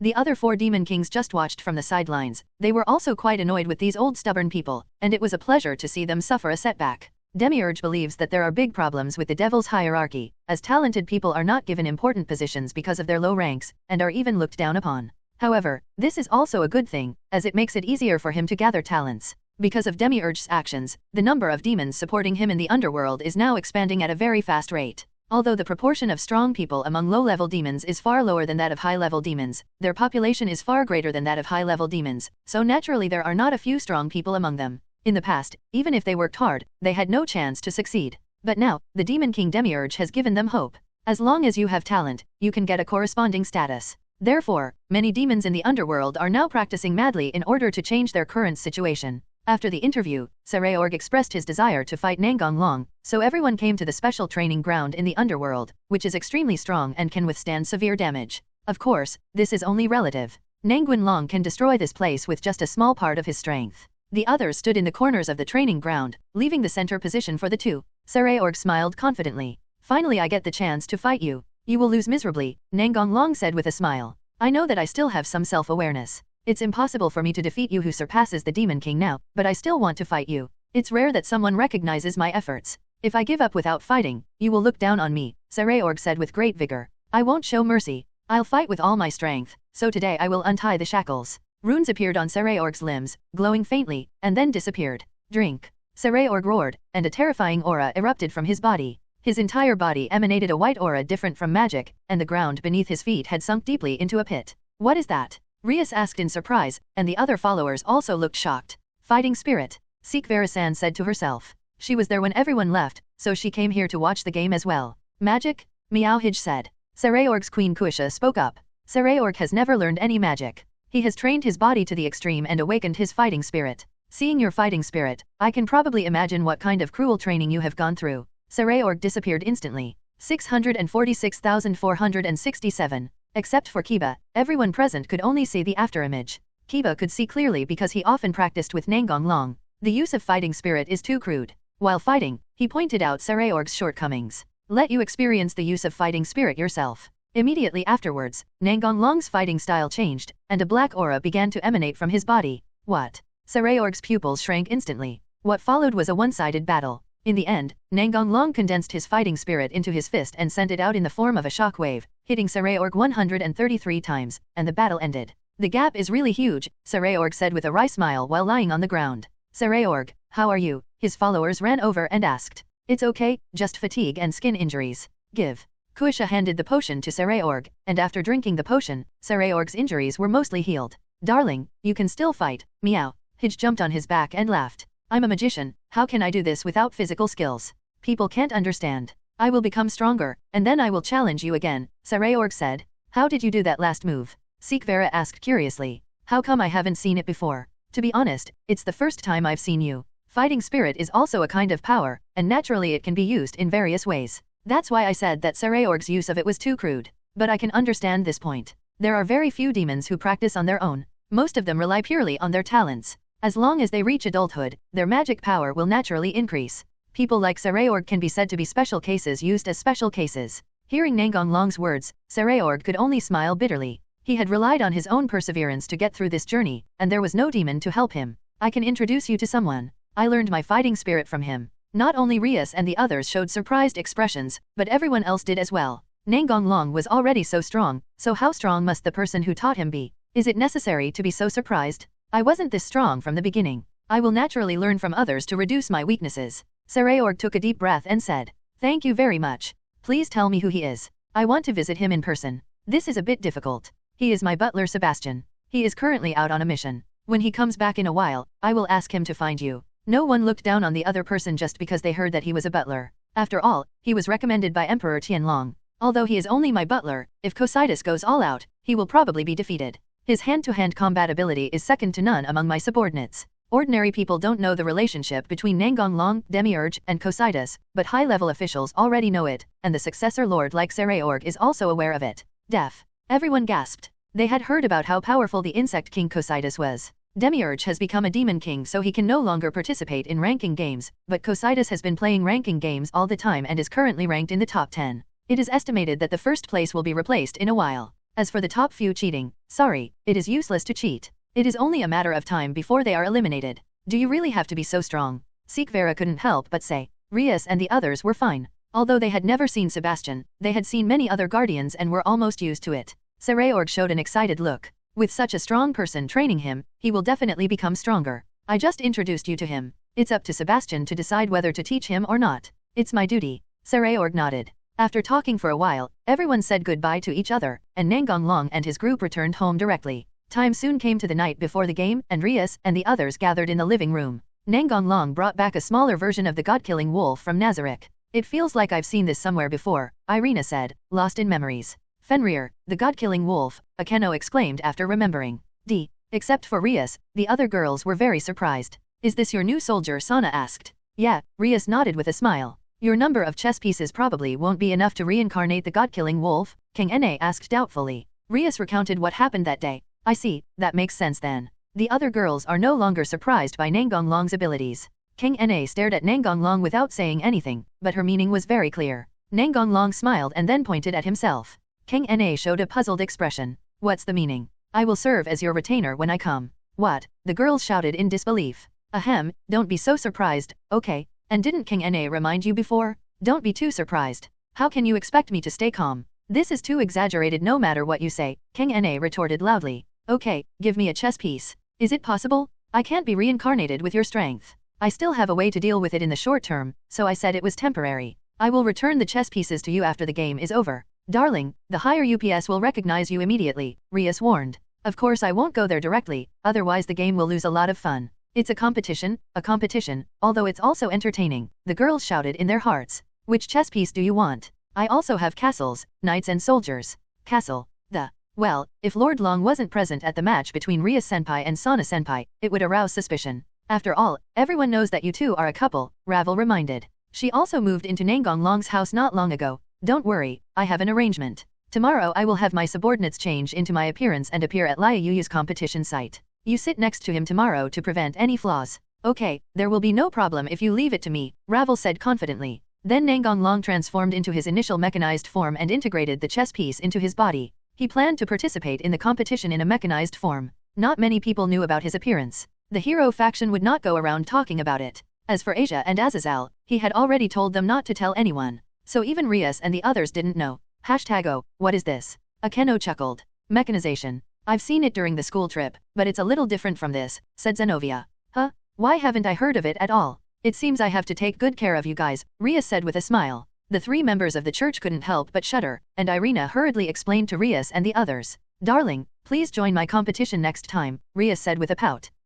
You've used all your chess pieces, haven't you? Rias immediately showed a look of annoyance, while Sana was laughing secretly beside her. The next day, everyone went to the Agar's territory. Rias's competition venue was the Sky City, and Sana's competition venue, Wang Zhao's, was the floating island in the lake. Nice to meet you. I'm Pandora Actor. Thank you for your guidance. Pandora, who had turned into Nangong Long, introduced herself. Amazing? You can't tell it's fake at all, meow. Nangong Long briefly introduced Pandora, and the girls were amazed. That's it, now he is me, and I am the devil cyborg of Team Kangna, said Nangong Long wearing a metal mask. Hua Dao and the others were very excited all the way about Nangong Long's participation in the competition. After arriving at a certain location, the two teams separated and went to their respective venues. Asia and the others who were sitting on the cable car kept looking out the window. After all, it was their first time in the Sky City, and everything they saw seemed spectacular. After arriving at the stadium, Pandora, Ravel, and Hij went to the VIP seats to watch the game. Lia and her family walked into the competition venue. Look, it's the red-haired killer.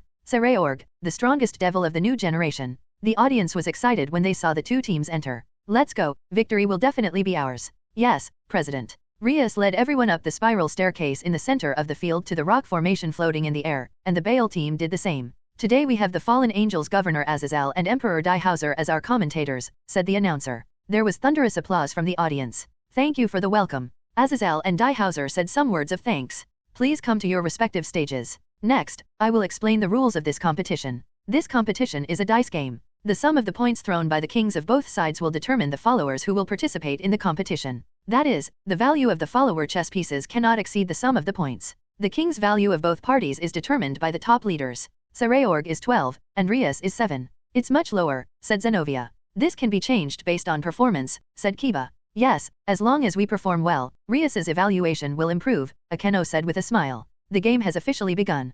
Please ask the kings of both sides to throw the dice in front of them. Rias and Sereorg rolled the dice 563 at the same time, and the dice were projected on the big screen. The sum of the points is 3. Please choose your players to fight. The time limit is 5 minutes. A soundproof barrier appeared on both sides' positions, making it impossible to detect any information from the outside. The value is 3. The only ones we can send into battle are the knight and the bishop. Asia and Gasper are support types, so they are excluded, Rias said. I'll go, Kiba said. Well, the other party probably knows that you will appear, but this is the only way. If the opponent is a technical flow, there is a high possibility that Zenovia will be tricked. Ugh, I'm just an idiot, Zenovia said in self-abandonment. But please let me fight this time, President. What's the reason? Rias said with a frown. I have a way to end the battle instantly, Zenovia said confidently. You're not going to use your ultimate move right away, right? You'll be exhausted after using that move, and what are you going to do in the next game, said Kiba. I have a new trick, trust me. Seeing that Zenovia was rarely so insistent, Rias nodded in agreement. Don't worry, President.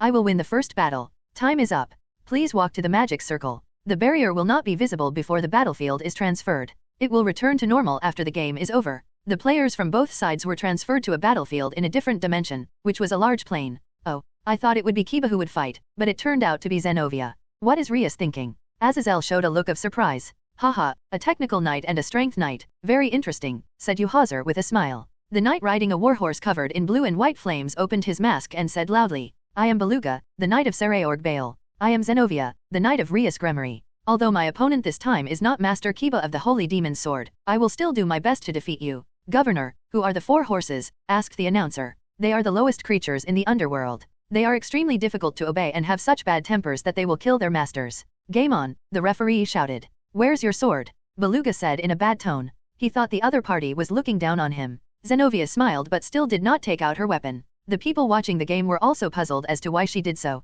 As usual, she would have taken out Durndal from the alien space. Beluga took a deep breath to calm his anger. I won't hold back. Beluga rode his horse towards Zenobia, obviously intending to do his best to kill his opponent. At the same time, he also increased his concentration to the maximum in case this was a conspiracy of the enemy. But nothing happened. He easily pierced his opponent with his spear, Adab, as if the opponent was a discarded pawn. Bale's knights eliminated. Things changed so quickly that Leah and the others didn't know what to do anymore. Zenobia appeared in the empty place, and she turned into a sword after falling to the ground. Zenobia picked up the mimic holy sword and put it back on the scabbard, then returned to Gremory's position. Asia ran to Zenobia and checked her carefully, only to feel relieved when she found that she was not injured. I was so scared, I thought you. Seeing Asia was about to cry, Zenobia panicked. I'm fine, that's fake.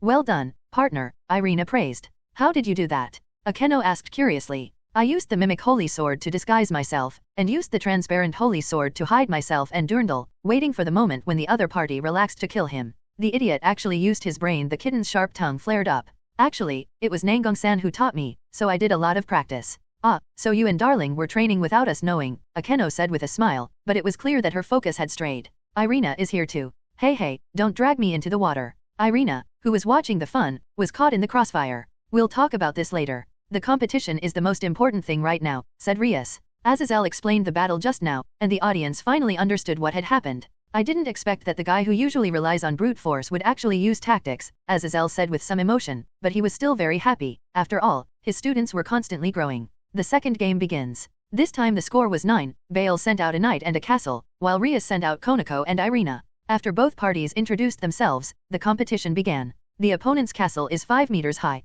Gondoma's ability is super strength. The kitten turns into Nikomata mode and uses fairy magic to destroy the flow of energy in the opponent's body. It is only a matter of time before the opponent falls. Irina's opponent was a bit troublesome, a magic swordsman who also possessed a divine weapon, and could use gravity to restrict the movements of opponents within his sight. However, Irina still relied on the various abilities of the holy sword to deal with him, and from time to time she would become invisible to annoy the opponent. After Gondoma left the field, it became a 2-on-1 situation, and under the siege of the two, the magic swordsman had no choice but to retreat. Before the game, Nangong Long had reminded them not to let down their guard until they had completely eliminated their opponents, so they did not get eliminated due to carelessness. The third game count was 8. Darling said that the opponent's tall and thin man can turn into a dragon. It is very likely that he will play in this game, so Zenobia wants you to play again this time. No problem, President. Kiba, you and Genovia will appear together. Yes. This time the competition venue is Mountain. In order to accept our lord, Sareorg-sama, we must win the game. The two players on the Bale team are descendants of extinct famous families.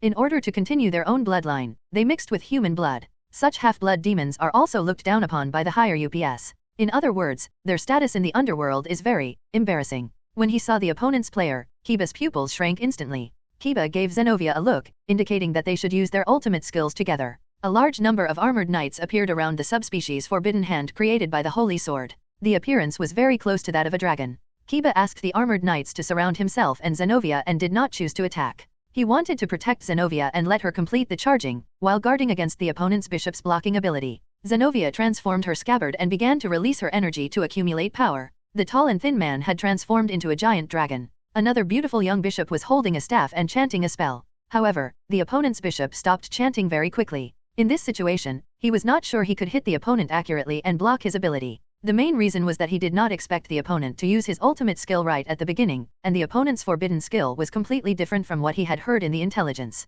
By the time he reacted, it was too late. What's up with your ban? The Holy Dragon Knights, Nangong said that since I can create a holy sword, why not try to make the holy sword reach the forbidden hand? After all, the original forbidden hand was created by the magic sword. With the help of Nangong Long, I finally reached the forbidden hand subspecies of the holy sword, but I almost died. Nangong's murderous intent was too terrifying. To be honest, I don't want to experience it a second time. Kiba explained with a smile. What a hot news! As expected, staying with the Dragon Emperor will make the artifact evolve abnormally. The training of these two handsome guys, the big sister Jin with a special hobby, must be very excited. Seller spoke without restraint, his eyes shining. What Azazel said was right. Some of the older sisters in the audience were already looking gossipy, their faces flushed. How much influence did the appearance of this armor receive from the Dragon Emperor? De Hauser exclaimed. Zenobia, you attack the dragon, and I and the knights will block the opponent's bishop.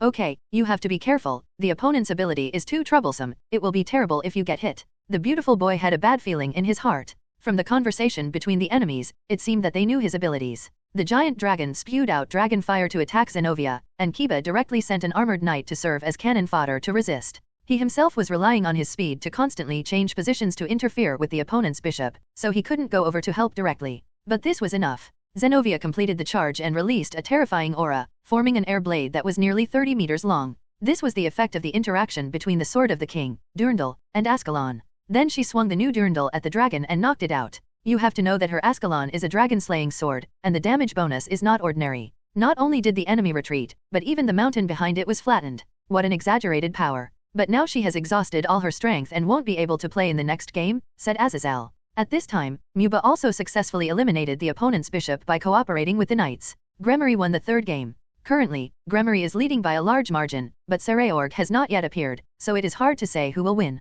Please roll the dice and prepare for the next game. Seeing the points displayed on the big screen, the announcer said excitedly. It's 12 o'clock, which means this is the point where Sareorg can appear. Will the situation between the two sides be reversed at this point? In order to turn the situation around, Sareorg will definitely appear. Who do you think Gremory will send out? De Hauser asked. I don't know, but this is the first time I've seen the dog from Rias's team, but I feel like I've seen it somewhere before, said Azazel. 0. Oh, how much is that dog worth? De Hauser asked curiously. No more than 4 soldier pieces. Rias only had 4 soldier pieces left. Then we won't be able to defeat Sareorg. Let Fenrir go on the field by himself. We can't help much. Sareorg's speed is not slower than Kiba. If he gets hit by 10 punches, he will definitely be punished. Rias said.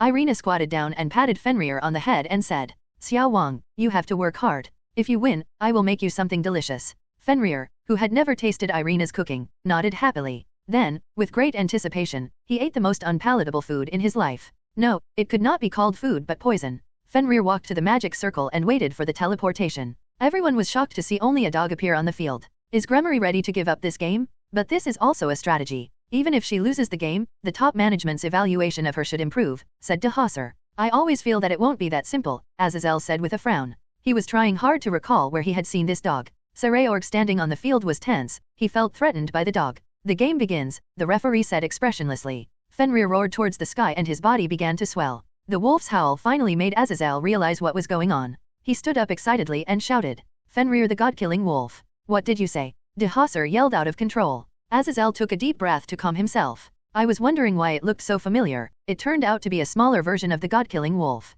Does Rias Gremory have the ability to reincarnate a monster of that level? De Hauser said with a frown. Azazel pointed at Nangong Long who was in the VIP seat. With him, everything impossible becomes possible. Sareorg released his power and rushed towards the God-Slayer wolf, but the result was obvious that he lost. If his soldier, the Lion King's axe, could go on the field with him, he could still fight with the tyrant beast. The God-Slayer wolf did not give Sareorg a chance to use Phoenix Tears and eliminated him directly. Phoenix Tears were allocated to them before the game started, 1 bottle per team. Although Sareorg lost, he still showed his strength to everyone. The ground of the stadium was devastated with cracks and deep pits everywhere. Team Bale, Kings eliminated, the announcer said. Gremory wins. The referee announced the final result. The god-killing wolf Fenrir. 910 were shocked when they heard Azazel's explanation. The giant wolf was such a terrifying existence. No wonder the strongest demon of the new generation, Sareorg, was defeated. After the game, Sareorg and Rias exchanged a few words before parting ways. Sareorg had just taken a potion to recover from his injuries. As for Phoenix Tears, they were a scarce resource, so if they were not used on the field, there was no need to use them off the field.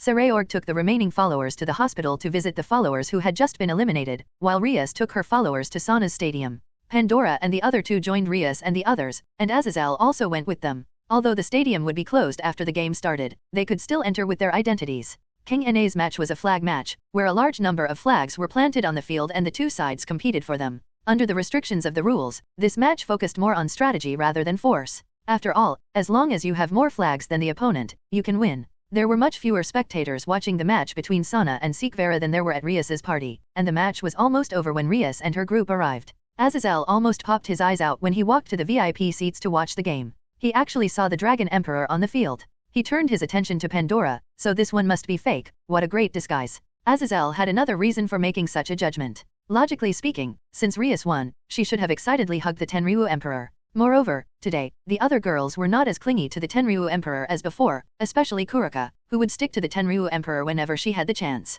If the Dragon Emperor next to him is a fake, then the girl's uncharacteristic behavior can be explained. Azazel did not ask Rias to confirm his guess, this was not the right place. Ignoring this question, he turned his attention to the field, staring at the mechanized Nangong Long with shining eyes. After the school trip, he shamelessly asked the Dragon Emperor to transform into a mechanical form for him to study, but he was kicked away. This time, 3 flags are shown on the map. The location where the devil transformed man is going is. The remaining people were divided into 2 teams and went to the other 2 locations. Since the victory was decided by the number of flags, the 2 sides immediately retreated to preserve their strength when they saw that they failed to snatch the flags, so only 1 or 2 players on both sides were eliminated so far. This time, if we can hold on to all the flags, we'll win, but don't force yourself. Yes, President. The arena is very wide, so the location of the flag is randomly displayed on the map, and the 2 sides use this to conduct offensive and defensive battles. Otherwise, it takes too long to find the flag by yourself, and the audience will lose interest in watching. This time, King Na is the defending side. As long as she protects the flag within a certain period of time, she can get the ownership of the flag.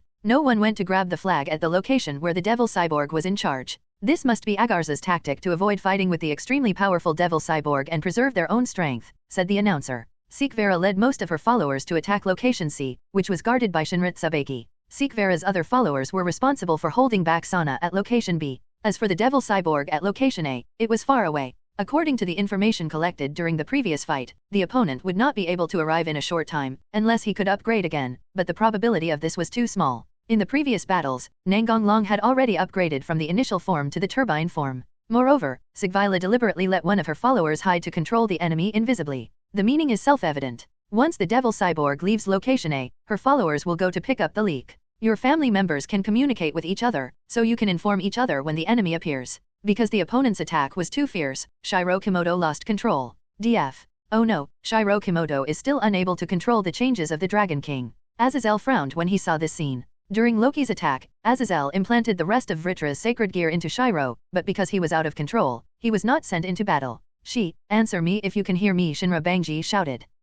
What's going on? Sikvera shouted. I'll explain this later. Now she is completely out of control. Let's stop fighting temporarily and work together to hold on until support comes, said Shinrit Subaki with a sigh. Good. Sikvera-san nodded in agreement. The audience outside the venue was excited. They thought it was the ultimate move of King Na's followers. 3.4 Runaway. After Nangong Long eliminated the enemies hiding nearby, he quickly rushed to where Chun-Ji was. The enemy's hiding place is far away from him, but as a mechanized person, he also has very high reconnaissance capabilities. Lightning Core, Overclocked Rampage. While running, Nangong Long changed his form again. His appearance became even cooler, his arms had turned into sharp claws, and arcs of electricity were wrapped around his body. The rampage run lasts only 10 minutes, and the internal parts will break after this time. The cost is high but the power gained is also great. This form is already at the transcendent level. Now almost everyone is focusing on Shiro Kimoto who has transformed into the Dragon King, so they haven't noticed the changes in the Devil Cyborg yet. Teacher, quickly ask the referee to stop the game, Rias said anxiously.